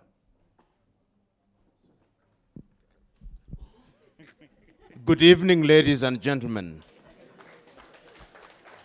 Let me start by congratulating Mr. Nyanga and those who are behind Scholar Media. In our midst, there are senior academics, entrepreneurs, the The good professor from Uganda may not know that I know a lot about her great work that she does. And my good friend, Professor Micheka, Professor Kama, and many who are present here, I'm acutely aware that it is late, and I'll speak for no more than 5 minutes. And I'll be faithful to the subject that I was asked to speak to. I've been asked to talk about transformation of Africa. And I thought, how do I deal with the subject? And Professor Kama said something that we are fond of lamenting in Africa. The time for lamentation is over. The time now is to ask ourselves what it is that we can do. And my joy is that in our own little spaces, people are trying to do things. But in order to appreciate the work that ought to be done, in order to transform Africa, I chose to select one country, South Korea. South Korea is a country that was at war in 1950s. And the truth be told, there was a time when many African countries enjoyed better economies than South Korea. And these are the statistics on the basis of which I'll talk about transformation and ethical leadership and link it with education. The population of South Korea is about 51 million people. And I want to compare it not with individual countries, but with the continent of Africa, specifically sub-Saharan Africa. With a population of 51 million, give or take, South Korea generates about 144,000 megawatts of electricity. With a population of over 1 billion, Sub-Saharan Africa generates no more than 120 megawatts of electricity, which tells you that when we talk about industrialization, we cannot achieve it without energy. And I'm saying that before Africa talks about transformation, energy is going to be at the very heart of it. Do we have the ability to do it? Yes, we do. Look at the Grand Inga Dam that we have been talking about for donkey years in the Democratic Republic of Congo. Look at the resources that are available to generate electricity using gas and other resources in Nigeria, in Ghana, in Kenya.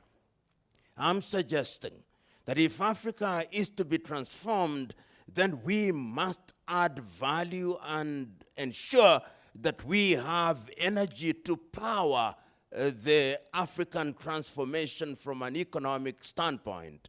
Remember, we are now on the cusp of both the fourth and fifth industrial revolution, and we are talking about artificial intelligence. And remember that the artificial intelligence that we are talking about is as conceived by others. We are consuming what comes from Europe and America and increasingly China. What can we do in order to ensure that we leapfrog some of the difficulties that we have? Transformation will require energy. Transformation will also require leadership, ethical leadership. Chinua Achebe of Nigeria wrote in 1983, he wrote a book, The Trouble with Nigeria, and he said, and this is true almost of the entire continent of Africa, he said, the problem of Nigeria is simply and squarely a problem of leadership. All these beautiful things, the engineers who would want to be in the continent of Africa are now in Europe and America. The doctors, the lawyers, the educators, no matter how patriotic they are not going to come back to the continent of Africa if the environment in the continent of Africa is toxic. and does not support their entrepreneurship. We must change the African environment. We must not be a continent where thieves thrive. And I'm suggesting that indeed that is the truth.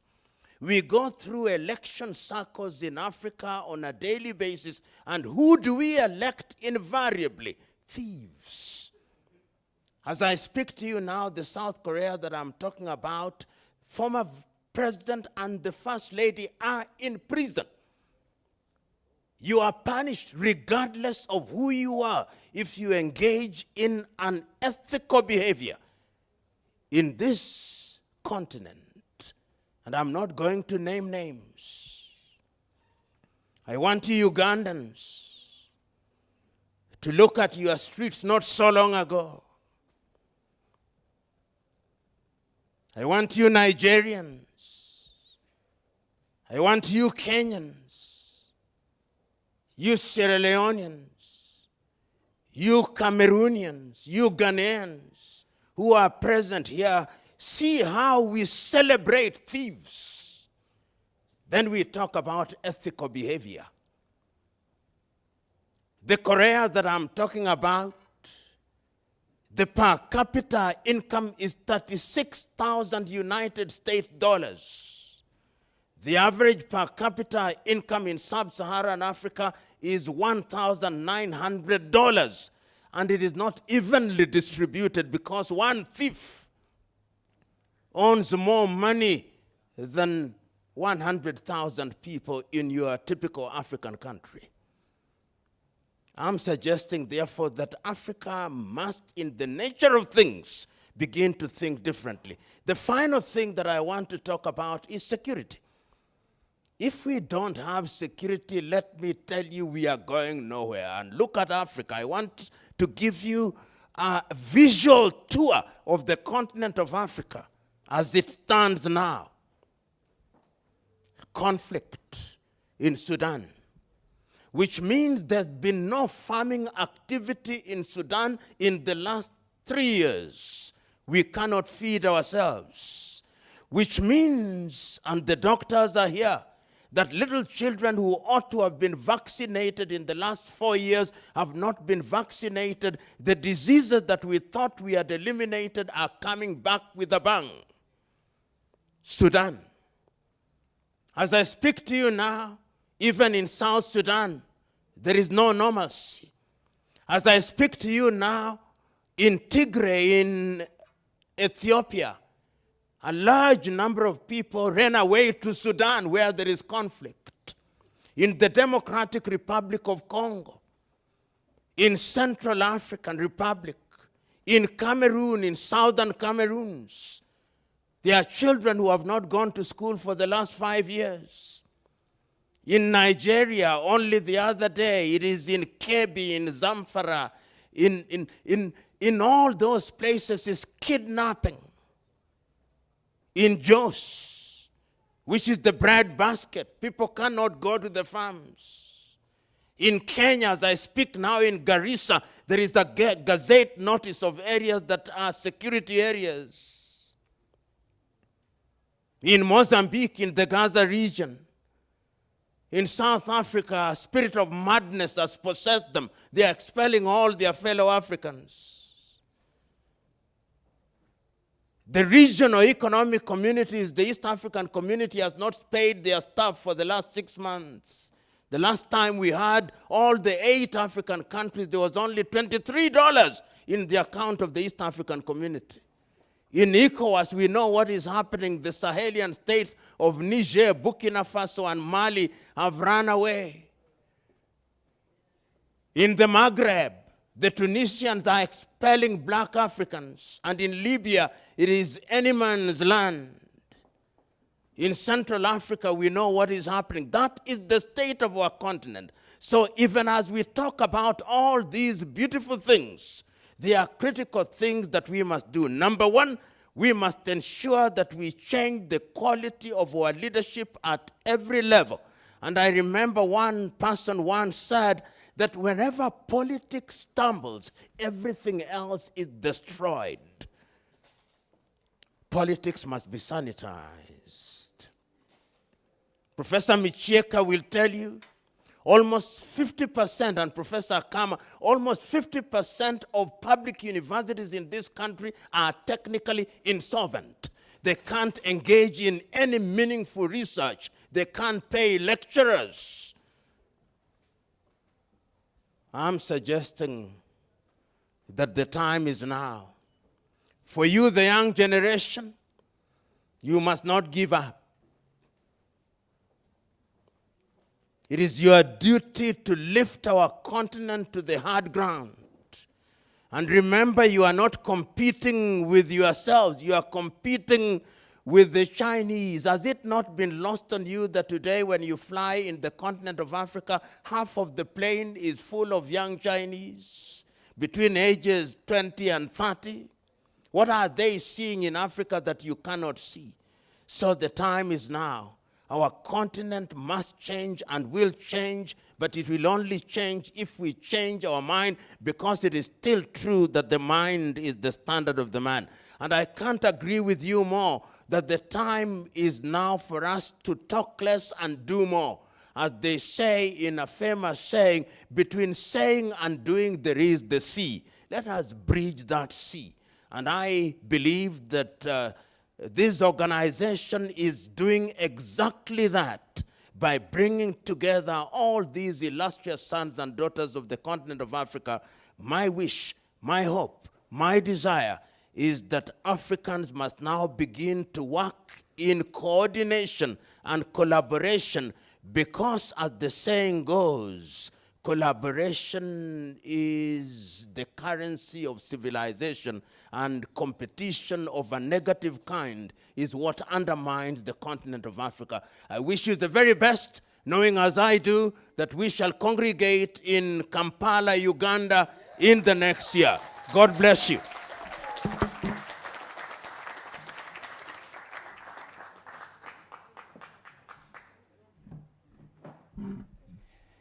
Yes, that is PLO. I think he was literally saying that I don't even need introduction, and that is true. But sometimes we want to formalize and make the formality. Thank you very much for your submission, PLO, and we thank you for making time. Ladies and gentlemen, we are now going to dive into the awards session, and this is the time we have all been waiting for. In the interest of time, I'll love Mr. Nyanga to come forward, and the secretariat team to be able to organize and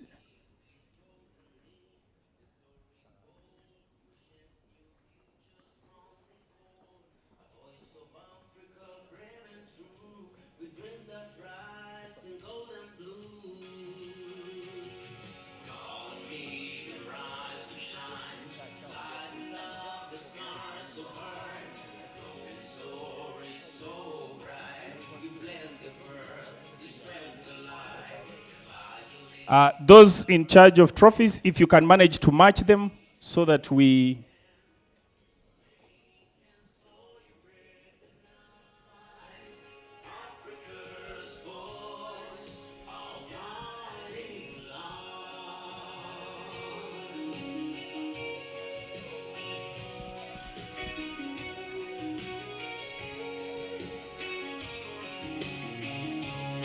There.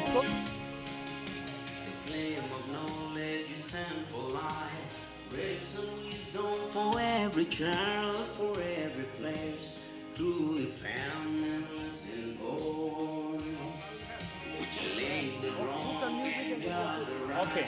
For you for change, for truth we strive, soaring deeply through the world, a voice for Africa, red and true, looking home and free. It's calling me to rise and shine. The sky so high, with open stories so bright. He blessed the birth, he sparked the light. Elijah leads with heart so grand. A visionary, steady hand. Through the ink and soil break the night. Africa's voice, our God.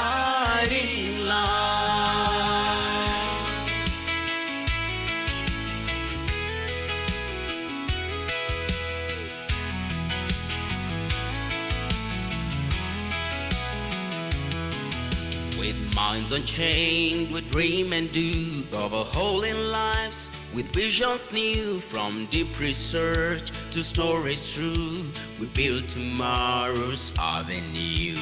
Justice, courage, strength and grace, no voice ignored, no dream denied. Together bound forevermore, a voice for Africa, brave and true, a continent reborn and brave.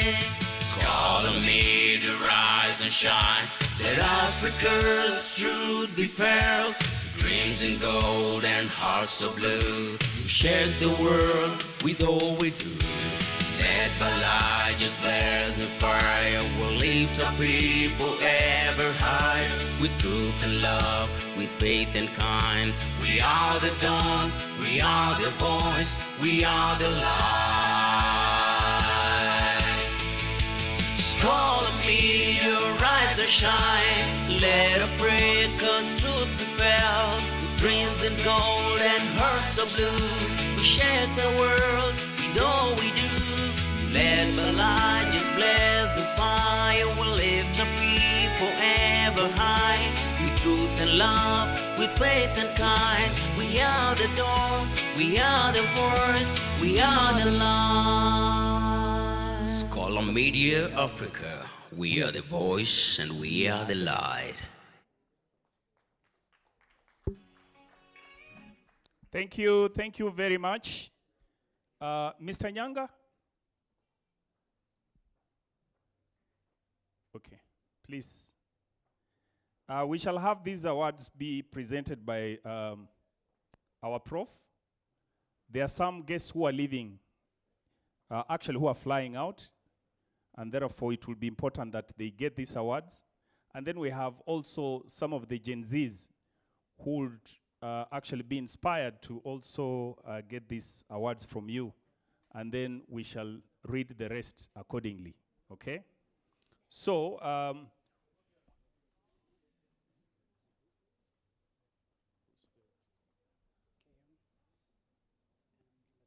okay. So, Mr. Nyanga, you come in front. Paparazzi, I don't know whether we can use the downer part. Yeah, okay. So, we'll ask Prof to kindly come forward.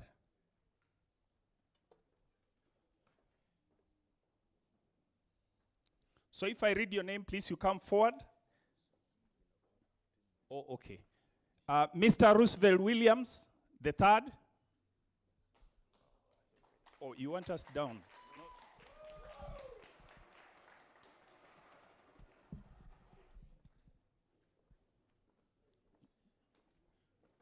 Mr. Roosevelt.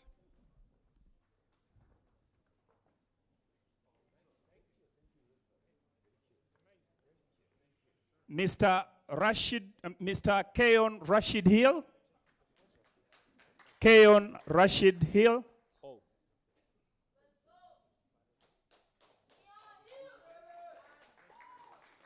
Keon Rashid Hill.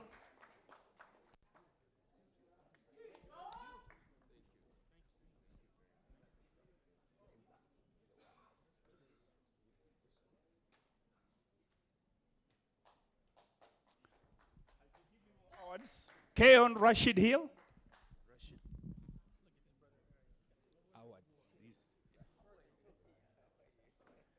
Keon Rashid Hill.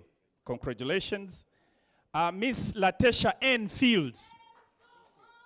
Latesha N. Fields.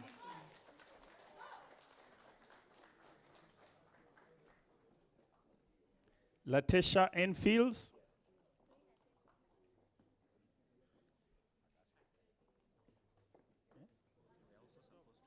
Okay. Letitia. Okay. MC, the award. Those ones you can leave. Letitia Enfields.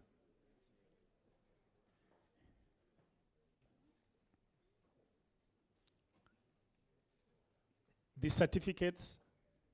MC, the certificates.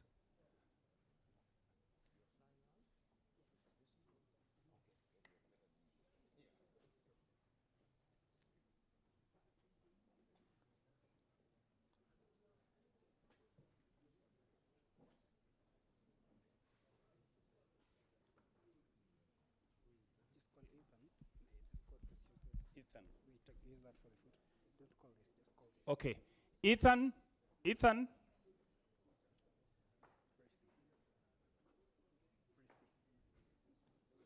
Ethan Presby, is he here? Okay.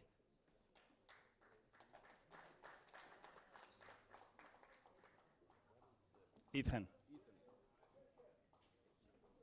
No. Ethan.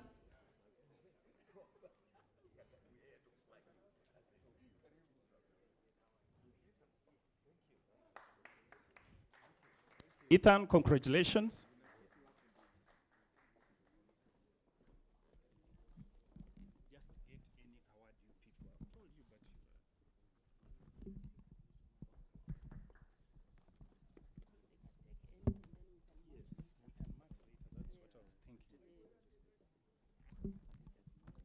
Okay. Is that Ethan? Oh, okay. Okay.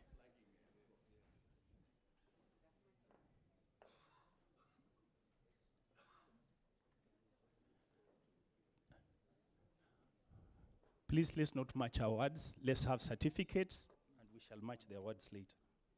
Okay.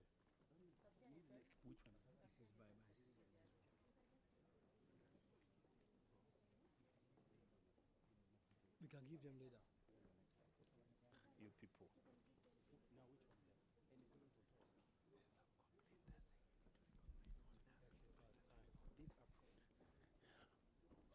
Please, I know there are complaints about the recognition, but you will allow us to manage the time. Otherwise, you can see even mixing the whatever is a challenge, okay? Yes. Professor Patrick Oloch Otieno. Oh. Okay. Okay, fine.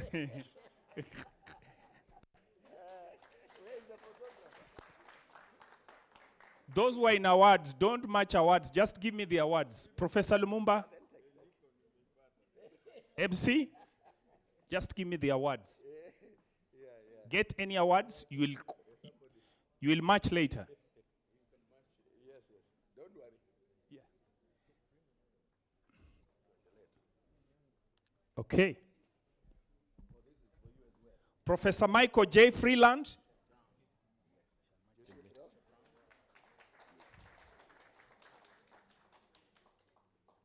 Professor Olaka Opio Doktam. As you give me some Gen Zs, I don't want to only see profs. And then after prof is gone, Gen Zs don't have, okay?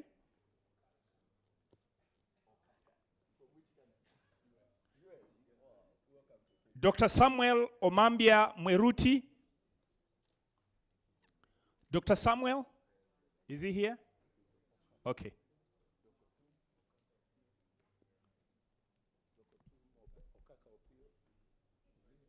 Oh. Yes, on behalf, please. Yeah, please come. No, but is that Omambia? Mweruti, no. That is Okaka. Ah, okay. Please come. Now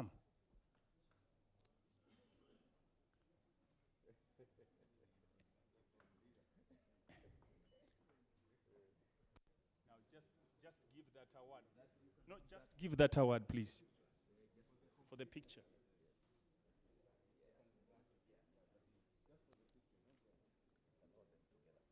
Okay, thank you. Dr. Samuel Omamba Mweruti. Omamba Mweruti. Samuel Omamba Mweruti. Mr. Joshua Brown Jr.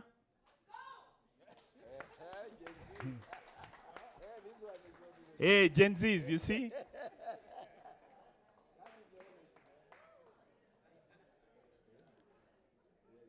Professor Emeritus Ratemo W.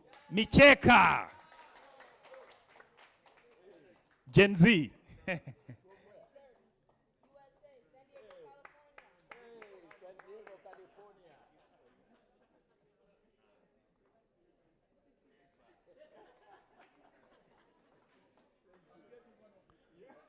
Okay. Okay.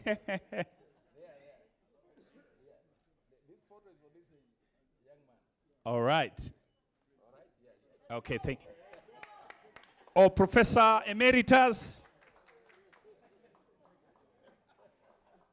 Professor Peter Nyamhanga Mwita. Nyamhanga Mwita.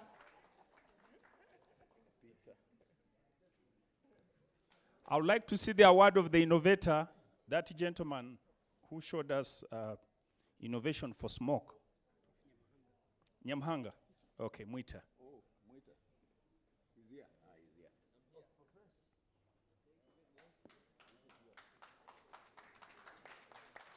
Dr. Ezekiel Mutua. Oh.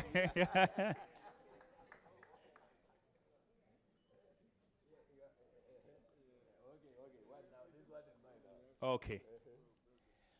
Professor John Akama. Professor John Akama. The innovator of smoke. Come there, they give you, if you have your award there. Smoke technology. Professor Dr. Maggie Kigozi. Uganda, oh yeah.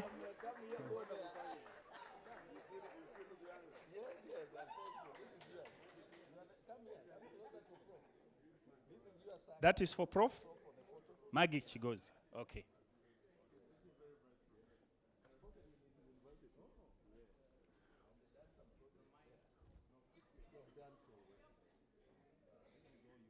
Okay.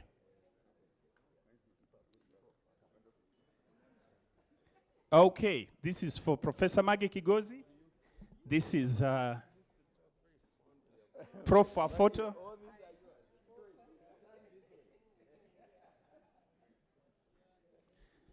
Ambassador Dominic Obadia. Ambassador Dominic Obadia.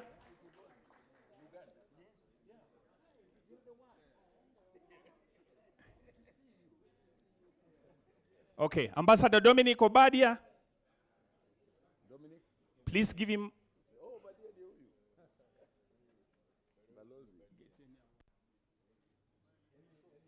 Just get any.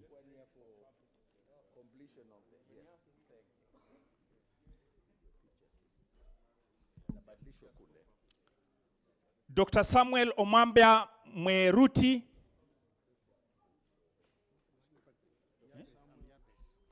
Samuel Omwambia.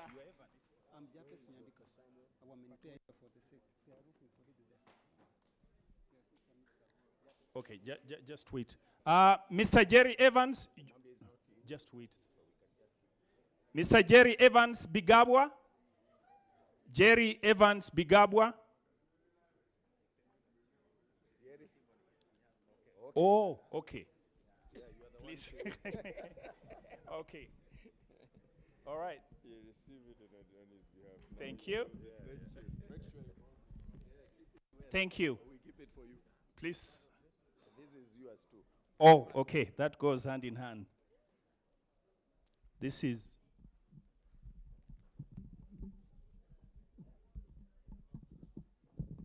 This is Kennedy Momanyi Bosire. The innovator has not gotten his.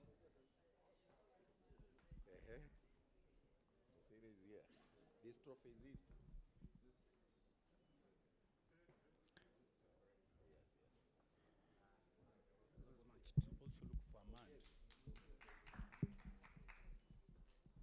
Mrs. Rosemary Biaki. Rosemary Biaki.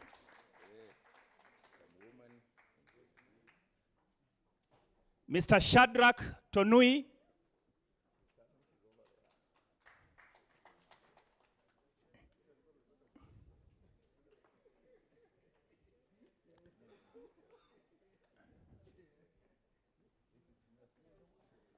Shadrach Tonui. Innovator, you didn't get your award?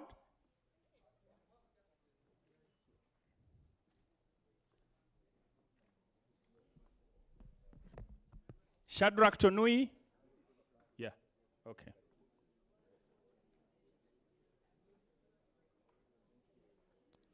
Shadrach Tonui.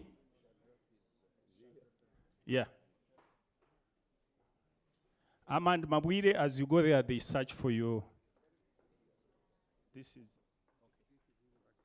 Okay. This is. Creative Impact and Innovation Award. The name? Yabeth Nyandika.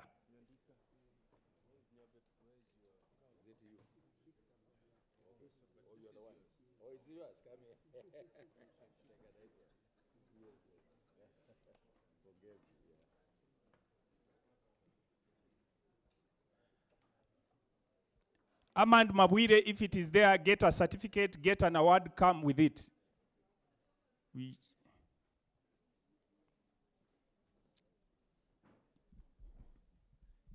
Mr. Amon Magwire. Magwire. No, but that's, no, you're Magwire. This is Magwire. Do we have Magwire or maybe they misspelled? Amon. Okay. Oh, or Maguire. Okay, okay. Amon Maguire, okay.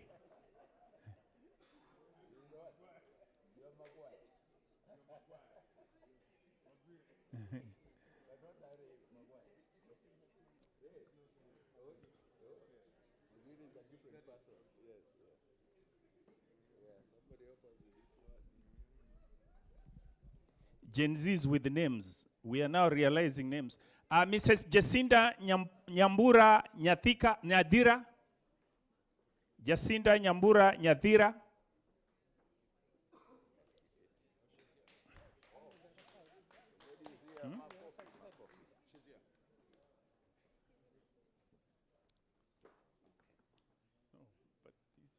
I think it is still the other side. It was still in that direction.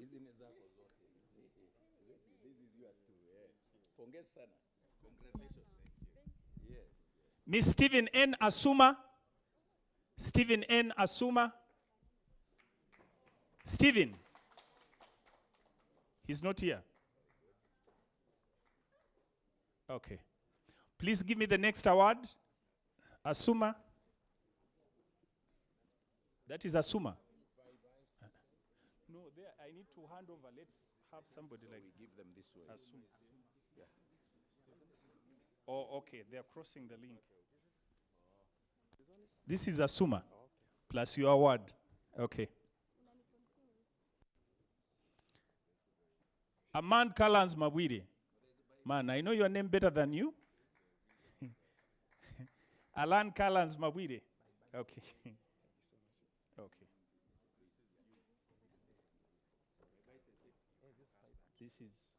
This is still for Kalans. Okay.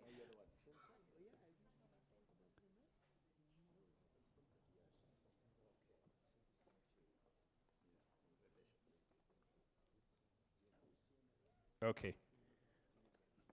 This you, when you say you're from Uganda, you tell them you're from Cavendish University. It's the one that has, my friend.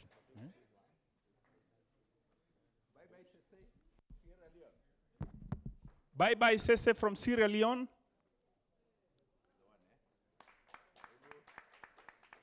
He says he's in prison after every 2 months. And he's here. Mr. Adut Loy Akok. Adut Loy Akok from South Sudan. Is he here?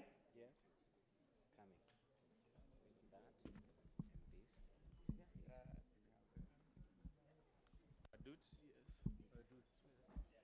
hey, please. Shika.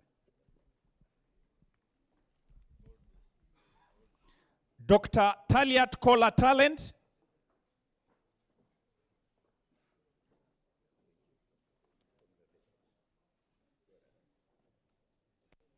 Dr. Taliat Kola Talent. Okay. Kola. Oh, nice speech. The award is here. Kola. Helen Kuraira. Helen.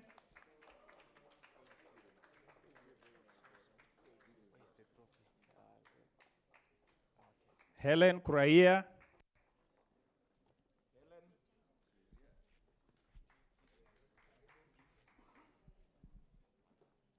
Helen? Oh, okay.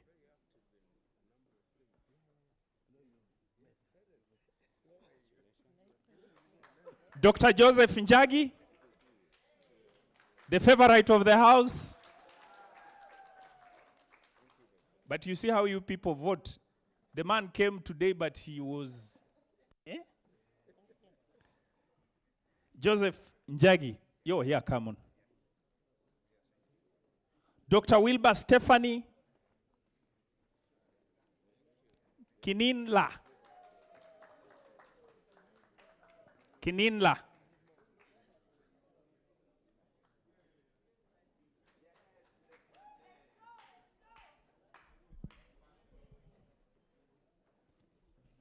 Stephanie Kininla. She's walking like a Mugore. Here.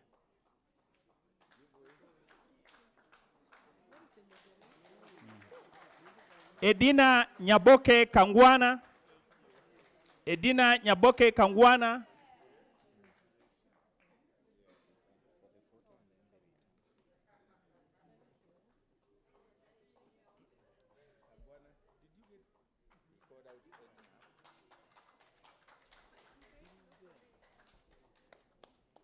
Kangwana.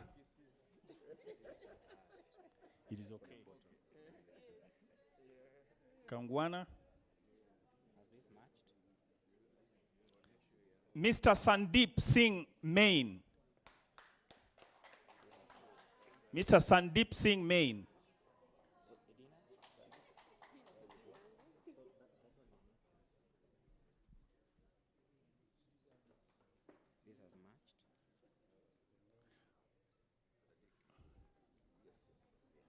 Dr. Isaac Omwenga. Dr. Isaac Omwenga.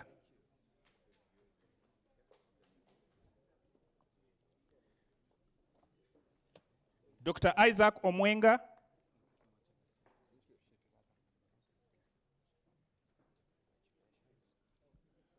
We have a young man from the School of Kings by Israel Lubogo. Please get that certificate.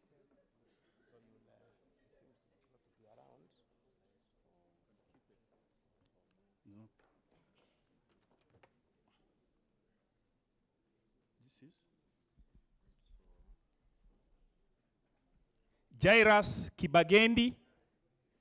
Jairus Kibagendi. The MC. Prof, this was the MC of the...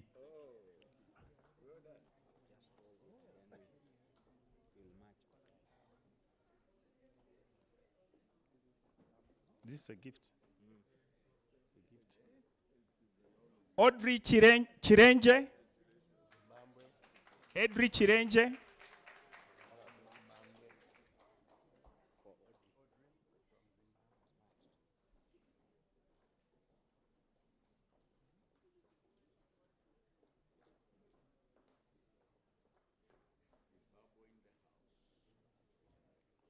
Oh, Zimbabwe. This change, okay.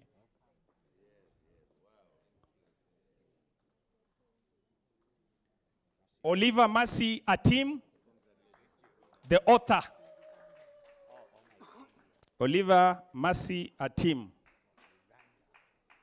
Oh, sorry. Next.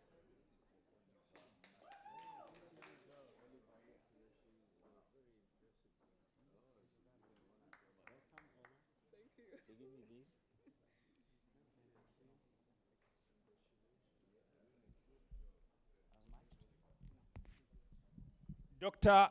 Benedina Ogeto.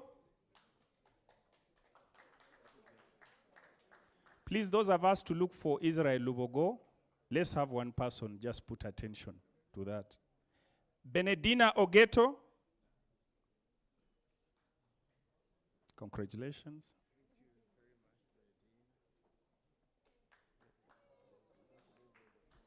Hamza Meli. Hamza Meli. From Nigeria.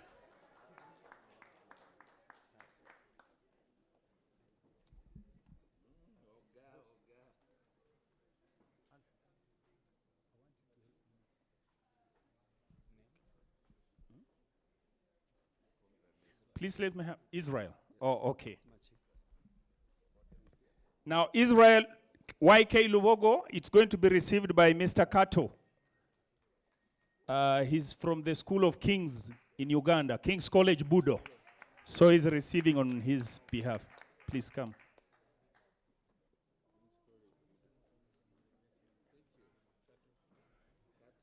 Yes.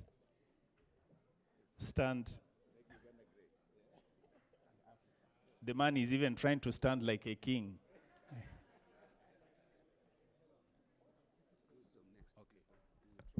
Wisdom Ado.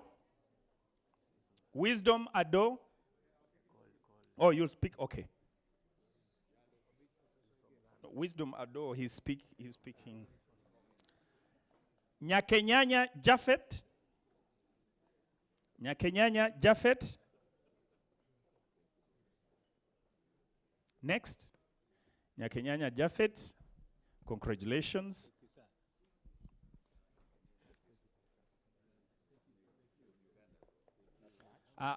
Nathaniel Dechasa.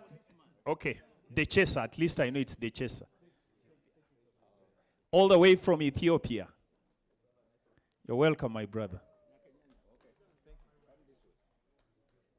Next.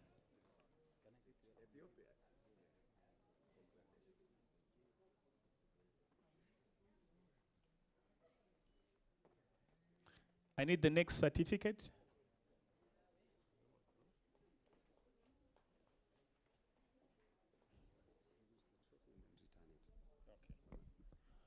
Oh, I didn't. Okay, Maganda Evans Tabingwa, can you clap for him?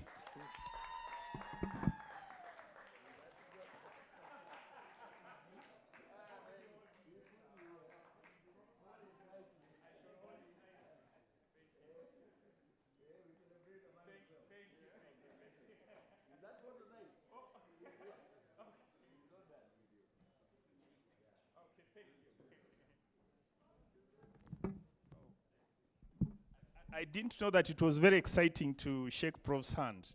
Okay. Dr. William Kafuma. Dr. William Kafuma.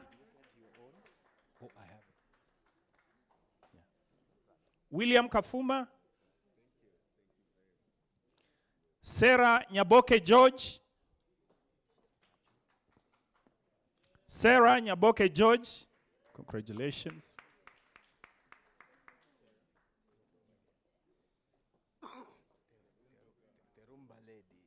Oh, she's the Rumba lady. Okay. Wow, congratulations. Mr. Bernard Mwangi Kinga. Bernard Mwangi Kinga.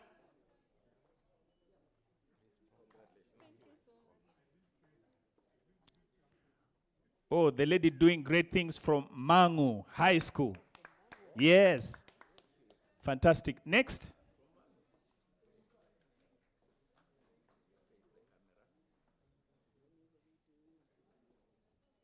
Miss Tracy Akoth.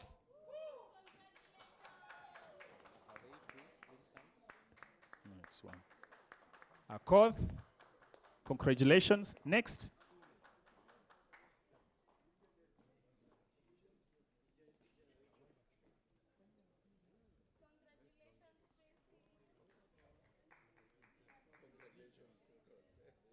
Are we done?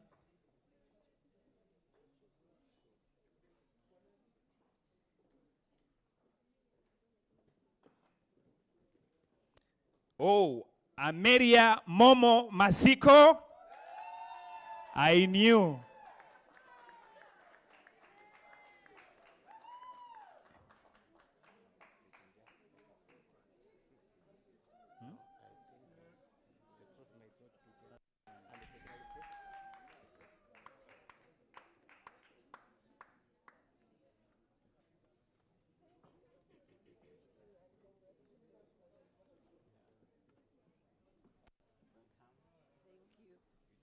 Congratulations. Okay.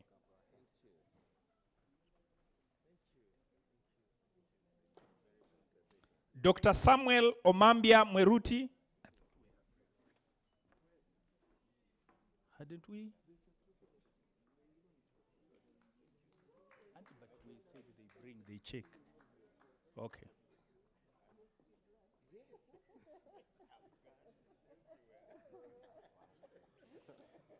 Dr. Samuel Omambia Mweruti. Oh, is he here or he's gone? Okay. Okay, I think that brings us to the close of this event. Okay?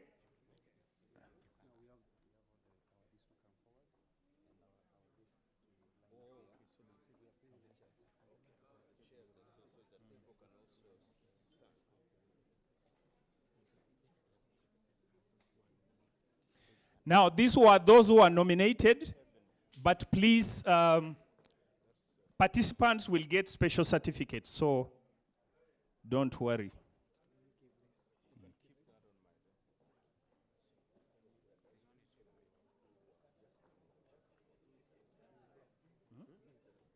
Yes, we did.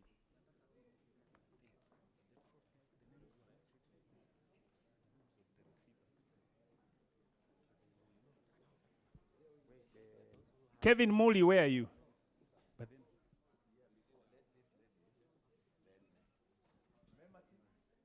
Now, if you have a trophy and it's not yours, in other words, you took a photo session and they're mixed up, check your trophy so that we get the right trophy, okay? For photo session, we had to give in, so you can come and then now we sort ourselves out. Hey, you guys are coming and leaving what you had. What is going to show what we are going to do? Please give them trophies. This is what we are going to demonstrate. This is okay. Get those trophies coming, please. This picture is to show the trophies. Please give us those trophies. We take the pictures. Madam. Yeah. Camera people. Can we have somebody help us with? No. Hey. People, I think people didn't get the correct instructions. We are taking a group photo to show that these are Scholar Media 2026 awardees. Yes.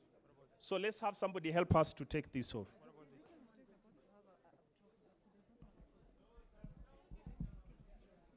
Yeah, we shall handle that. And then Quilo Mondi. Then this is mine. Let's have somebody help us with this platform off, please. Somebody help us with this platform off. Camera people, as you are organizing. Yeah? Where is he? Omondi. Omondi, congratulations. Ah, okay. No, the problem is, I think those who, whatever this.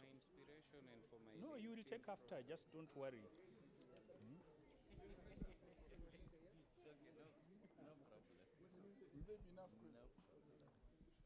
Camera people, please try to organize. Don't take pictures until we are organized, please. We are going to disorganize. Let's have others come at the back. Let's have others. Let's have another layer at the back.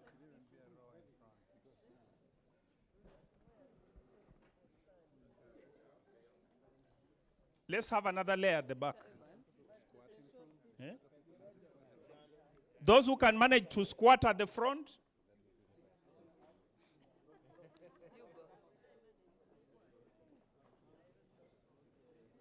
Those who do gymnastics, please just.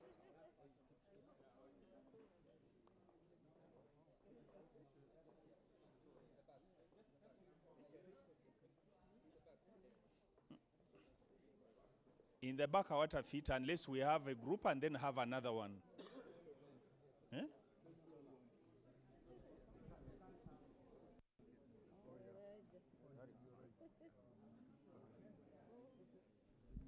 Amand, pass that award there.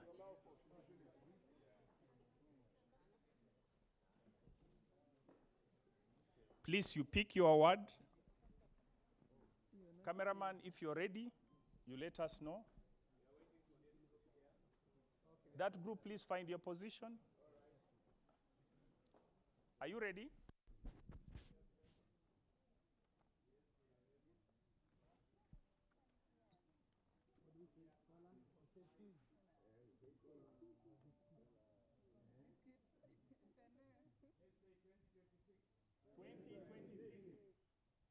Now, next we are going to count a count of 3, then we lift our trophies as a sign of victory. Okay? 1, 2, 3. Hooray!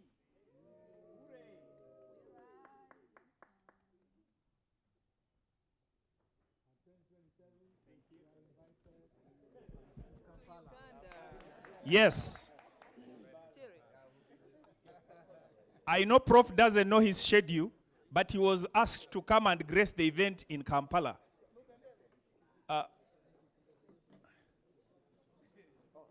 Oh, okay.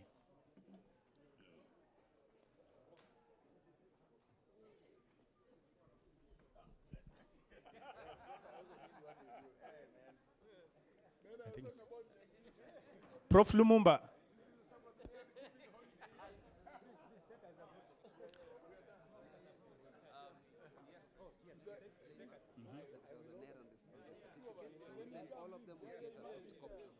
Okay. So everybody will get a soft copy with the corrections. Prof, there was a last question to you, Professor Lumumba. There was a last question to you, both online and from Mr. Nyanga, that 2027, this event is going to be in Kampala. People wanted to hear your voice loud and clear. Will you grace the event in 2027, August? Hey, we don't have Ugandans who have a Muzira here. Okay. Thank you very much, Prof. We pray that you be. Now, are we saying if the certificates, for example, you got, they have an error, we are going to send a soft copy for you to be able to, we are going to send a soft copy to everyone to be able to print the most appropriate one. Now, if you have an award, check if it has your name. If it doesn't have your name, bring it here so that you get the right award with. Okay? Otherwise, congratulations. Bernard Mwangi, is he here? Bernard Mwangi. Oh, I will certainly be in touch with you. Yeah?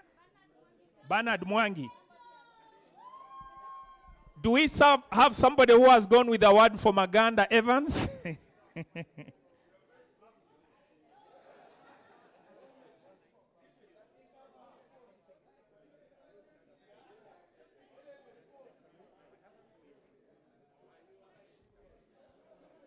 If you don't have the right award, please bring it over.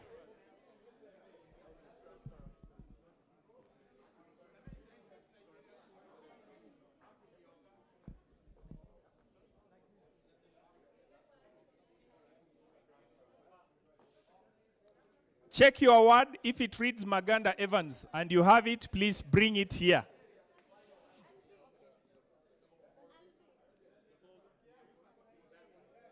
Like, yeah, I'm saying, if you, is that yours? Ah, okay, that's okay. But Sasa, who has taken my award?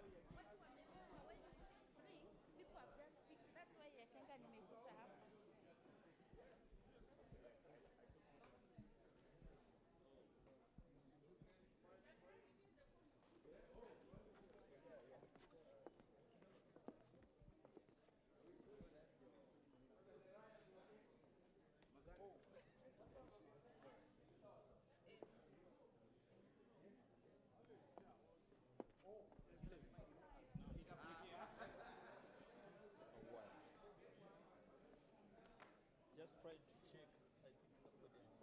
I think somebody has run away with this. No, you know, like, I think sometimes you communicate. First president of Sierra Leone. Does this read your name? Yeah. This one? Yes, yes, yes. Okay. Hey. Will Daktari have a minute to even greet the people? Just to say hi. Probably. Yeah. Just a second. Dr. Who? Dr. Ezekiel Mutua. The person, the man. Oh, the one who's having a... Yes, yes. Ezekiel. Dr. Eze.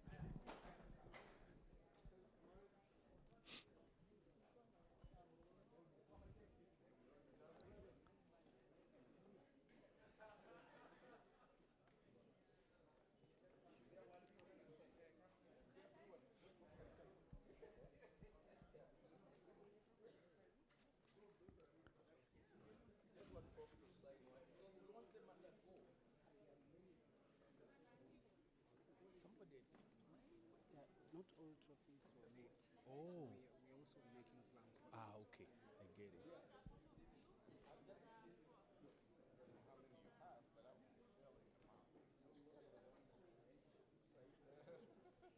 It's been a struggle for real, for Mutua real. is what? What is He's it?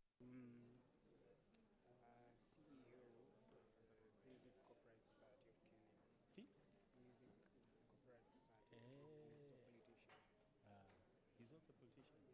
Member of parliament. He has been before. Okay. And he intends to buy. I don't know where, but I know he's buying.